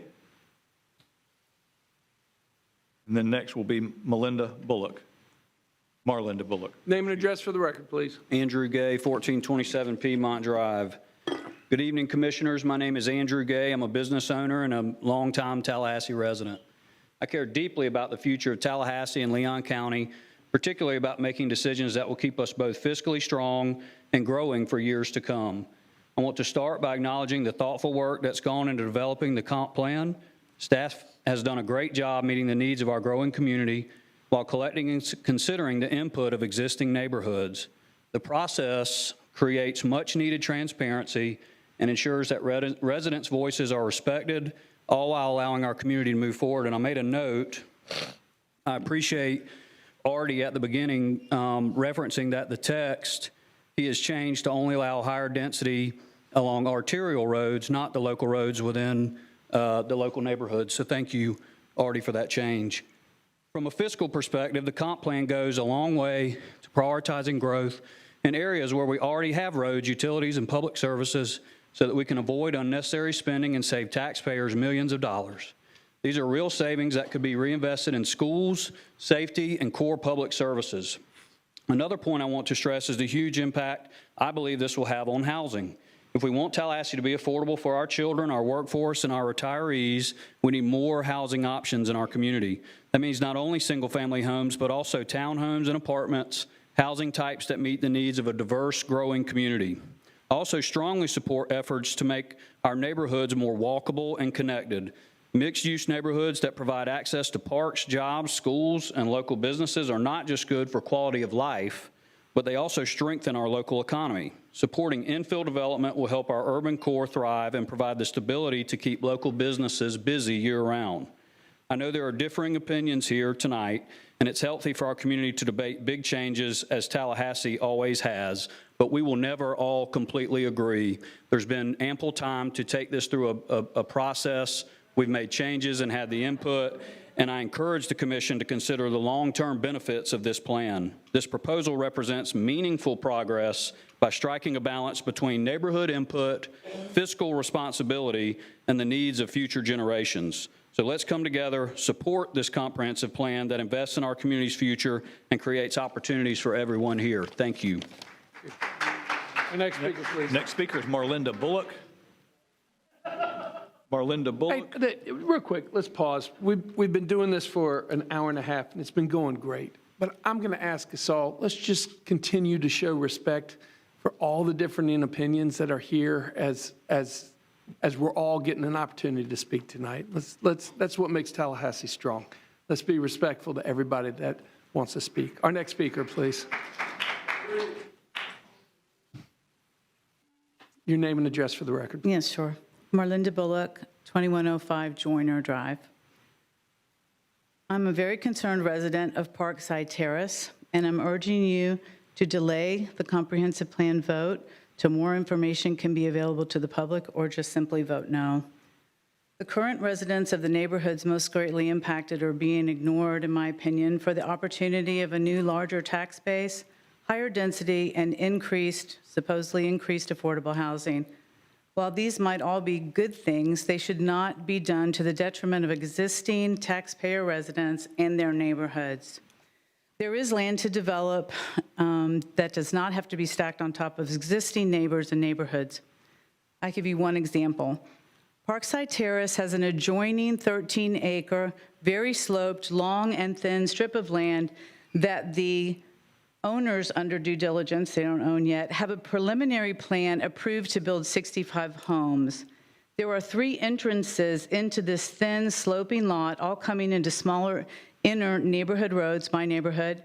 Most houses that are located there are on a 1/4 to half-acre lots. It is now a lovely, quiet, safe, and tight-knit neighborhood that we love.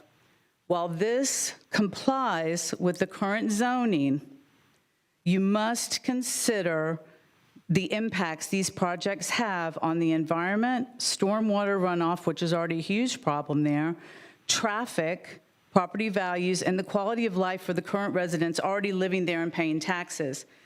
Think of all the construction trucks and materials that we'll have to take to build the infrastructure and materials of 65 homes. These trucks will not be able to use a main road like Tharp or Old Bainbridge. These large construction trucks will be roaring up and down our smaller neighborhood roads, tearing them up worse than they already are. And what about traffic once we have lived through the construction? If there are 4 people in each home, there's a possible 260 cars coming in and out of these smaller access roads, which happens to be at the end of my driveway. There's already a backup onto Joyner from Old Bainbridge, and also backs up onto Monticello and onto Tharp Street already.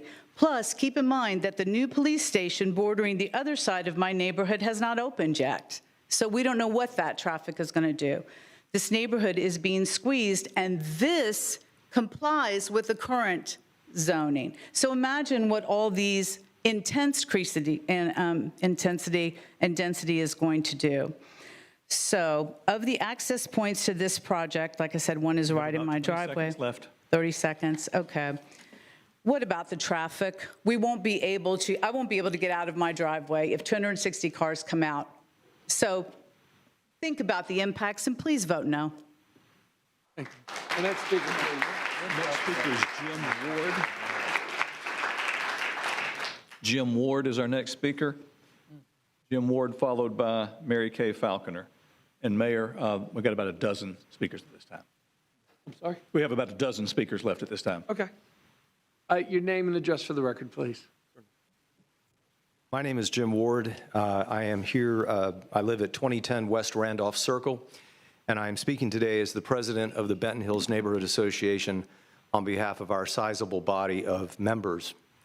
We want to thank the commission and particularly the planning staff for listening to our concerns and making sensible adjustments recently to the land use category that applies to Benton Hills and other in-town neighborhoods. So anyone who's lived in Tallahassee for any period of time is familiar with Benton and its special attributes that make it a wonderful place to live. A few reminder points. Most of Benton's original single-family homes are still here. They're charming, relatively modest in size, and are typically located on lots under half an acre. Iconic trees and green spaces surround our homes. Our homes serve as natural stormwater absorbers, shade generators, and provide habitat for wildlife. Our residents are passionate about these attributes, and folks who want to live in our neighborhood often cite them as their key reasons. Since its founding in 1973, our Neighborhood Association has been laser-focused on protecting its single-family home character from incompatible land uses and density intrusions. Ultimately, we have been successful. With the exception of one duplex located in a sliver of Benton zoned RP2, every single home in Benton is single-family detached, zoned RP1. Not a single Benton resident has told me they want increased housing density, multifamily housing, or new builds to overtake our neighborhood. Now, the folks who promote these things the hardest seem to be non-resident investors who tout concepts like smart growth and affordable housing. Well, I'd like to share with you two real-world examples of what these concepts have looked like for Benton over the last few years. The first one is at 1563 Lee Avenue. There once was a 1950s home in that location on a property consisting of two original Benton lots that were purchased together.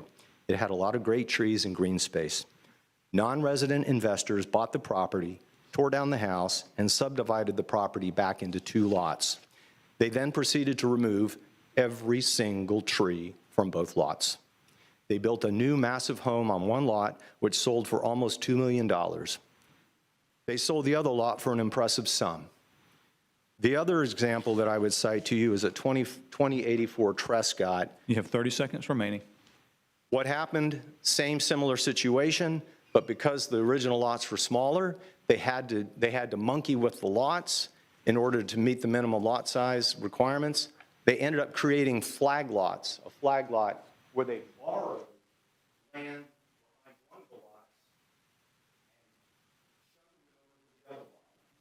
Guess what? Many, many months later, the house that exists on the one lot and the undeveloped lot next to it, the flag lot, are unsold. Thank you very much. Thank you for your testimony.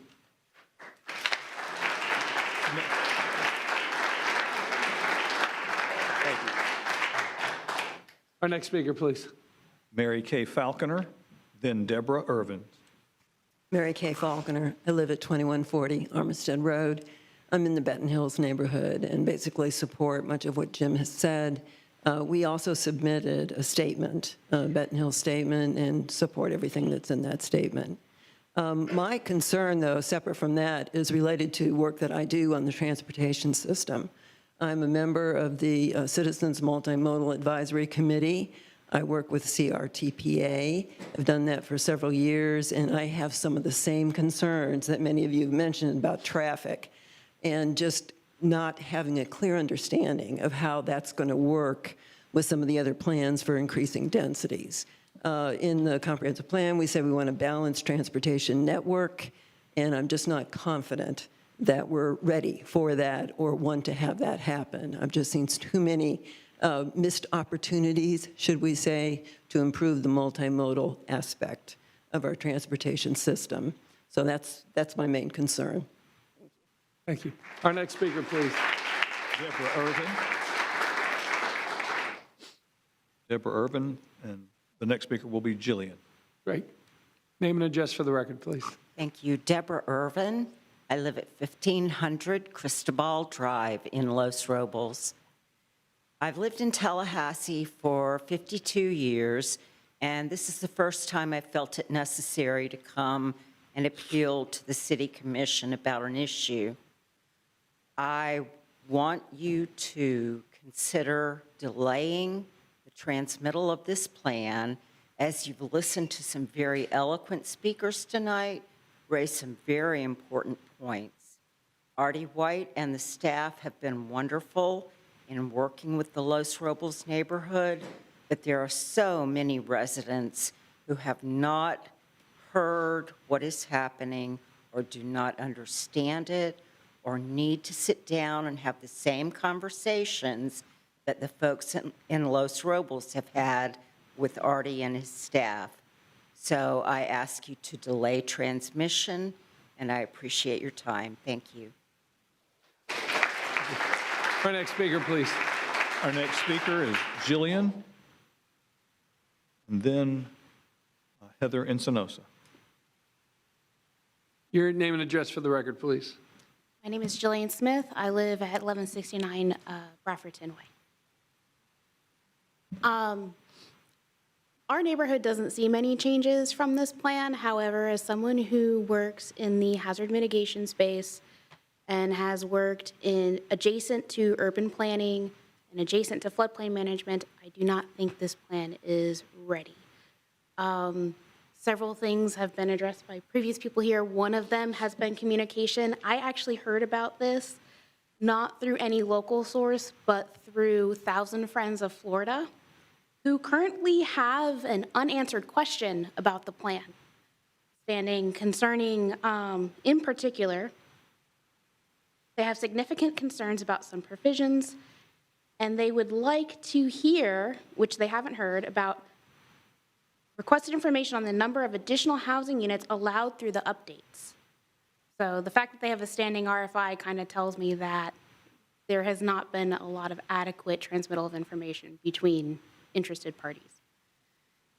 To also echo the issues that I noticed with transportation, which I thought was notable, and especially with the parking complaints, there's a lot of buzzwords in there in the urban planning space in the plan. But the thing about those things like reducing parking restrictions, if you do them wrong, you can do more harm than good. And by removing and not properly supporting alternative modes of transportation in the plan, not supporting maintaining a canopy, which makes a safe and comfortable walking space, especially in the summer. I don't know if anybody walked out this afternoon, but being in the shade made a big difference. If you don't address those issues, you're essentially going to cause more parking troubles than you'll solve by increasing density. And it'll create more problems for the future that I don't think we're ready to address. And looking at the history of the construction we have seen recently in the past 7 years in the city, notably, using College Town as an example, there's a neighborhood down the street from me that's a good example. The type of construction being done is not desired construction. People don't want to live in a lot of the new spaces that the developers make. It's more like they have no choice. You have 30 seconds remaining. So we need architectural controls also in there to maintain identity and to make it desirable living space, so people choose to live in those places. So I do not think the plan is ready for dissemination yet.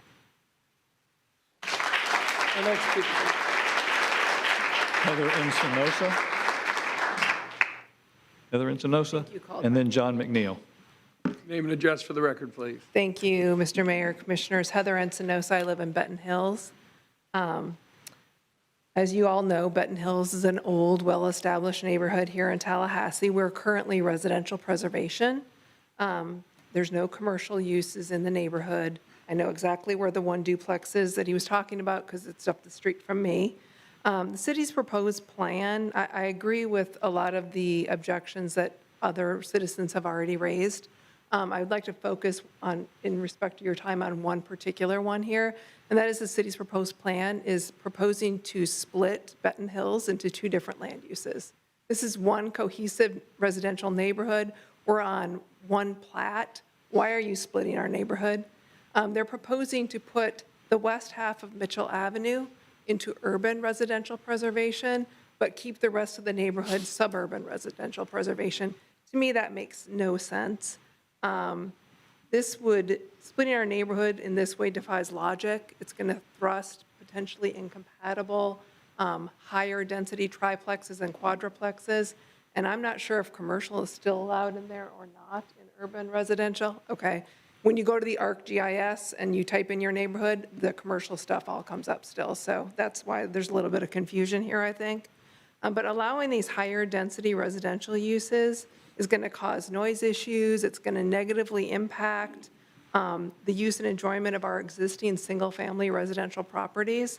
It's going to exacerbate the traffic issues. And if you've ever tried to drive on Mitchell Avenue and make any sort of turn onto Benton, you know what I'm talking about. There's major traffic problems there already. There's not a good traffic flow. Your plan proposes to literally cut our neighborhood in half down the center of Mitchell Avenue.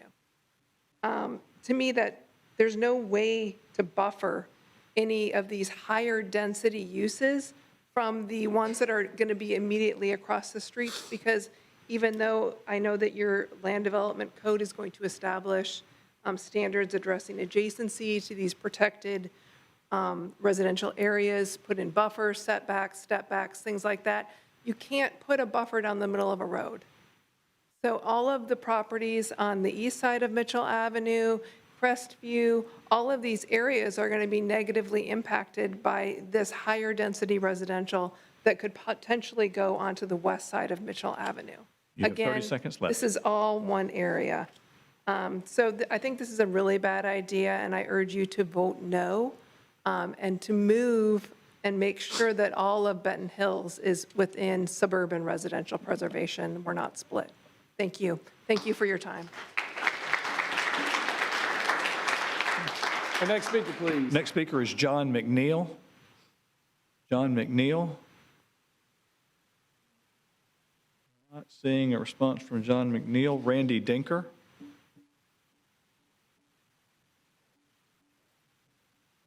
Mayor and Commissioners, I'll also note that I have a speaker form from Kurt Fritsch, who doesn't wish to speak, expresses opposition to the item. Great.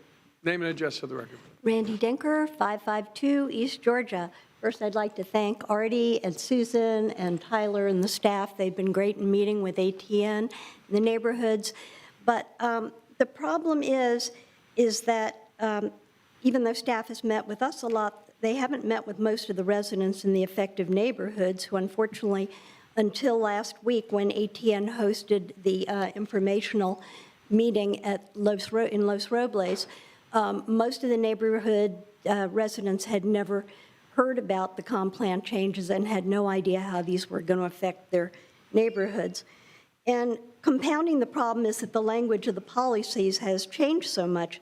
The actual policies weren't available to the public until less than 3 months ago, and then the supporting data kept being posted online in dribs and drabs, and then there were major changes right up until last week.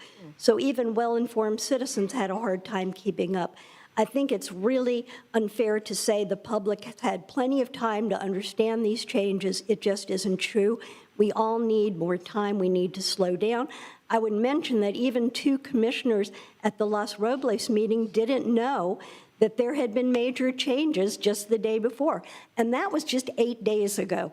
So I'd like to see a show of hands from you commissioners. How many of you have personally read all of the revisions, the thousands of pages of supporting documents that have been put online less than 3 months ago? Show of hands? Okay. We're here to listen to you, Randy. As we say in the legal biz, I rest my case. How can you expect the public to have done this? Now, the new urban residential preservation category has been plopped down over most of the in-town neighborhoods, but I'm here to tell you one size does not fit all. There are probably some neighborhoods that will benefit from more density, but there's other neighborhoods that really can't handle it. They're already having flooding problems. They have problems with parking, traffic. The traffic speeding through our neighborhood, I can't even imagine if we increase the density that much. So the new policies, here's some of the reasons I've heard justifying this. One, I've heard staff say, well, the non-conforming uses that exist now, this new policy will make them legal. But I'm going to tell you, as president of my neighborhood association, one of the biggest complaints I get from residents is that the non-conforming uses are a nuisance. So what you're saying to the 30 residents seconds remain. is, okay, I'll sum up. What you're saying to the residents is, we know you got a problem, we're going to fix it by adding more problems. It's like telling someone whose roof leaks, we're going to not give you a new roof, we're going to put more holes in the roof. Anyway, I'm here to ask for more time. I think all of us, including the commissions, including the staff, especially the neighbors, we need more time. Thank you. Our next speaker, please.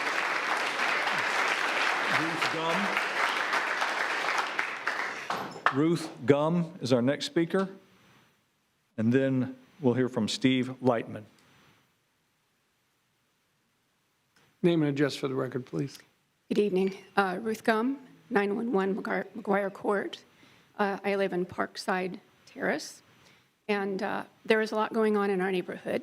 One, of course, consideration of the comprehensive plan, and second would be the current sale. It's in the sale process, due process, of the property adjacent to many of the residents, including myself, who share a fence line up with the Skipper property. And water runoff is an issue. Water runoff was an issue just within my own property, let alone the changes that might occur with the property that once it is sold. But I do have great confidence in the city and the employees that look and enforce codes that are currently in place. I've been corresponding with them by phone as the sale of the property is going to move forward. So things like looking out for rare Florida plants and the welfare of those, which I do know exist on the other side of the fence behind my property. That's on the sale property that as we move forward, and as well as the water runoff. There's a huge steep drop-off from the fence line that I share with the Skipper property, and it drops off very steeply straight toward my garage. So I don't want to inherit additional problems above and beyond what I've already am dealing with, and the solutions are not final yet, even within my property. And I'm speaking on behalf of myself at the upper slope, as well as my neighbors downslope from me. So that is one issue, and I have confidence that the city workers are going to do a great job. I have a concern about the comprehensive plan. Myself and others in our neighborhood, I didn't know about this until last week. And I know a lot of us are busy. We have various diverse modes of communication, so it would have been wonderful to have an upfront community awareness campaign so that we would be able to kind of follow along with the suggested and maintain a dialogue. So I have looked at the comprehensive plan, even though it was last week, and I'm not sure it's the latest version. There are discrepancies that I see that would need to be knocked out. I do have concerns for items such as Objective 1.6. It does talk about the resilience, and resilience is wonderful. But in order to attain resiliency, we really have to define what some of these things are. We're having some clarification to define about density and mobility. Thank you. But we need to define all of these. Thank you very much. My concern is this we're at 3 aligned minutes. with Agenda 2030 Thank you. put out by the UN? Thank you. Thank you. Appreciate your testimony. Our next speaker, please. Steve Lightman is next, and then Chadwick Leonard. Your name and address for the record, please. Hello, Steve Lightman. I live at 552 East Georgia. And I've been to a number of these meetings. The first one I went to, there were maybe 10 people from the public. There was hundreds last week at Los Robles. Tonight we have a really good turnout. And I'd like to thank ATN and the other groups that have done the work to get all these people out and get them involved. That's good.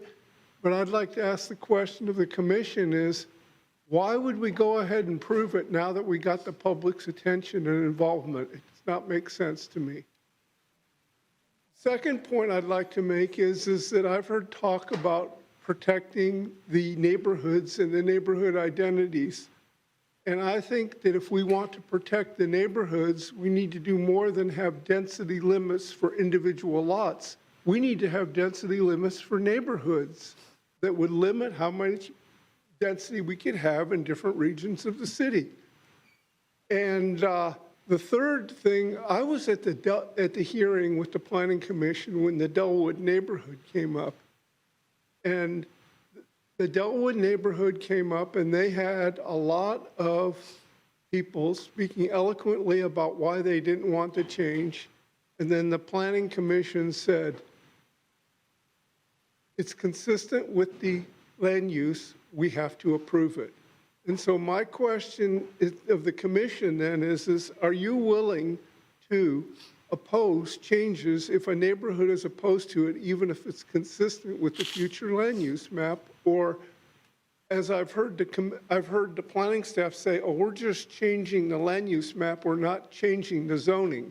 But I don't think that's true.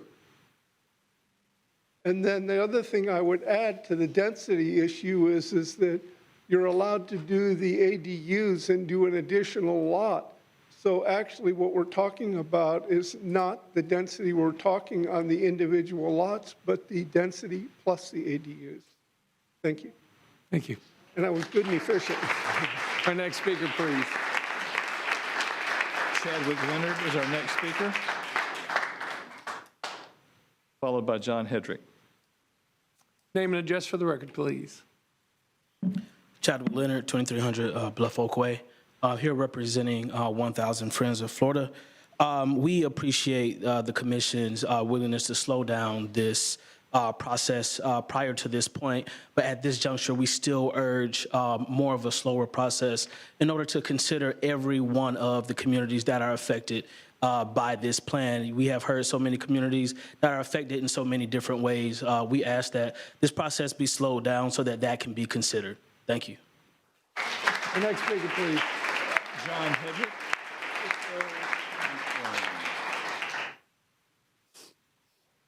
After Mr. Hedrick, we'll have Penny Herman. Your name and address for the record, please. Thank you, Mr. Mayor and Commissioners. John Hedrick, 1551 Cristobal Drive. I think you've heard a lot of it tonight, but also we've heard it too through a lot of different people. They're just now finding out about a lot of this stuff. That even if you're diligent, as Ms. McGuire with ATN said, oftentimes the information gets presented to you only 7 days before a meeting, which is not a lot of time to work with out there. And so for all these reasons and for the need to have some transparent outreach done to people, so we can really do a comprehensive involvement of the public, because after all, this is something that's supposed to last for 25 years beyond this point. I think taking an additional 3 months to get this right and reaching out to people, let people commenting and working on all this information, then bring it back, and we do this again with y'all, makes a lot of sense. It's for these reasons that the Leon County Democratic Party took a stance to delay this for 3 months. We'd ask that you do likewise. Our next speaker, please.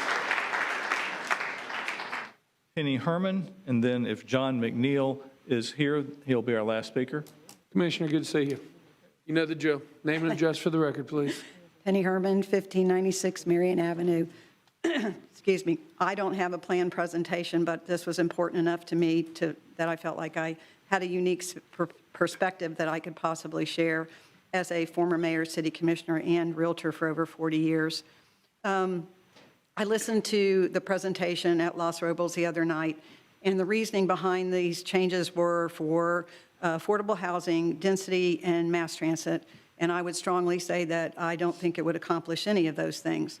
In fact, I think going on the arterials and things like that would actually decrease property values extremely as well as take the charm and character out of neighborhoods. For example, 7th Avenue. Those are beautiful homes, and they're expensive homes, and I can't even imagine having multifamily right beside them. A house on Benton just sold for $1.5 million. Those are homes on Benton Hills. They're not duplexes and quads. When I was on the city commission, we were proposed to have more multifamily into Lafayette Park.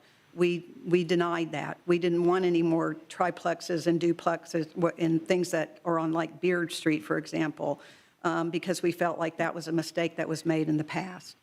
I was on a committee in 05, 06, somewhere in that time frame that Henry Martin led. We did an extensive, we had professionals from environmental to development and realtors and so forth.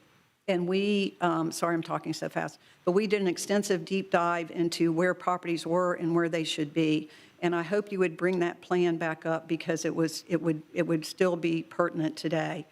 I'd also like to say that urban sprawl, the cat's out of that bag. We're sprawling people all the way to Wakulla County. We're sprawling them to Monticello. They're not paying our taxes. They're using our roads. They're using our infrastructures. And so we have the circle around ourselves, and we're so fearful of urban sprawl. Well, we haven't gone broke, and we're not broke. The city is not broke because we had Killearn Lakes built in the 1970s. That was probably urban sprawl of the worst degree, except that can you imagine today the city without Killearn Lakes and the density that's out there? So I would tell you to maybe even step back a little bit further and look at a bigger picture and see what this comp plan has done and what the urban service line has done.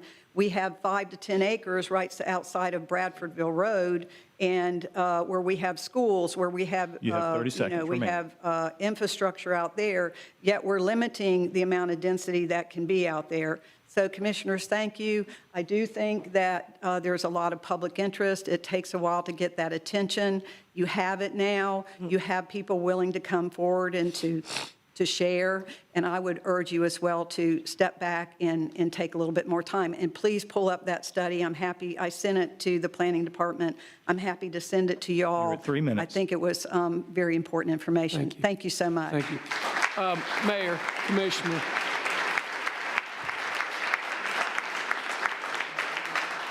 Commissioner, let me apologize, by the way. I always make it a point, Penny, to recognize former and current electeds when they're in chambers. I did not see you. I apologize, or I would have recognized you earlier. And thanks for your service. Yeah. Our next speaker, please. Mayor, the only other speaker I have is John McNeil, who I believe may have left at this point. All right, John McNeil here. Okay, with that, Artie, do you want to get up and provide a couple of comments before we get into discussion? I'm sure we're going to have a lot of questions as well. Happy to. I was taking a lot of notes, and if you'd like, I can go kind of point by point through what we heard. Please. Okay. Yeah. So, very early on in the speakers, there was a comment about the open space standard that was kind of comparing apples and oranges. Our plan unit development standards currently are the 10% to higher. What we have in the comp plan is 5%. So that's not an equivalent. That's not a reduction in terms of the open space standards. Those are for two different things altogether. A comment about the 40% impervious for community facilities. That's the existing standard. So that's not proposing anything to change. That was the existing standard. A question about reconstructing degraded wetlands. The policy we have in the comp plan prioritizes restoring degraded wetlands to their natural functionality. And as an alternative, if that's not possible, is restore their functionality and then turn them into a community facility, something like a Lake Ella. So trying to restore it to its natural state, and if not, turn it into a community facility. So that's kind of what that policy was about. There was a reference to 2017, 2018 efforts. As y'all remember, we actually started the comp plan update process. I believe it was December 14th, 2014 was when we were originally given the direction to do this. And we were doing a lot of it in-house, completely in-house, through a variety of community meetings and surveys and that kind of effort. The direction we were given was to then move to having a consultant work on this. That effort really picked up in 2023. And so the prior community engagement was kind of a different effort altogether, honestly. And kind of the mechanisms by which we used to inform the public included emails, the planning department subscription email service. We leveraged both city and county social media. We had an ambassador program, which was very intentional of like, come learn about this and please share it with your neighborhoods. We contacted HOA and neighborhood association, the primary contacts that we have through neighborhood affairs for those. We had a number of focus groups and kind of representing different parts of the community, everything from neighborhood advocates to environmental advocates to the business community to the development community and so on. And again, trying to really encourage those who are engaged in that process to also share the information because word of mouth is very powerful, as we see with the room full of people tonight. We worked with the Alliance of Tallahassee Neighborhoods at the last meeting. I believe it was Ms. Morgan said that she spent hundreds of hours informing people of this effort. And we worked with neighborhood affairs. So it was more than just posting on this planning department website. We very proactively tried to get the word out on all of the engagement we did. And there was everything from educational road shows to the step analysis workshops. And we had multiple workshops at different locations across the community each time we went out. There was a question about the intensity standard for urban neighborhood. That land use category is very similar to what we have in terms of the Central Urban 26 zoning today. And so we replicated the existing intensity standard, so that's not a new or increased standard. Woodland Drive, specifically concerns about their neighborhood and the changing character of it. There are a number of people who spoke on that issue. Looking at that neighborhood, the only places that would be eligible for increased density would be Magnolia, which is a major collector, which would allow up to 10 units an acre instead of 6. Lafayette Street, where like the Moon and the affordable housing is built today, is a minor collector. So any residential preservation fronting that would be allowed up to 8 units an acre. So it would go from 6 to 8. And then Appalachia Parkway and Monroe Street, which are major arterials. So their density would go from 6 to 12. Everything else in Woodlands Drive stays exactly what it is today. The land use allows up to 6 units per acre. Their zoning is more restrictive. It allows 3.6 units an acre, and that zoning would stay in place. We're not changing the zoning. Question about housing types. So that is really based on zoning. So today, the residential preservation land use category allows a couple different housing types and densities up to 6 units per acre. Our RP1 zoning today is more restrictive than the land use category, which is how zoning works. It allows single-family detached only. Our RP2 zoning district allows single-family detached duplexes and townhomes. And so quads and triplexes would be only for those places that could have the higher density on arterial roads, and that would be a function of creating a new zoning district to implement those changes along the corridor. Questions about Woodland Gate specifically. Woodgate stays 6 units per acre. We looked at that neighborhood and met with some representatives from that neighborhood. There are 2 arterials that sandwich Woodgate. One is Centerville Road and one is Thomasville Road. Centerville Road is a designated Campy Road, so they would not be eligible for increased density along the properties fronting Centerville Road. So it would be only Thomasville Road, and I don't believe Woodgate actually has any properties that front Thomasville Road. So Woodgate would stay pretty much exactly as they are. They also have RP1 zoning, and so that would stay in place as well. So while the land use allows up to 6 units an acre, their zoning would only allow 3.6 units per acre and only allow single-family detached homes, not allow duplexes or any of the other housing types that we mentioned. Question about commercial uses allowed in urban and suburban residential preservation. We have it in there very clearly that commercial, office, retail is prohibited in both of those land use categories, so that would not be allowed. Questions about traffic, parking, stormwater, trees, canopy, design standards. All of those are implemented through the Land Development Code. So that's a level of detail that is not included in the comprehensive plan. We provide parameters for it, but those specific standards would be in the Land Development Code. Question about policies related to transit and having a transit system comparable to or that can compete with automotive travel cars. I think it's kind of an interesting conversation where, and a little bit of a duality where we say we want transit, but we are opposed to having the density that supports transit.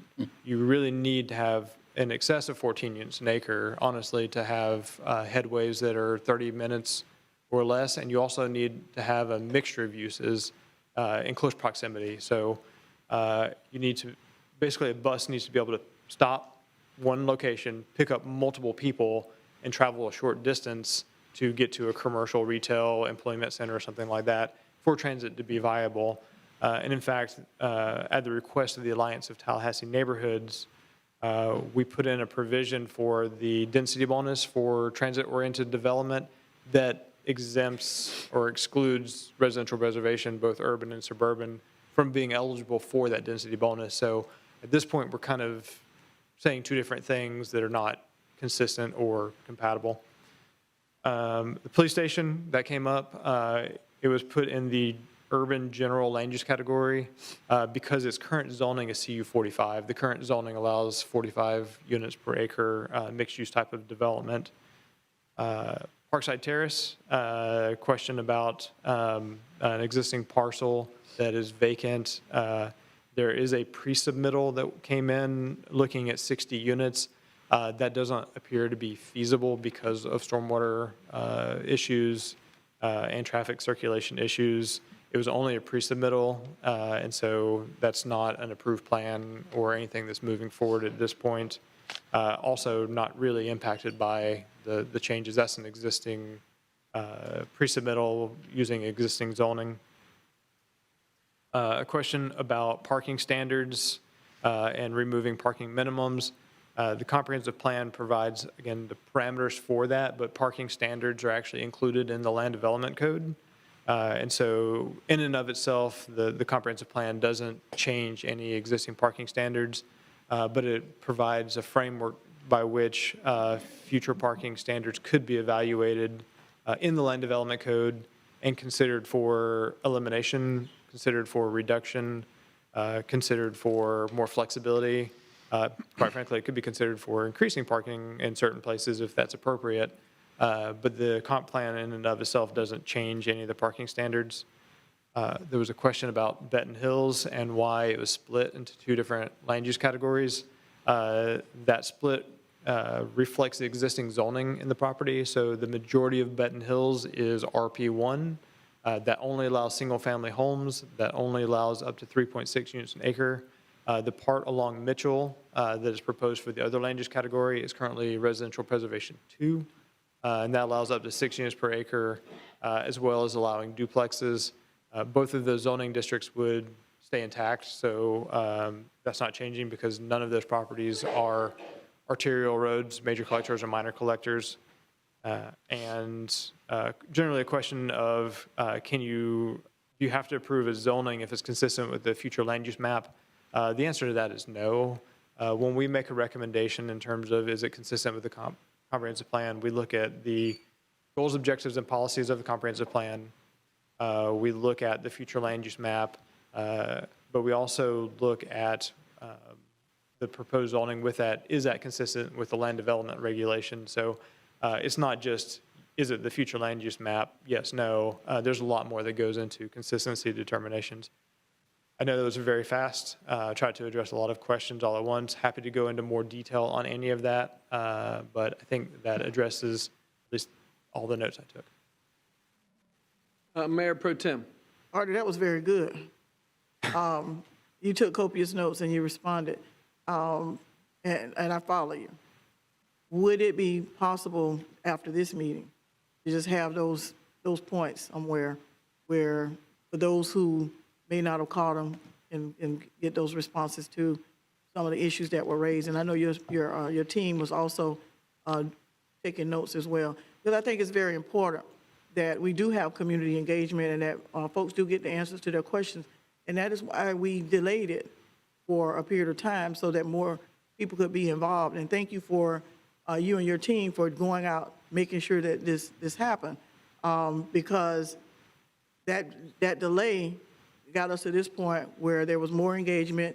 You actually made some changes at the request of individuals now. And what I find difficult is that you've made changes based on what you were asked to do, and now you're being penalized for making the changes and folks not having a chance to see what the changes were, whether they were the changes that had been requested.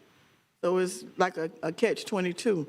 So I want to just say thank you to everybody who came tonight. Thank you to everybody who's engaged, who got involved. I wish the entire community would register their concerns if there are issues, but most of the neighborhoods that I see represented here and that we've heard from are the traditional neighborhoods, either to the north or in the immediate south, but not necessarily south side. And not that I'm pointing out, south side, because everybody can, register their concerns however they choose to. But I'm saying that we've got to have a plan to move forward for everybody, not just I don't like this, or I think this, or I. It's we. We're all going to have to live with this, and no one has a crystal ball.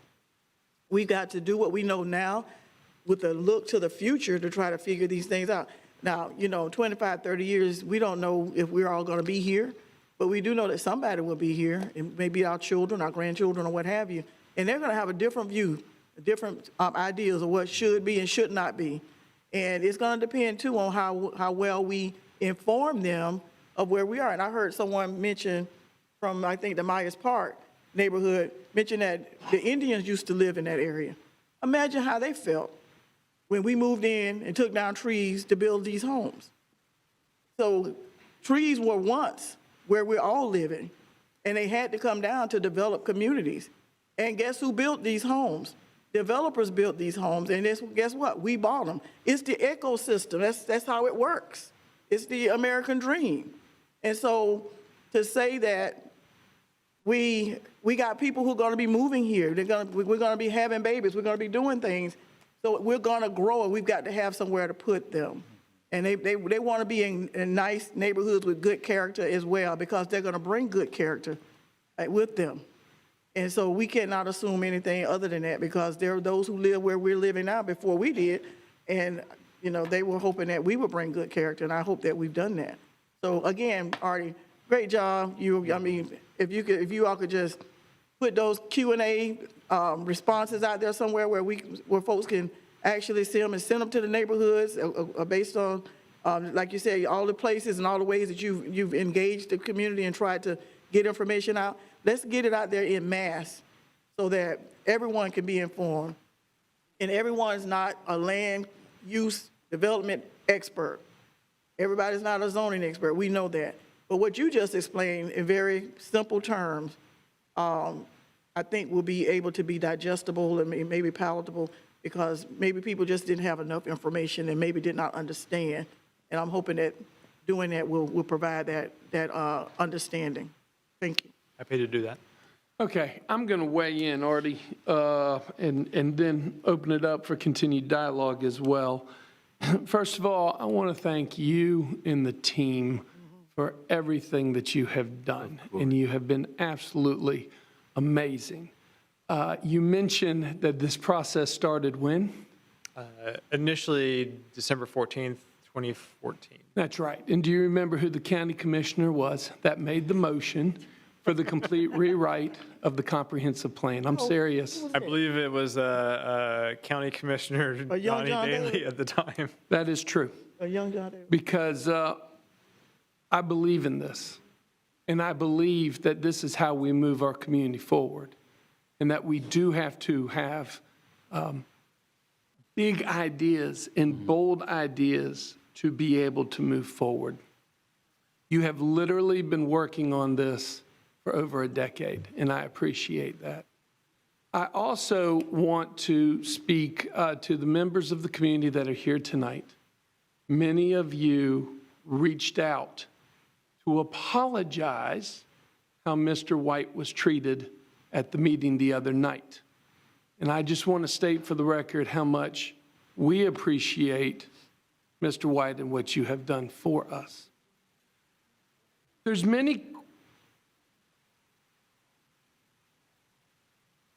two major questions that as a community we're going to have to answer. One is, how do we communicate better with each other? I hear you loud and clear, and we have to do better. Quite frankly, I look forward to sitting down with the leadership with ATN, with Kona. I have always been under the impression that that was the best way to communicate with our neighborhoods. And what I am learning is that we need to double down and figure out new ways. Wide open. Need all of the information that we can get on how to better communicate. As your mayor, I'm also committed to reviving the Neighborhood Leadership Mayor's Council. We should be getting together, the presidents of the Neighborhood Association, at least once a year, if not twice a year, to talk so that we can better be informed and I can better be informed about what's going on. And I'm committed to doing that as well. We also have to continue this conversation on how do we grow as the capital city. I heard a lot of things tonight that I agree with 100%. Heard some things tonight that I disagree with. We do have a housing issue that needs to be addressed. We do. And so the question is, how do we grow? Well, I think there's a lot of great ideas that came out of this. Number one, I do think that there's appropriate spots for infill. I love the idea of looking at some of the larger privately owned spots that have the highest density and intensity currently in our community. And you're right, they're called malls. Now, granted, you're working with private owners. It's not as easy as the government just coming in and taking over. Northwood, we actually purchased it, and we are moving forward with a very significant housing element to complement the police station, and that will be an incredible addition to our community. I think that's a great idea. Commissioner Herman, you're right. We need to have a solid conversation about the urban services boundary in this community. I've been stating that for years now. Our team did do an analysis, and I know you're familiar with this, did an analysis 3 years ago, 4 years ago, about what are the last remaining large tracts of land inside the urban services boundary that can be developed. And really, quite honestly, Welaunee is it. It is time to have all of these elements come into play. We talk about parking. You do realize that there's an active conversation on this commission about actually getting rid of minimum parking standards. Those of you that live in Lafayette Park, if there are no parking standards in Midtown, that parking is going into your neighborhood. I want you engaged in that conversation. I love the ideas about sidewalks, but I can also tell you how many times we have come in and to retrofit a neighborhood with sidewalks and get an adverse reaction from the neighborhood because of the amount of land that would need to be dedicated to the city to build the sidewalk. It's a conversation to continue. Stormwater, I agree. We should have a community conversation about our stormwater. Why do we have individual responsibilities with development and redevelopment versus more of a regional plan that we can convert into parks? I think Cascades Park is a great opportunity that we can celebrate. I think what's going on in the Market District with the new regional stormwater facility up there is going to be fantastic as well. We need to talk about stormwater. When it comes to green spaces, 90% of our community now lives within a 10-minute walk of a green space or a park. That's something we should celebrate and be very proud of. And we're working hard for the last 10%. But these are the community conversations that we have to continue. We love to talk about mass transit in this community and how we need more mass transit. But Hey, I'm not asking you to raise your hand, but I'm just asking. How many of y'all took mass transit to come here tonight? How many, one, how many of you carpool to come here tonight besides with the spouse? Well, good, that's a step in the right direction.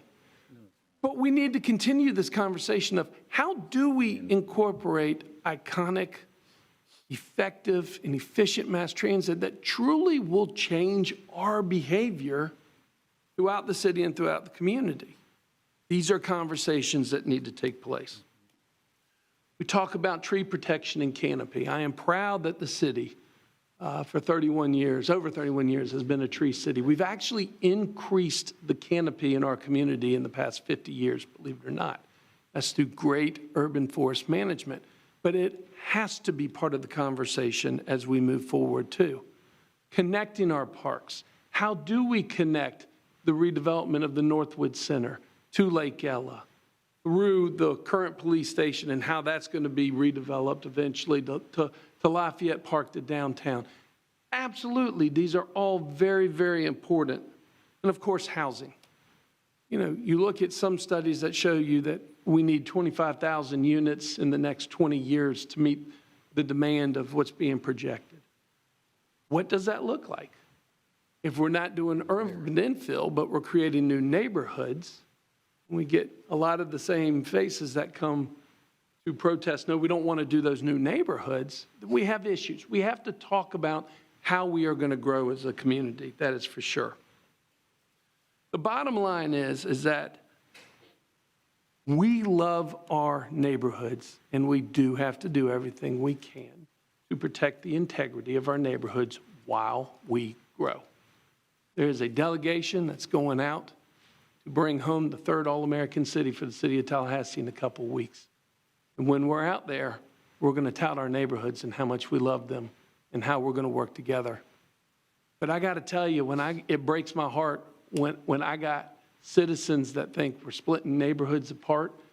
And in our business, perception's reality. And so look, as the one that started this process, I'm going to be the one that actually makes the motion. And this is based upon what we do with Blueprint. Commissioner Richardson, it makes perfect sense, and you have sat on that advisory council as a citizen before.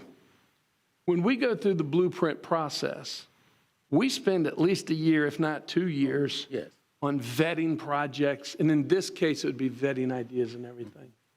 And then, you know, we spend an entire year, at least, just in community conversation. And I hear you loud and clear. We need more time. I tell you what I'm not going to do. We're not going to postpone 3 months. We're not going to burden this community over the summertime to try to answer every single question that's going on. We need more time. I think that we simply just need to refile the amendments at the beginning of the comprehensive plan process in the fall. Spend the entire year so that we're not rushed, so that we can answer these questions and truly as a community, with all of these interests and all these varying viewpoints together, so that a year from now, we are all standing together and saying, you know what, we did it. We came together, we made some bold moves, we're protecting our neighborhoods, but we're moving forward as a dynamic city, and this is what makes Tallahassee special, and we can celebrate a year from now. I want you all to know that I do support the supermajority of what's in there, while recognizing that there's also room for more change and more opinions. And I'm cool with that. I'm ready to go. This is not a pause. Let's consider this a check-in. And let's dedicate ourselves for another year of rolling up our sleeves and continue to make Tallahassee the amazing city where we live and love, protecting our neighborhoods while we move forward. My motion would be that we postpone action on these amendments and do not transmit, but simply refile in our process in the beginning of September to take this through the comprehensive plan cycle for next year, giving us plenty of time to work through it. That's my motion. seconded by Commissioner Richardson. Let's open it up for discussion. Commissioner Richardson, then Commissioner Matlow. Thank you, Mr. Mayor. And I think you've raised some very legitimate points. I think everybody here who spoke certainly raised legitimate points about this community and how it grows and where it grows. I've lived in Tallahassee for 50 years. I came here as a student at Florida State University. Met my beautiful bride here. We decided to get married and raise a family. But I can tell you, Tallahassee today does not look like it looked 50 years ago when I came here. I give you an example, Gaines Street. Look at Gaines Street today and what it looked like 50 years ago. Canal Street, which is now FAMU Way, what it looked like 50 years ago. So we've got to grow. Guys, we've got to be prepared for those that are coming to the capital city of the state of Florida. And that growth is going to occur. It has to. As Sharon mentioned, if we're not growing, we're dying. We've got to grow. We've got to be the example for cities throughout the state of Florida and how best to grow. The one thing I do want to see, and I'm going to insist on it as we move forward, is that more of our South Side and minority neighborhoods are involved in this. Got to be here. This is unacceptable. Nobody came to me and said, Commissioner Richardson, is anybody from your neighborhood represented? I've lived on the south side of town for 34 years now, built my home there. Our neighborhood has changed in the 30 years that I've been in that neighborhood.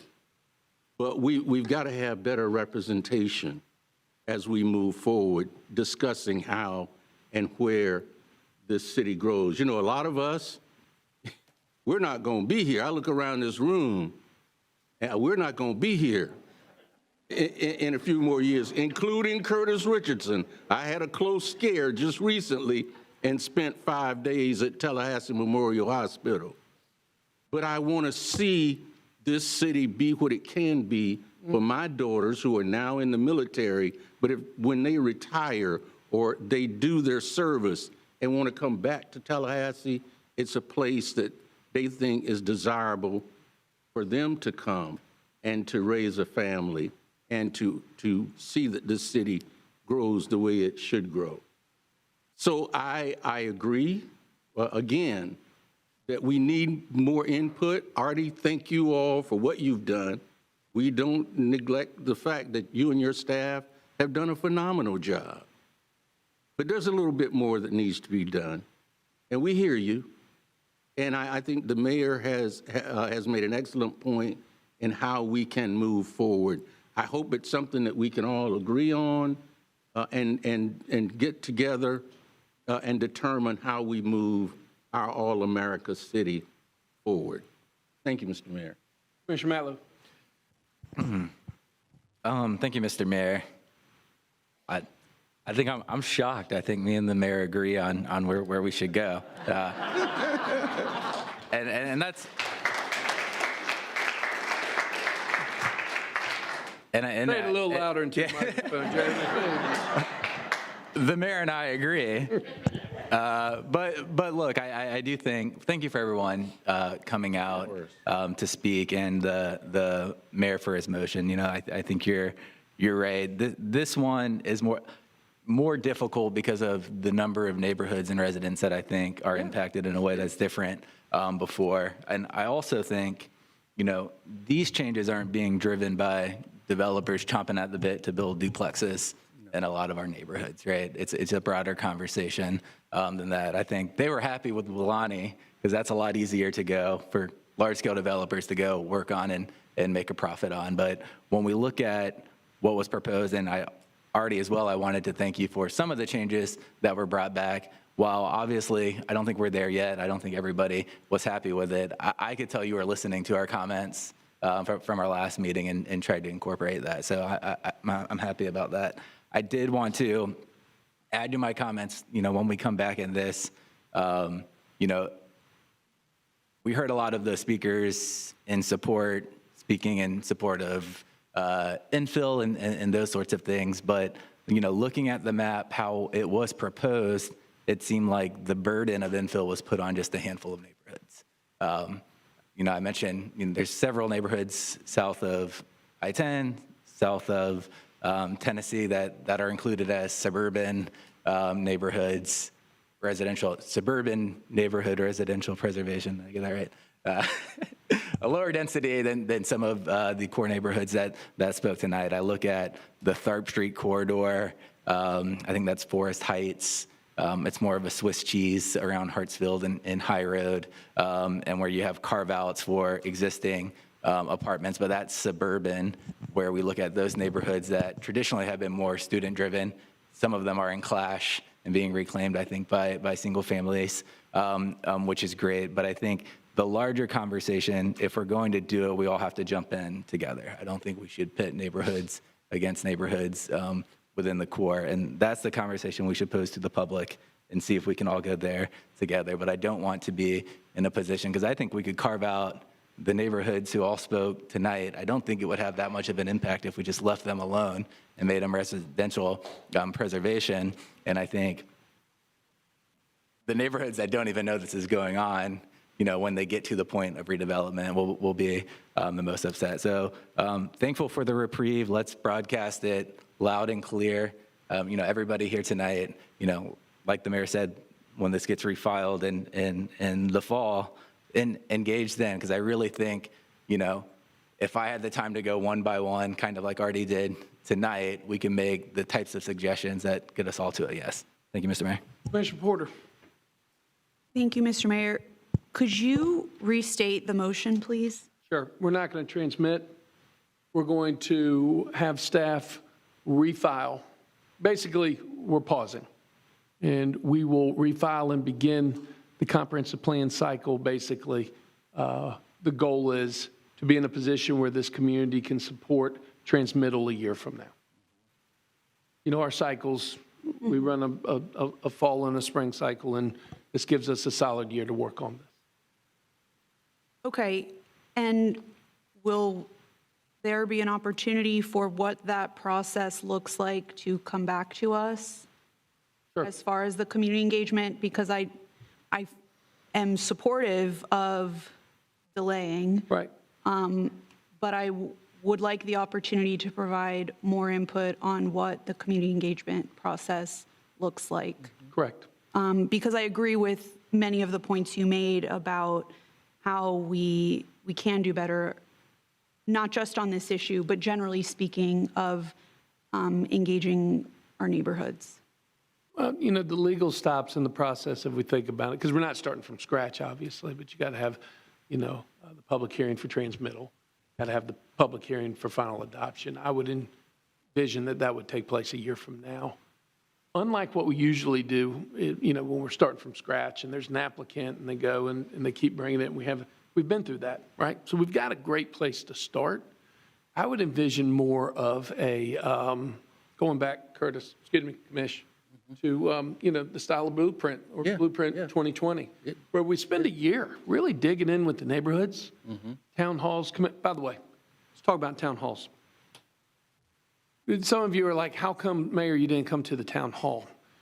We need to do a better job explaining to the public as well, moving forward with neighborhoods. If you're expecting more than one of us to come, there is a formal legal, by state of Florida law, notification that the city attorney has to do so that we legally can talk, or else we are in violation of the sunshine. So by having ATN or a particular neighborhood say, hey, this is the public notice, I'll come, it doesn't meet the legal requirement that also must take place, how far in advance? The law doesn't really say exactly how far in advance. It has to be reasonable notice. Reasonable notice, okay. So we should do a better job communicating that so that you're not frustrated when we don't show up, so that we're not in violation of the sunshine law, or we just sit there and don't say a word, which makes you even more frustrated when we don't respond to you. You need to understand where we're coming from. So I see, Commissioner Porter, that we put together a schedule, that we really truly move around this community, get into the different neighborhoods. really sit down and ask about what's important. What do you like? What we still need to clarify? Is there anything that you still truly hate? How do we move forward as a community to help neighborhoods and still accomplish our goals? So it's more of spending a year out in the community, just like we do with the blueprint and the Blueprint 2020. Actually, I think that's why we have such great success when Blueprint finally hits the ballot and passes by 75, 80%, is because there's clear knowledge of what's being proposed and people can rally behind it. And so when it goes to the ballot box, it passes. So I think we need to really roll up our sleeves and not just meet in chambers, but get out in the neighborhoods and have more of the successful town halls of what took place the other night that are properly noticed so that we can participate. Okay, thank you. And is that something that, whether it's an amendment to the motion or a direction given to staff, is that something that I would like to see kind of a blueprint of what staff are envisioning, if that could come back to us maybe at our August 20th meeting? Sure. It doesn't, I'm not saying we have to decide at that meeting, but I would feel more comfortable if we're jump-starting what that process were to look like and involving the community, of course, and what that process could look like for us to discuss. That'd be great. Yeah. Artie, if you wouldn't mind, and that, let's incorporate that in the motion. Let's put together a really robust community engagement schedule outside of just what y'all have done, which we truly appreciate, but really also incorporates the electeds. I would love to start that off too, and I'm looking at my team in September that we schedule the presidents of the neighborhood associations, either for lunch or in chambers, to have the conversation as well, to get that moving. Yeah. And Mr. Mayor? Yes, sir. I would certainly, Artie, you all have, I know, done a fantastic job of it, but encourage the social media information as well. Because, you know, a lot of our young people especially, they're not going to come to a meeting at Walker Ford or City Hall, but they'll be on TikTok or Instagram or, yeah. So maybe that's the way we get them involved. So strong social media presence as well.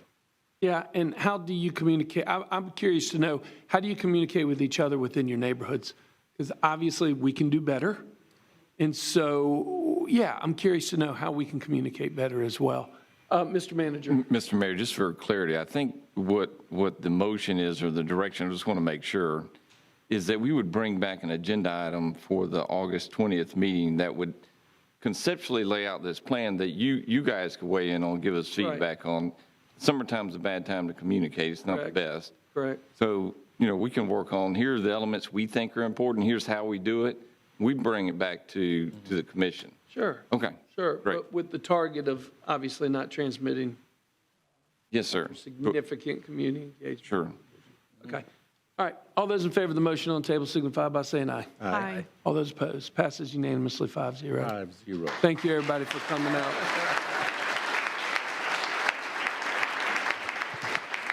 All right. Colleagues, it's 8:45. Why don't we take a quick five-minute break? Let whoever's not staying for the rest of the committee, 5 minutes, and then we'll come back and we'll finish up the public hearing, okay? Recess for 5.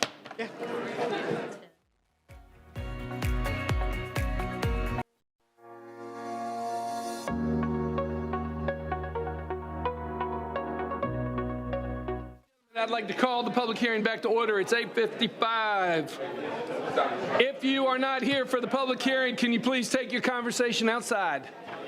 If you are not here for the public hearing, can you please take your conversation outside? Thank you. Okay, we're on item number 16.02. Madam Attorney? Madam Attorney, 16.02. Yes, sir. Item number 16.02 is the public hearing of ordinance number 25-0-13, an ordinance of the City of Tallahassee, Florida, amending Chapter 7, Elections of the Code of General Ordinances by deleting it in its entirety and substituting new provisions in its stead, providing for conflicts, providing for severability, and providing for an effective date. This item has 2 recommended actions. Option 1 is to conduct the first and only public hearing and adopt ordinance number 25-0-13. And option 2 is to conduct a sunset review of a related City Commission policy number 118, canvassing of absentee ballots, and repeal the policy. It would be my suggestion that we make 2 motions for that. Okay, do we have any public comment on this item? No, sir. Okay, what's the recommended first motion? The first motion is to conduct the first and only public hearing and adopt ordinance number 25-0-13. Okay, before we have commission discussion, is there anyone interested in entertaining that motion? So, Move it? yeah, I move option number 1. Okay. Recommended by staff to approve option number 1. Okay, first motion made by Commissioner Richardson. Is there a second? I'll second. Seconded by the Mayor Pro Tem. Discussion. Seeing none. All those in favor signify by saying aye. Aye. All those opposed? Great, passes 5-0. Madam Attorney, what's your second Option- recommended option? Option number 2 is to conduct a sunset review of City Commission Policy 118 entitled Canvassing of Absentee Ballots and repeal the policy. Excellent. Any public, we asked that already. I'm sorry, I'm tired, y'all. Thank you. Let me slow down, take a deep breath. Is there someone that would like to sponsor the motion as recommended by the city attorney? Move option number 2 as recommended by staff. Okay. Second. Been properly moved by Commissioner Richardson. I'll give Commissioner Porter the second. Any further discussion? Seeing none. All those in favor signify by saying aye. Aye. All those opposed? Passes unanimously 5-0. Okay. We're on 16.03, Madam Attorney. Yes, sir. Mr. Mayor, if I may, I just want to thank the Supervisor of Elections Office for staying with us all night long, just in case there were any Oh, thank questions. you. Thank you for being here. Chris, I didn't even see you, man. Hey, how are you? You want to come provide some comment? I asked if we had public comment. You said, He didn't have public comment. I just He was wanted to be just sure here. he was recognized for his efforts helping us out and then being here tonight if there was any need. sir, please introduce yourself. I'm Chris Moore, the Deputy Supervisor of Elections here for Leon County, and we have worked with Mr. Cook's staff in analysis here and support everything that's in here. His team is very thorough, very knowledgeable about election code, election law, very easy to work with. And it's interesting to watch tonight. I feel like we exist in between what happened here and what was here with the voters and the robust conversation. So that was, I don't mind coming up here and watching this happen. It was invigorating, and applaud you for your decisions tonight. And we kind of live in that space in between. Thank you very much. Excellent. So let me brag on Chris a little bit. One of the greatest guys and does a tremendous job. For 12 years as a county commissioner, I did 3 tours, which is a rotating position as on the canvassing board. I have been in the trenches with this man during hurricanes and no electricity, supervising the tabulation of the ballots. Chris, you were one of the best out there. You and Mark run an incredible shop. And when Ion was here, I mean, we're just blessed to have an incredible team. It's great to see you. I haven't seen you in a while, and thanks for coming to Chambers. No problem. Thank you for the compliments. I appreciate it. Absolutely, absolutely. Okay, so, Madam Attorney, we're back on the item, and I'm sorry about that. That's okay. Item number 16.03, public hearing of ordinance number 25-0-14, an ordinance of the City of Tallahassee, Florida, amending Section 14 of the City of Tallahassee Charter, providing 60 days to fill a vacancy in the commission, including office of mayor, providing for conflict, providing for severability, and providing an effective date. The recommended action is option 1, conduct the first and only public hearing, and adopt ordinance number 25-0-14. Okay, any public comment on this? No speakers on 1603. Move staff recommendation, option number 1. Second. Mayor. Been probably moved by Commissioner Richardson, seconded by the Mayor Pro Tem. Any further discussion? Seeing none. All those in favor signify by saying aye. Aye. All those opposed? Passes unanimously 5-0. 16.04. Item number 16.04 is the first of 2 public hearings on ordinance number 25-0-15AA. The second public hearing is scheduled for August 20th, 2025. An ordinance of the City of Tallahassee, Florida, imposing a moratorium upon the establishment of new or expansion of existing gas stations through December 31, 2025, repealing all ordinances or parts of ordinances in conflict therewith, providing for severability, providing an effective date. The recommended action is option 1, conduct the first of 2 public hearings on ordinance number 25-0-15AA, and schedule the second and final public hearing for August 2025 at 6 p.m. in the City of Tallahassee City Commission chambers at City Hall. Dylan Hasse is here to present and/or answer any questions. Excellent, wonderful. And colleagues, let me jog your memory. Mr. Leone testified on this particular issue earlier on, and we appreciate you staying through the evening as well. Do we have any other public comment? Mr. Leone did fill out an additional speaker card on the item. We only allow one speaker card per item, and we appreciate hearing from you earlier, Mr. Leone. Do we have any other public comment? No, sir. Do we have any questions of staff? No. Okay, Commissioner Matlow. Thank you, Mr. Mayor. So the speaker earlier on the Pensacola Street potential gas station, how would this, are they in a pre-submittal or a submittal? Would they be already in the pipeline? Or do we need to make an amendment if we wanted to allow that to continue? In the case of Mr. Leone, I don't believe they're in the pipeline yet. There are a number of sites that are they're in the site plan process or permitting process or nearing the end of construction. That's somewhere 5 to 6 locations. This would put a moratorium on new ones that enter the process while we're evaluating and making a recommendation for land use changes. Okay, so there would be a moratorium on the Pensacola Street project or not? Yes. Okay. Yes, sir. So based on that and based on it being a major corridor with a gas station across the street, what would be an agreeable way to look at, I guess on their end, the residential properties? I think we should look at if residential properties within 1,000 feet sign a waiver and are okay with it being developed, we shouldn't slow down development in our community. How long is the moratorium going to be put in place for? Thank you, Mr. Mayor. I think that's probably a good question. This moratorium is proposed, and it'll take another public hearing on August 20th. It's proposed to last at the maximum through the end of the calendar year. I can tell you, staff has been working on this issue since y'all have been discussing it. I anticipate we're ready to bring forward a proposed ordinance at your August meeting. The moratorium, in essence, what it does is it signals that the commission may be inclined to make a change that's material and to allow for time for that change to be evaluated and considered. That's essentially what it's doing. But we're not waiting till the end of the calendar year. It's our intention to move forward to bring you something that is reflective of the comments that you've shared throughout time in the recent weeks and months about gas stations. Okay. There's no setback. One of the main questions you've asked is how can you put a gas station next to a residential property? And the basic answer is yes, if zoning allows. And so that's what we've been working on. But I think we're going to be ready to bring you a proposed ordinance in August. Okay.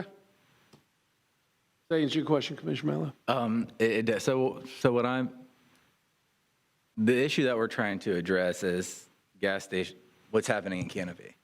Gas stations along a fence line of a single family home. So I don't know where you're at on the ordinance process, but looking at massive student housing or development that's happening on Tennessee Street that would be considered residential, that's not the target of at least my comments. I'm not sure the entire board.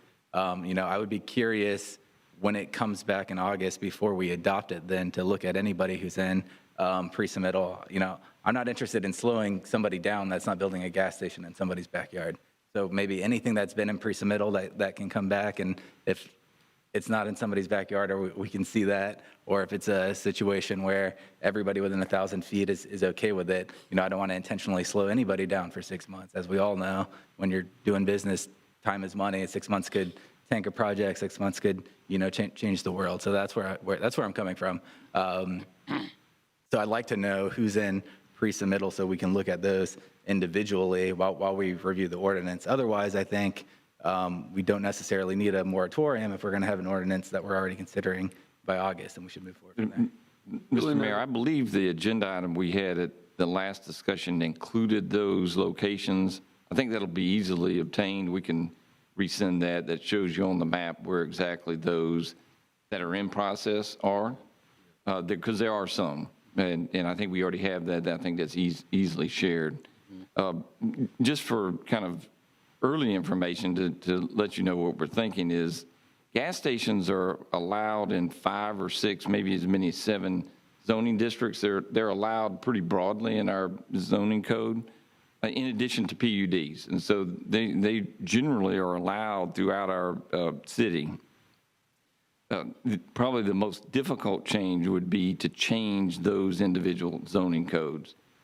We don't believe you will achieve what you've expressed as a concern, which is adjacency to residential properties.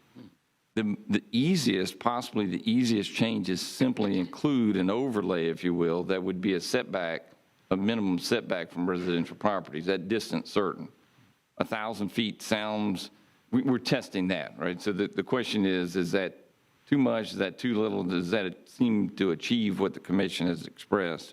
But that's kind of the direction we're headed in our analysis, because you've got to test each one of these locations, each one of the zoning codes, and see the adjacency to residential properties. And so that's kind of the idea of what we're thinking. Okay. Duly noted. Commissioner Porter, then Mayor Pro Tem. Thank you, Mr. Mayor. Mr. City Manager, what would it look like if we move forward with a new ordinance, as we are expecting to, as far as the moratorium? Like, does it end, does the language, would it end automatically once we pass an ordinance? Or do we have to take further action? I'm going to ask the city attorney, how do we unwind the moratorium? Well, I mean, I think if you bring back an ordinance on August 20th, we maybe just wouldn't hold the last public hearing on the moratorium.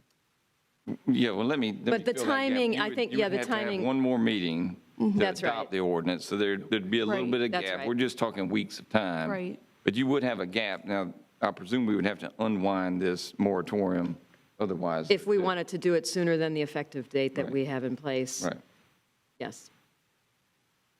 I think we would do that. And so for all intents and purposes, if you adopted a new ordinance that at the earliest would be in September, then the moratorium goes away, would the new repeal. ordinance controls, and then you're moving forward. Okay, thank you. All right, Mayor Pro Tem. I just wanted to add to the record that I've heard it said a couple of times, even from the speaker, that this is coming about to pacify what's happening in Canopy. We don't we don't do spot policy. This is not for a particular neighborhood. This is for the whole, everybody. And I want to make sure that we put that on record. So this is not something to placate or to pacify any particular neighborhood, but we see that there's a proliferation of gas stations everywhere. And just kind of just put a pause on and let's see how we can deal with it, because in Canopy it is health related. In other places there may be other issues. I just want to make sure we make sure the public understands that this is not for a particular neighborhood. This is for everybody. All right, I need a motion. Move staff recommendation, option number 1. Properly moved by Commissioner Richardson. Is there a second?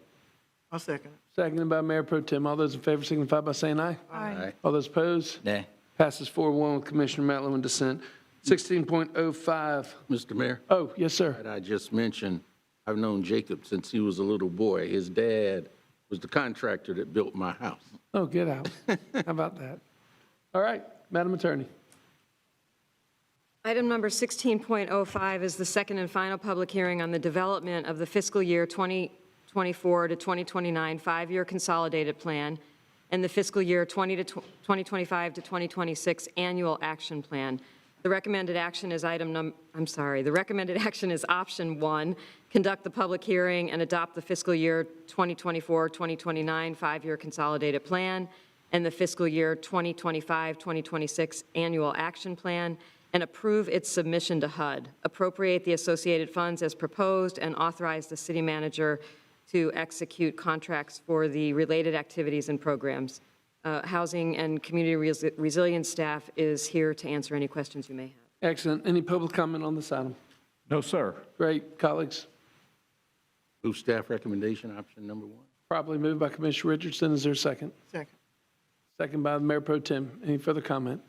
Seeing none, all those in favor signify by saying aye. Aye. All those opposed? Passes unanimously, 5-0. Any other items come before us at the public hearing? No, sir. We're back on unagendaed speakers. Mr. Clerk. Thank you, Mayor. We have about 6 or 8 speakers, although some of them were speaker cards from earlier, so we'll see if all have remained here. Okay. First speaker is Carolyn Burns, who I do believe had to leave. Okay. Next speaker, Kristen Wood. Kristen Wood will be followed by Stephanie Oldano.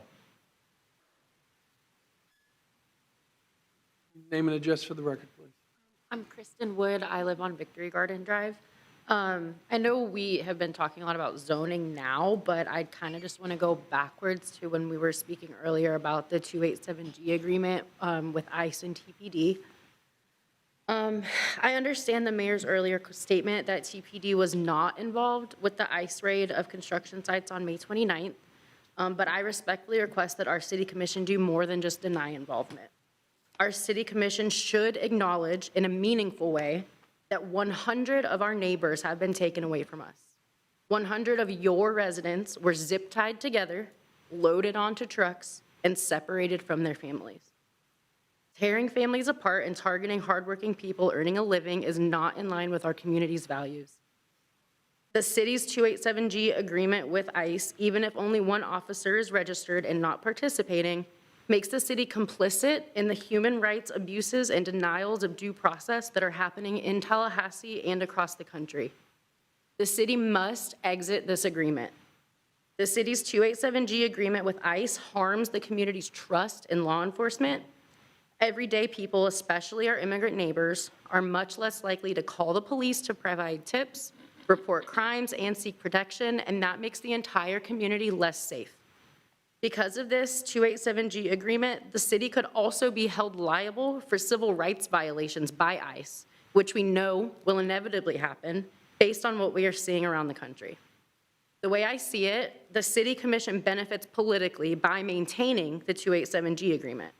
Your immigrant neighbors have much more at stake than political careers. It's your job to stand up for them.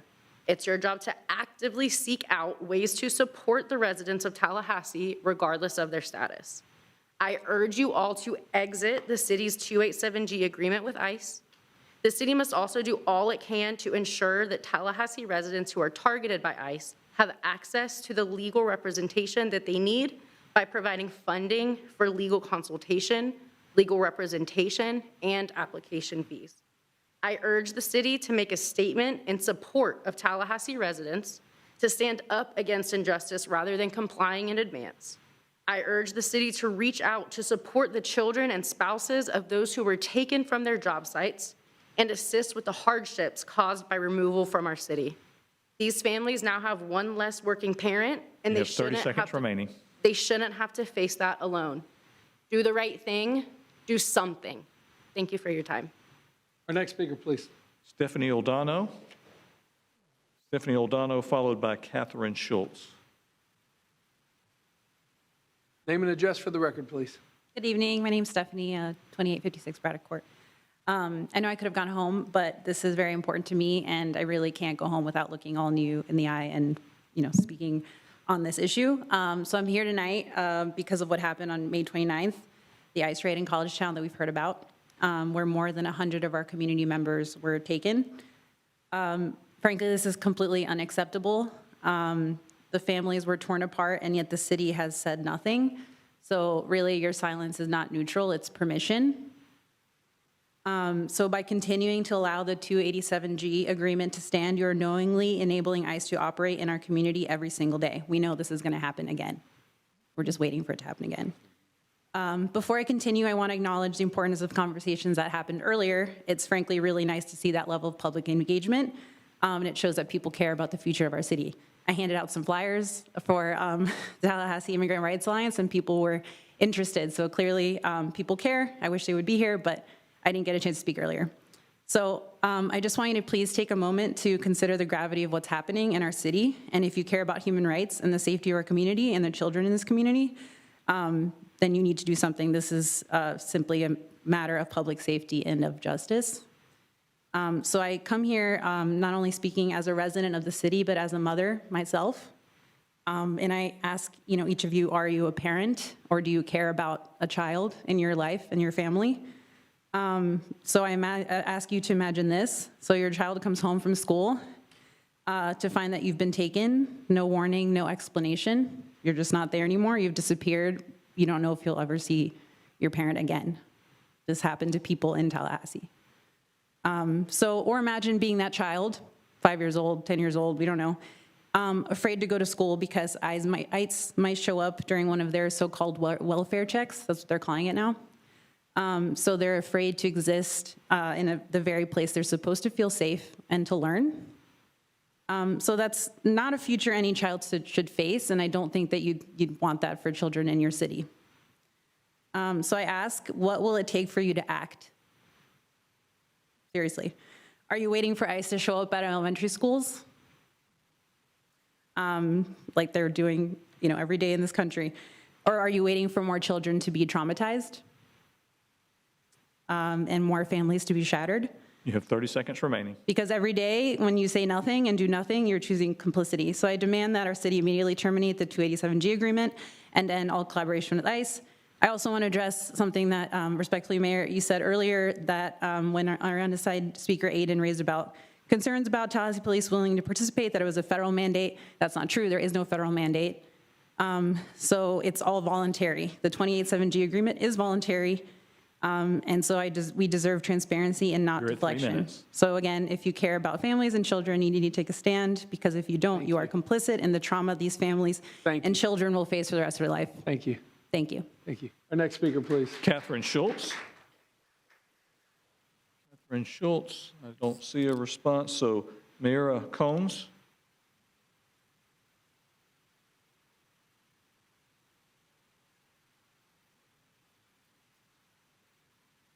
Name and address for the record, please. Mayura Cones, 1338 Lindahan.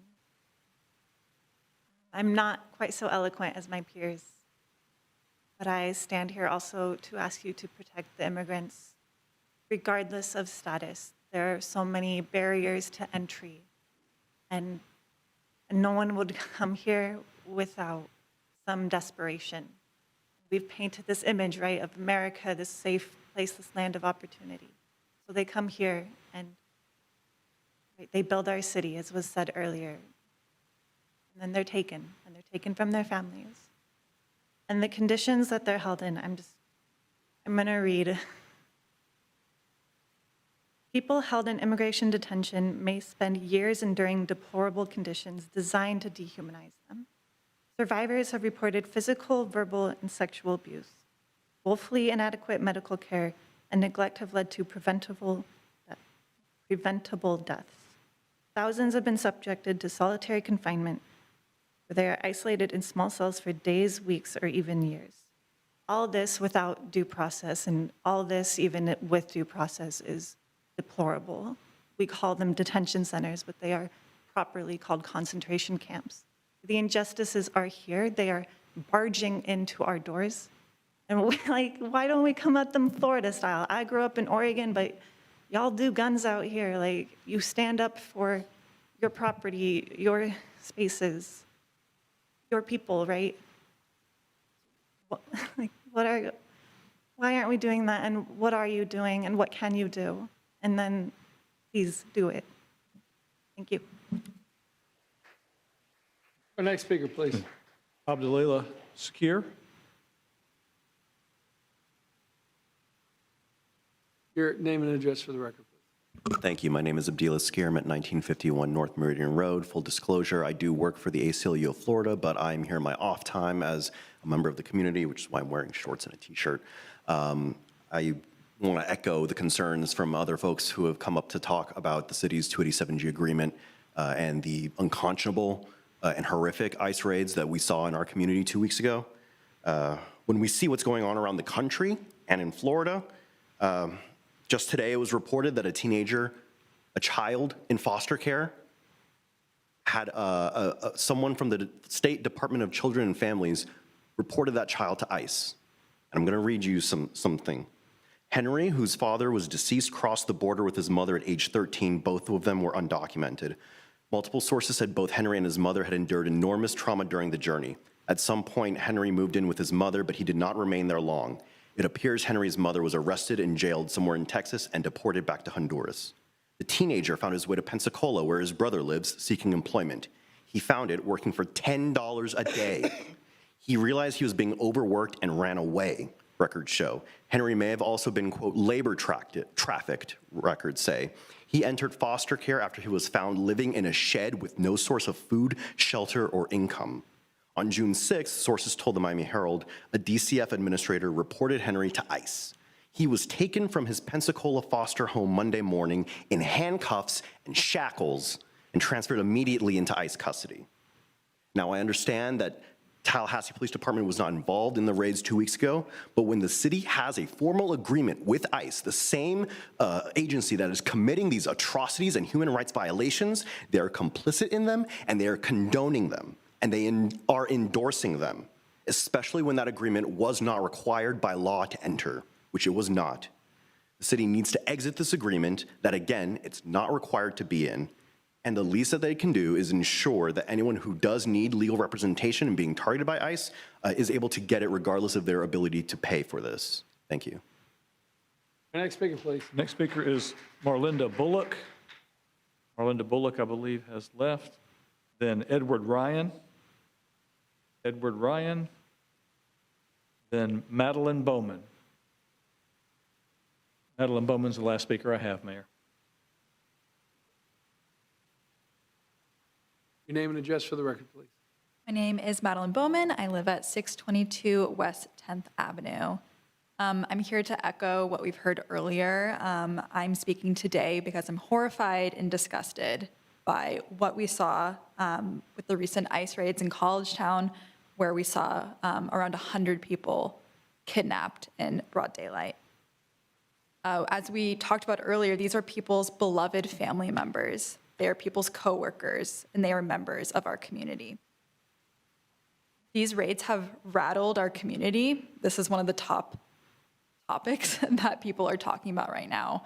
And we're still left with so many questions about their whereabouts, their safety, and how we allowed this to happen as a community. We also know recently that our city entered into a 287G agreement with ICE, despite lots of community pushback. Collaborating with ICE means that our city leadership is complicit in these abuses that we're seeing, as well as robbing people of their due process, which undergirds our entire democracy. Because of your actions here, we have lost trust with community members who still do not know about this agreement. We don't know the contents of it, and we haven't seen it, which I think is something we would like to see. We don't know the extent to which we might be sharing data with ICE, people's license plates. We need to know more about what this collaboration looks like beyond the one officer who has been deputized. I really want to focus on the fact that there's always time to do the right thing. As history has shown us, there have always been people brave enough to stand up to grave injustices, and I hope that you consider showing that courage to the people that you represent. I'm calling on this commission to support the families impacted by the raids by helping to provide funding for legal consultation and representation. I also want to thank Commissioners Porter and Matlow for providing public statements condemning these raids. I'd like to see it from every single one of you. I think that's the bare minimum. As constituents, we are asking for transparency and honesty, something that we have haven't received at all during this process since you've entered the 287G agreement. I hope you work with our community to address these needs and find ways to use your positions to support the most vulnerable people in our community right now. And I hope you expect more of yourself as elected officials and do what's within your power to meet these needs and to exit this agreement. Thank you. I yield my time. Our next speaker, please. Have no additional speakers, Mayor. Okay, we're on commission time, commission discussion. Commissioner Porter. Thank you, Mr. Mayor.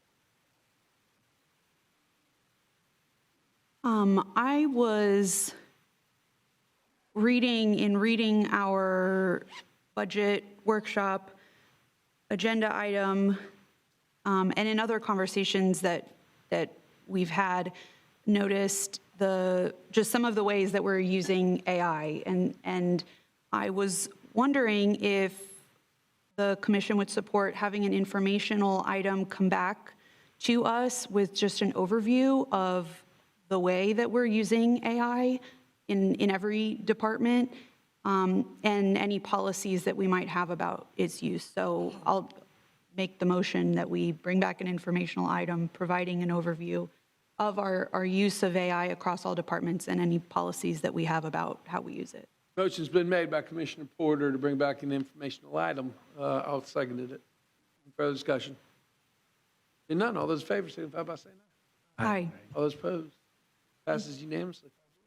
Thank you. As for the ICE raids, I want to reiterate what I have said, which is that I find it horrifying and I find it terrifying. Separating families and attacking workers and terrorizing communities does not make us safe. I was at that raid.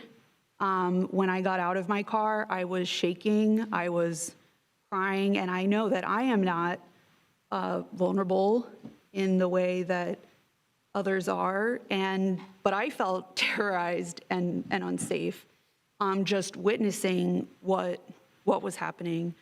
And we have a president who I think is dangerous and cruel. We have a governor who's abusing his authority by threatening local elected officials with removal if we don't comply with his immigration agenda. At a previous meeting, I made a motion that we look into as an informational item, at least to start with, getting a court to rule on the legal requirement or not that we enter into these agreements. So I share the concerns. I thank you for coming. That motion did not pass. I wish it had, and I think we should continue in the interest of home rule, the very least, of knowing what is within our legal responsibility or not to do. I think we owe that to ourselves and we owe that to this community, certainly. As far as TPD's involvement or not, I would like to make a motion that an update come back to us on what collaboration with ICE has looked like to this point, if in fact any has taken place. I know part of the agreement, my understanding is involved, a single officer and a certain training that would take place. So you can speak to that now, but I will still make the motion that it be an item that come back to us.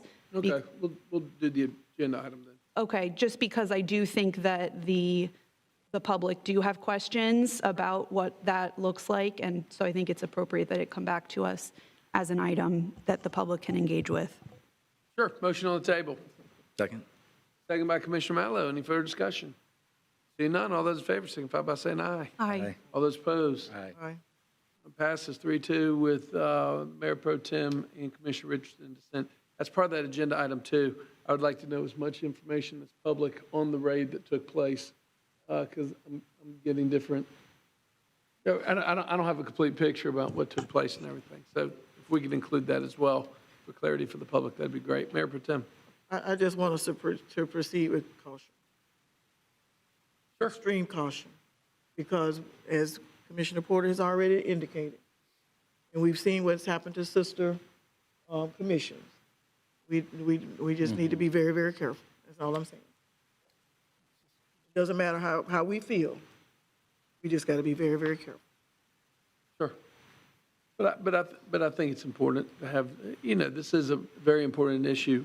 I don't disagree. I don't disagree. I'm just saying, just proceed with caution. Sure.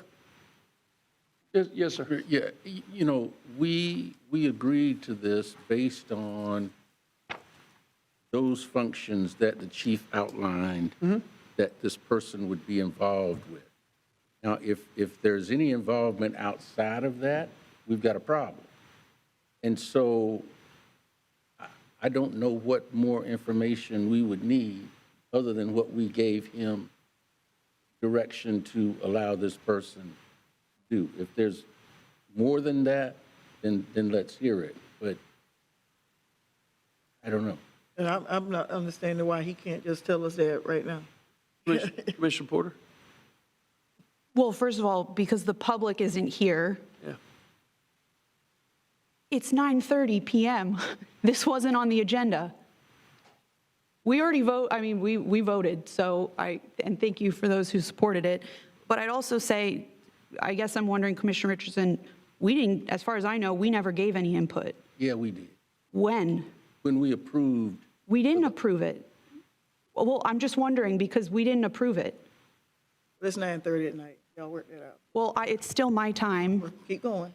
Okay. I would just like to say, unless, I'm losing control. Everybody take a deep breath. going. Commissioner Porter, you got, let's let Commissioner Porter finish it.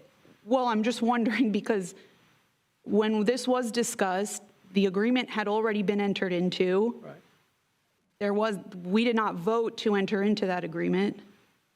So I was never asked to give direction or input. It was entered into, and then we found out about it after the fact. In fact, the city manager said he would not have told us had I not asked. could have been removed from office. But, okay, we're not going to rehash. Well, I'm just wondering when we gave, I'm wondering if there, I'm just asking for clarification on your point, Commissioner Richardson. When I say we, the city manager and the police chief, that includes us as a city. They approved that agreement. Thank you. That's the clarity I was asking for. Okay. That's all for me. Okay. Commissioner Matlow? Thank you, Mr. Mayor. And I won't harp too long on it since the motion carried, but you know what I saw, you know, in those videos really shocked the conscience. You know, this is still the United States of America, and to see, you know, men dressed in all black with black ski masks from who knows what agency, you know, in our city, zip tying people. Many people here legally just at work in the hot Florida summer to do a job to help build our city up was disgusting. And it's we're on a very, I think the slope may be past slippery when we've seen people incarcerated in our city who are United States citizens.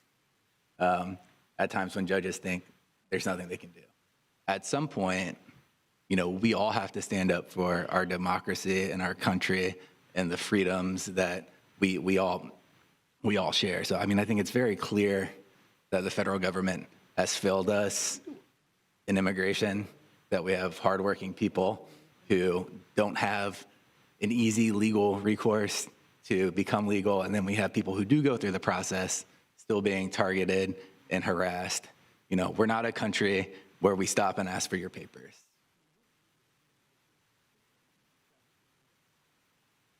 So I look forward to the item coming back, and I understand it's informational. I understand our role or lack of a role, so to speak, but this is something I think we got to keep our fingers on the pulse because it's ever moving, ever changing, and we can't allow things to continue without saying we disagree, without speaking up for the public when it affects our community. The second issue, Mr. Mayor, I wanted to ask, I brought this up last year, but I was too late. August 31st is International Overdose Awareness Day. Can we bring a proclamation for that on August 20th? Thank you. And then lastly, Chairman, Commissioner, make sure on that, your aide works with my office to make sure we get appropriate language. Thank you. And then lastly, on ongoing TMH negotiations, do we have an update, Mr. Manager, on how those are going? Mr. Mayor? Sure. Yes, sir. Thank you for the question.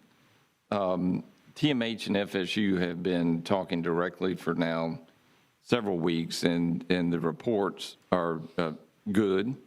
They each are sharing that they're getting close to an agreement on how they believe collectively how the healthcare system should move forward.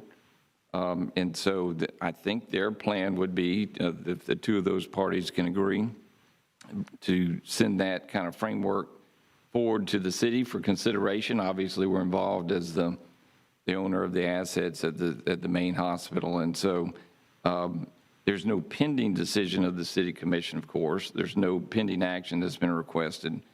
Of course, we all remember that the discussion was initiated by a request from TMH. That's been withdrawn. Those issues are no longer, but they're working together.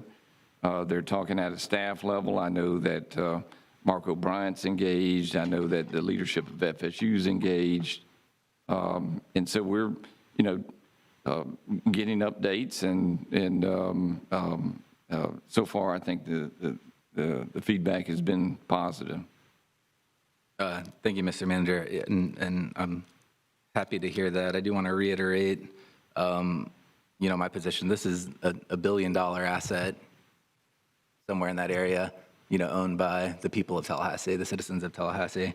And, while those conversations are ongoing between FSU and TMH, it's really a city decision. It's really a city commission decision. And, wherever we go with healthcare, we need to make sure that the public is getting their benefit, the public is getting proper hearings to be heard. And, if we're going to, sell a $1 billion asset, we need to have very serious conversations of where that money would be allocated. Thank you, Mr. Mayor. Commissioner Richardson. I don't have any. Mayor Pro Tem. Have a great summer. Absolutely. Hope everybody has a great summer as well. Finally, I am interested in the update as well of the motion that Commissioner Porter made. We do have to keep this issue front and center. There are a lot of community concerns around the ice raid that took place. We've talked about it, and moving forward, how we deal with this. I will say, my friend from the ACLU that's here, we do financially support Legal Aid North Florida significantly through the CHSP process. I believe that's the appropriate route. So any ideas you have on how we can help connect legal aid with the community, I'm wide open. But make no bones about it, we do financially support legal aid significantly through CHSP. And I think that this is the appropriate, one of the appropriate responses to that type of legal aid. Great. All right. It is 9:35. It's been a busy day. I want to thank everybody. We stand adjourned.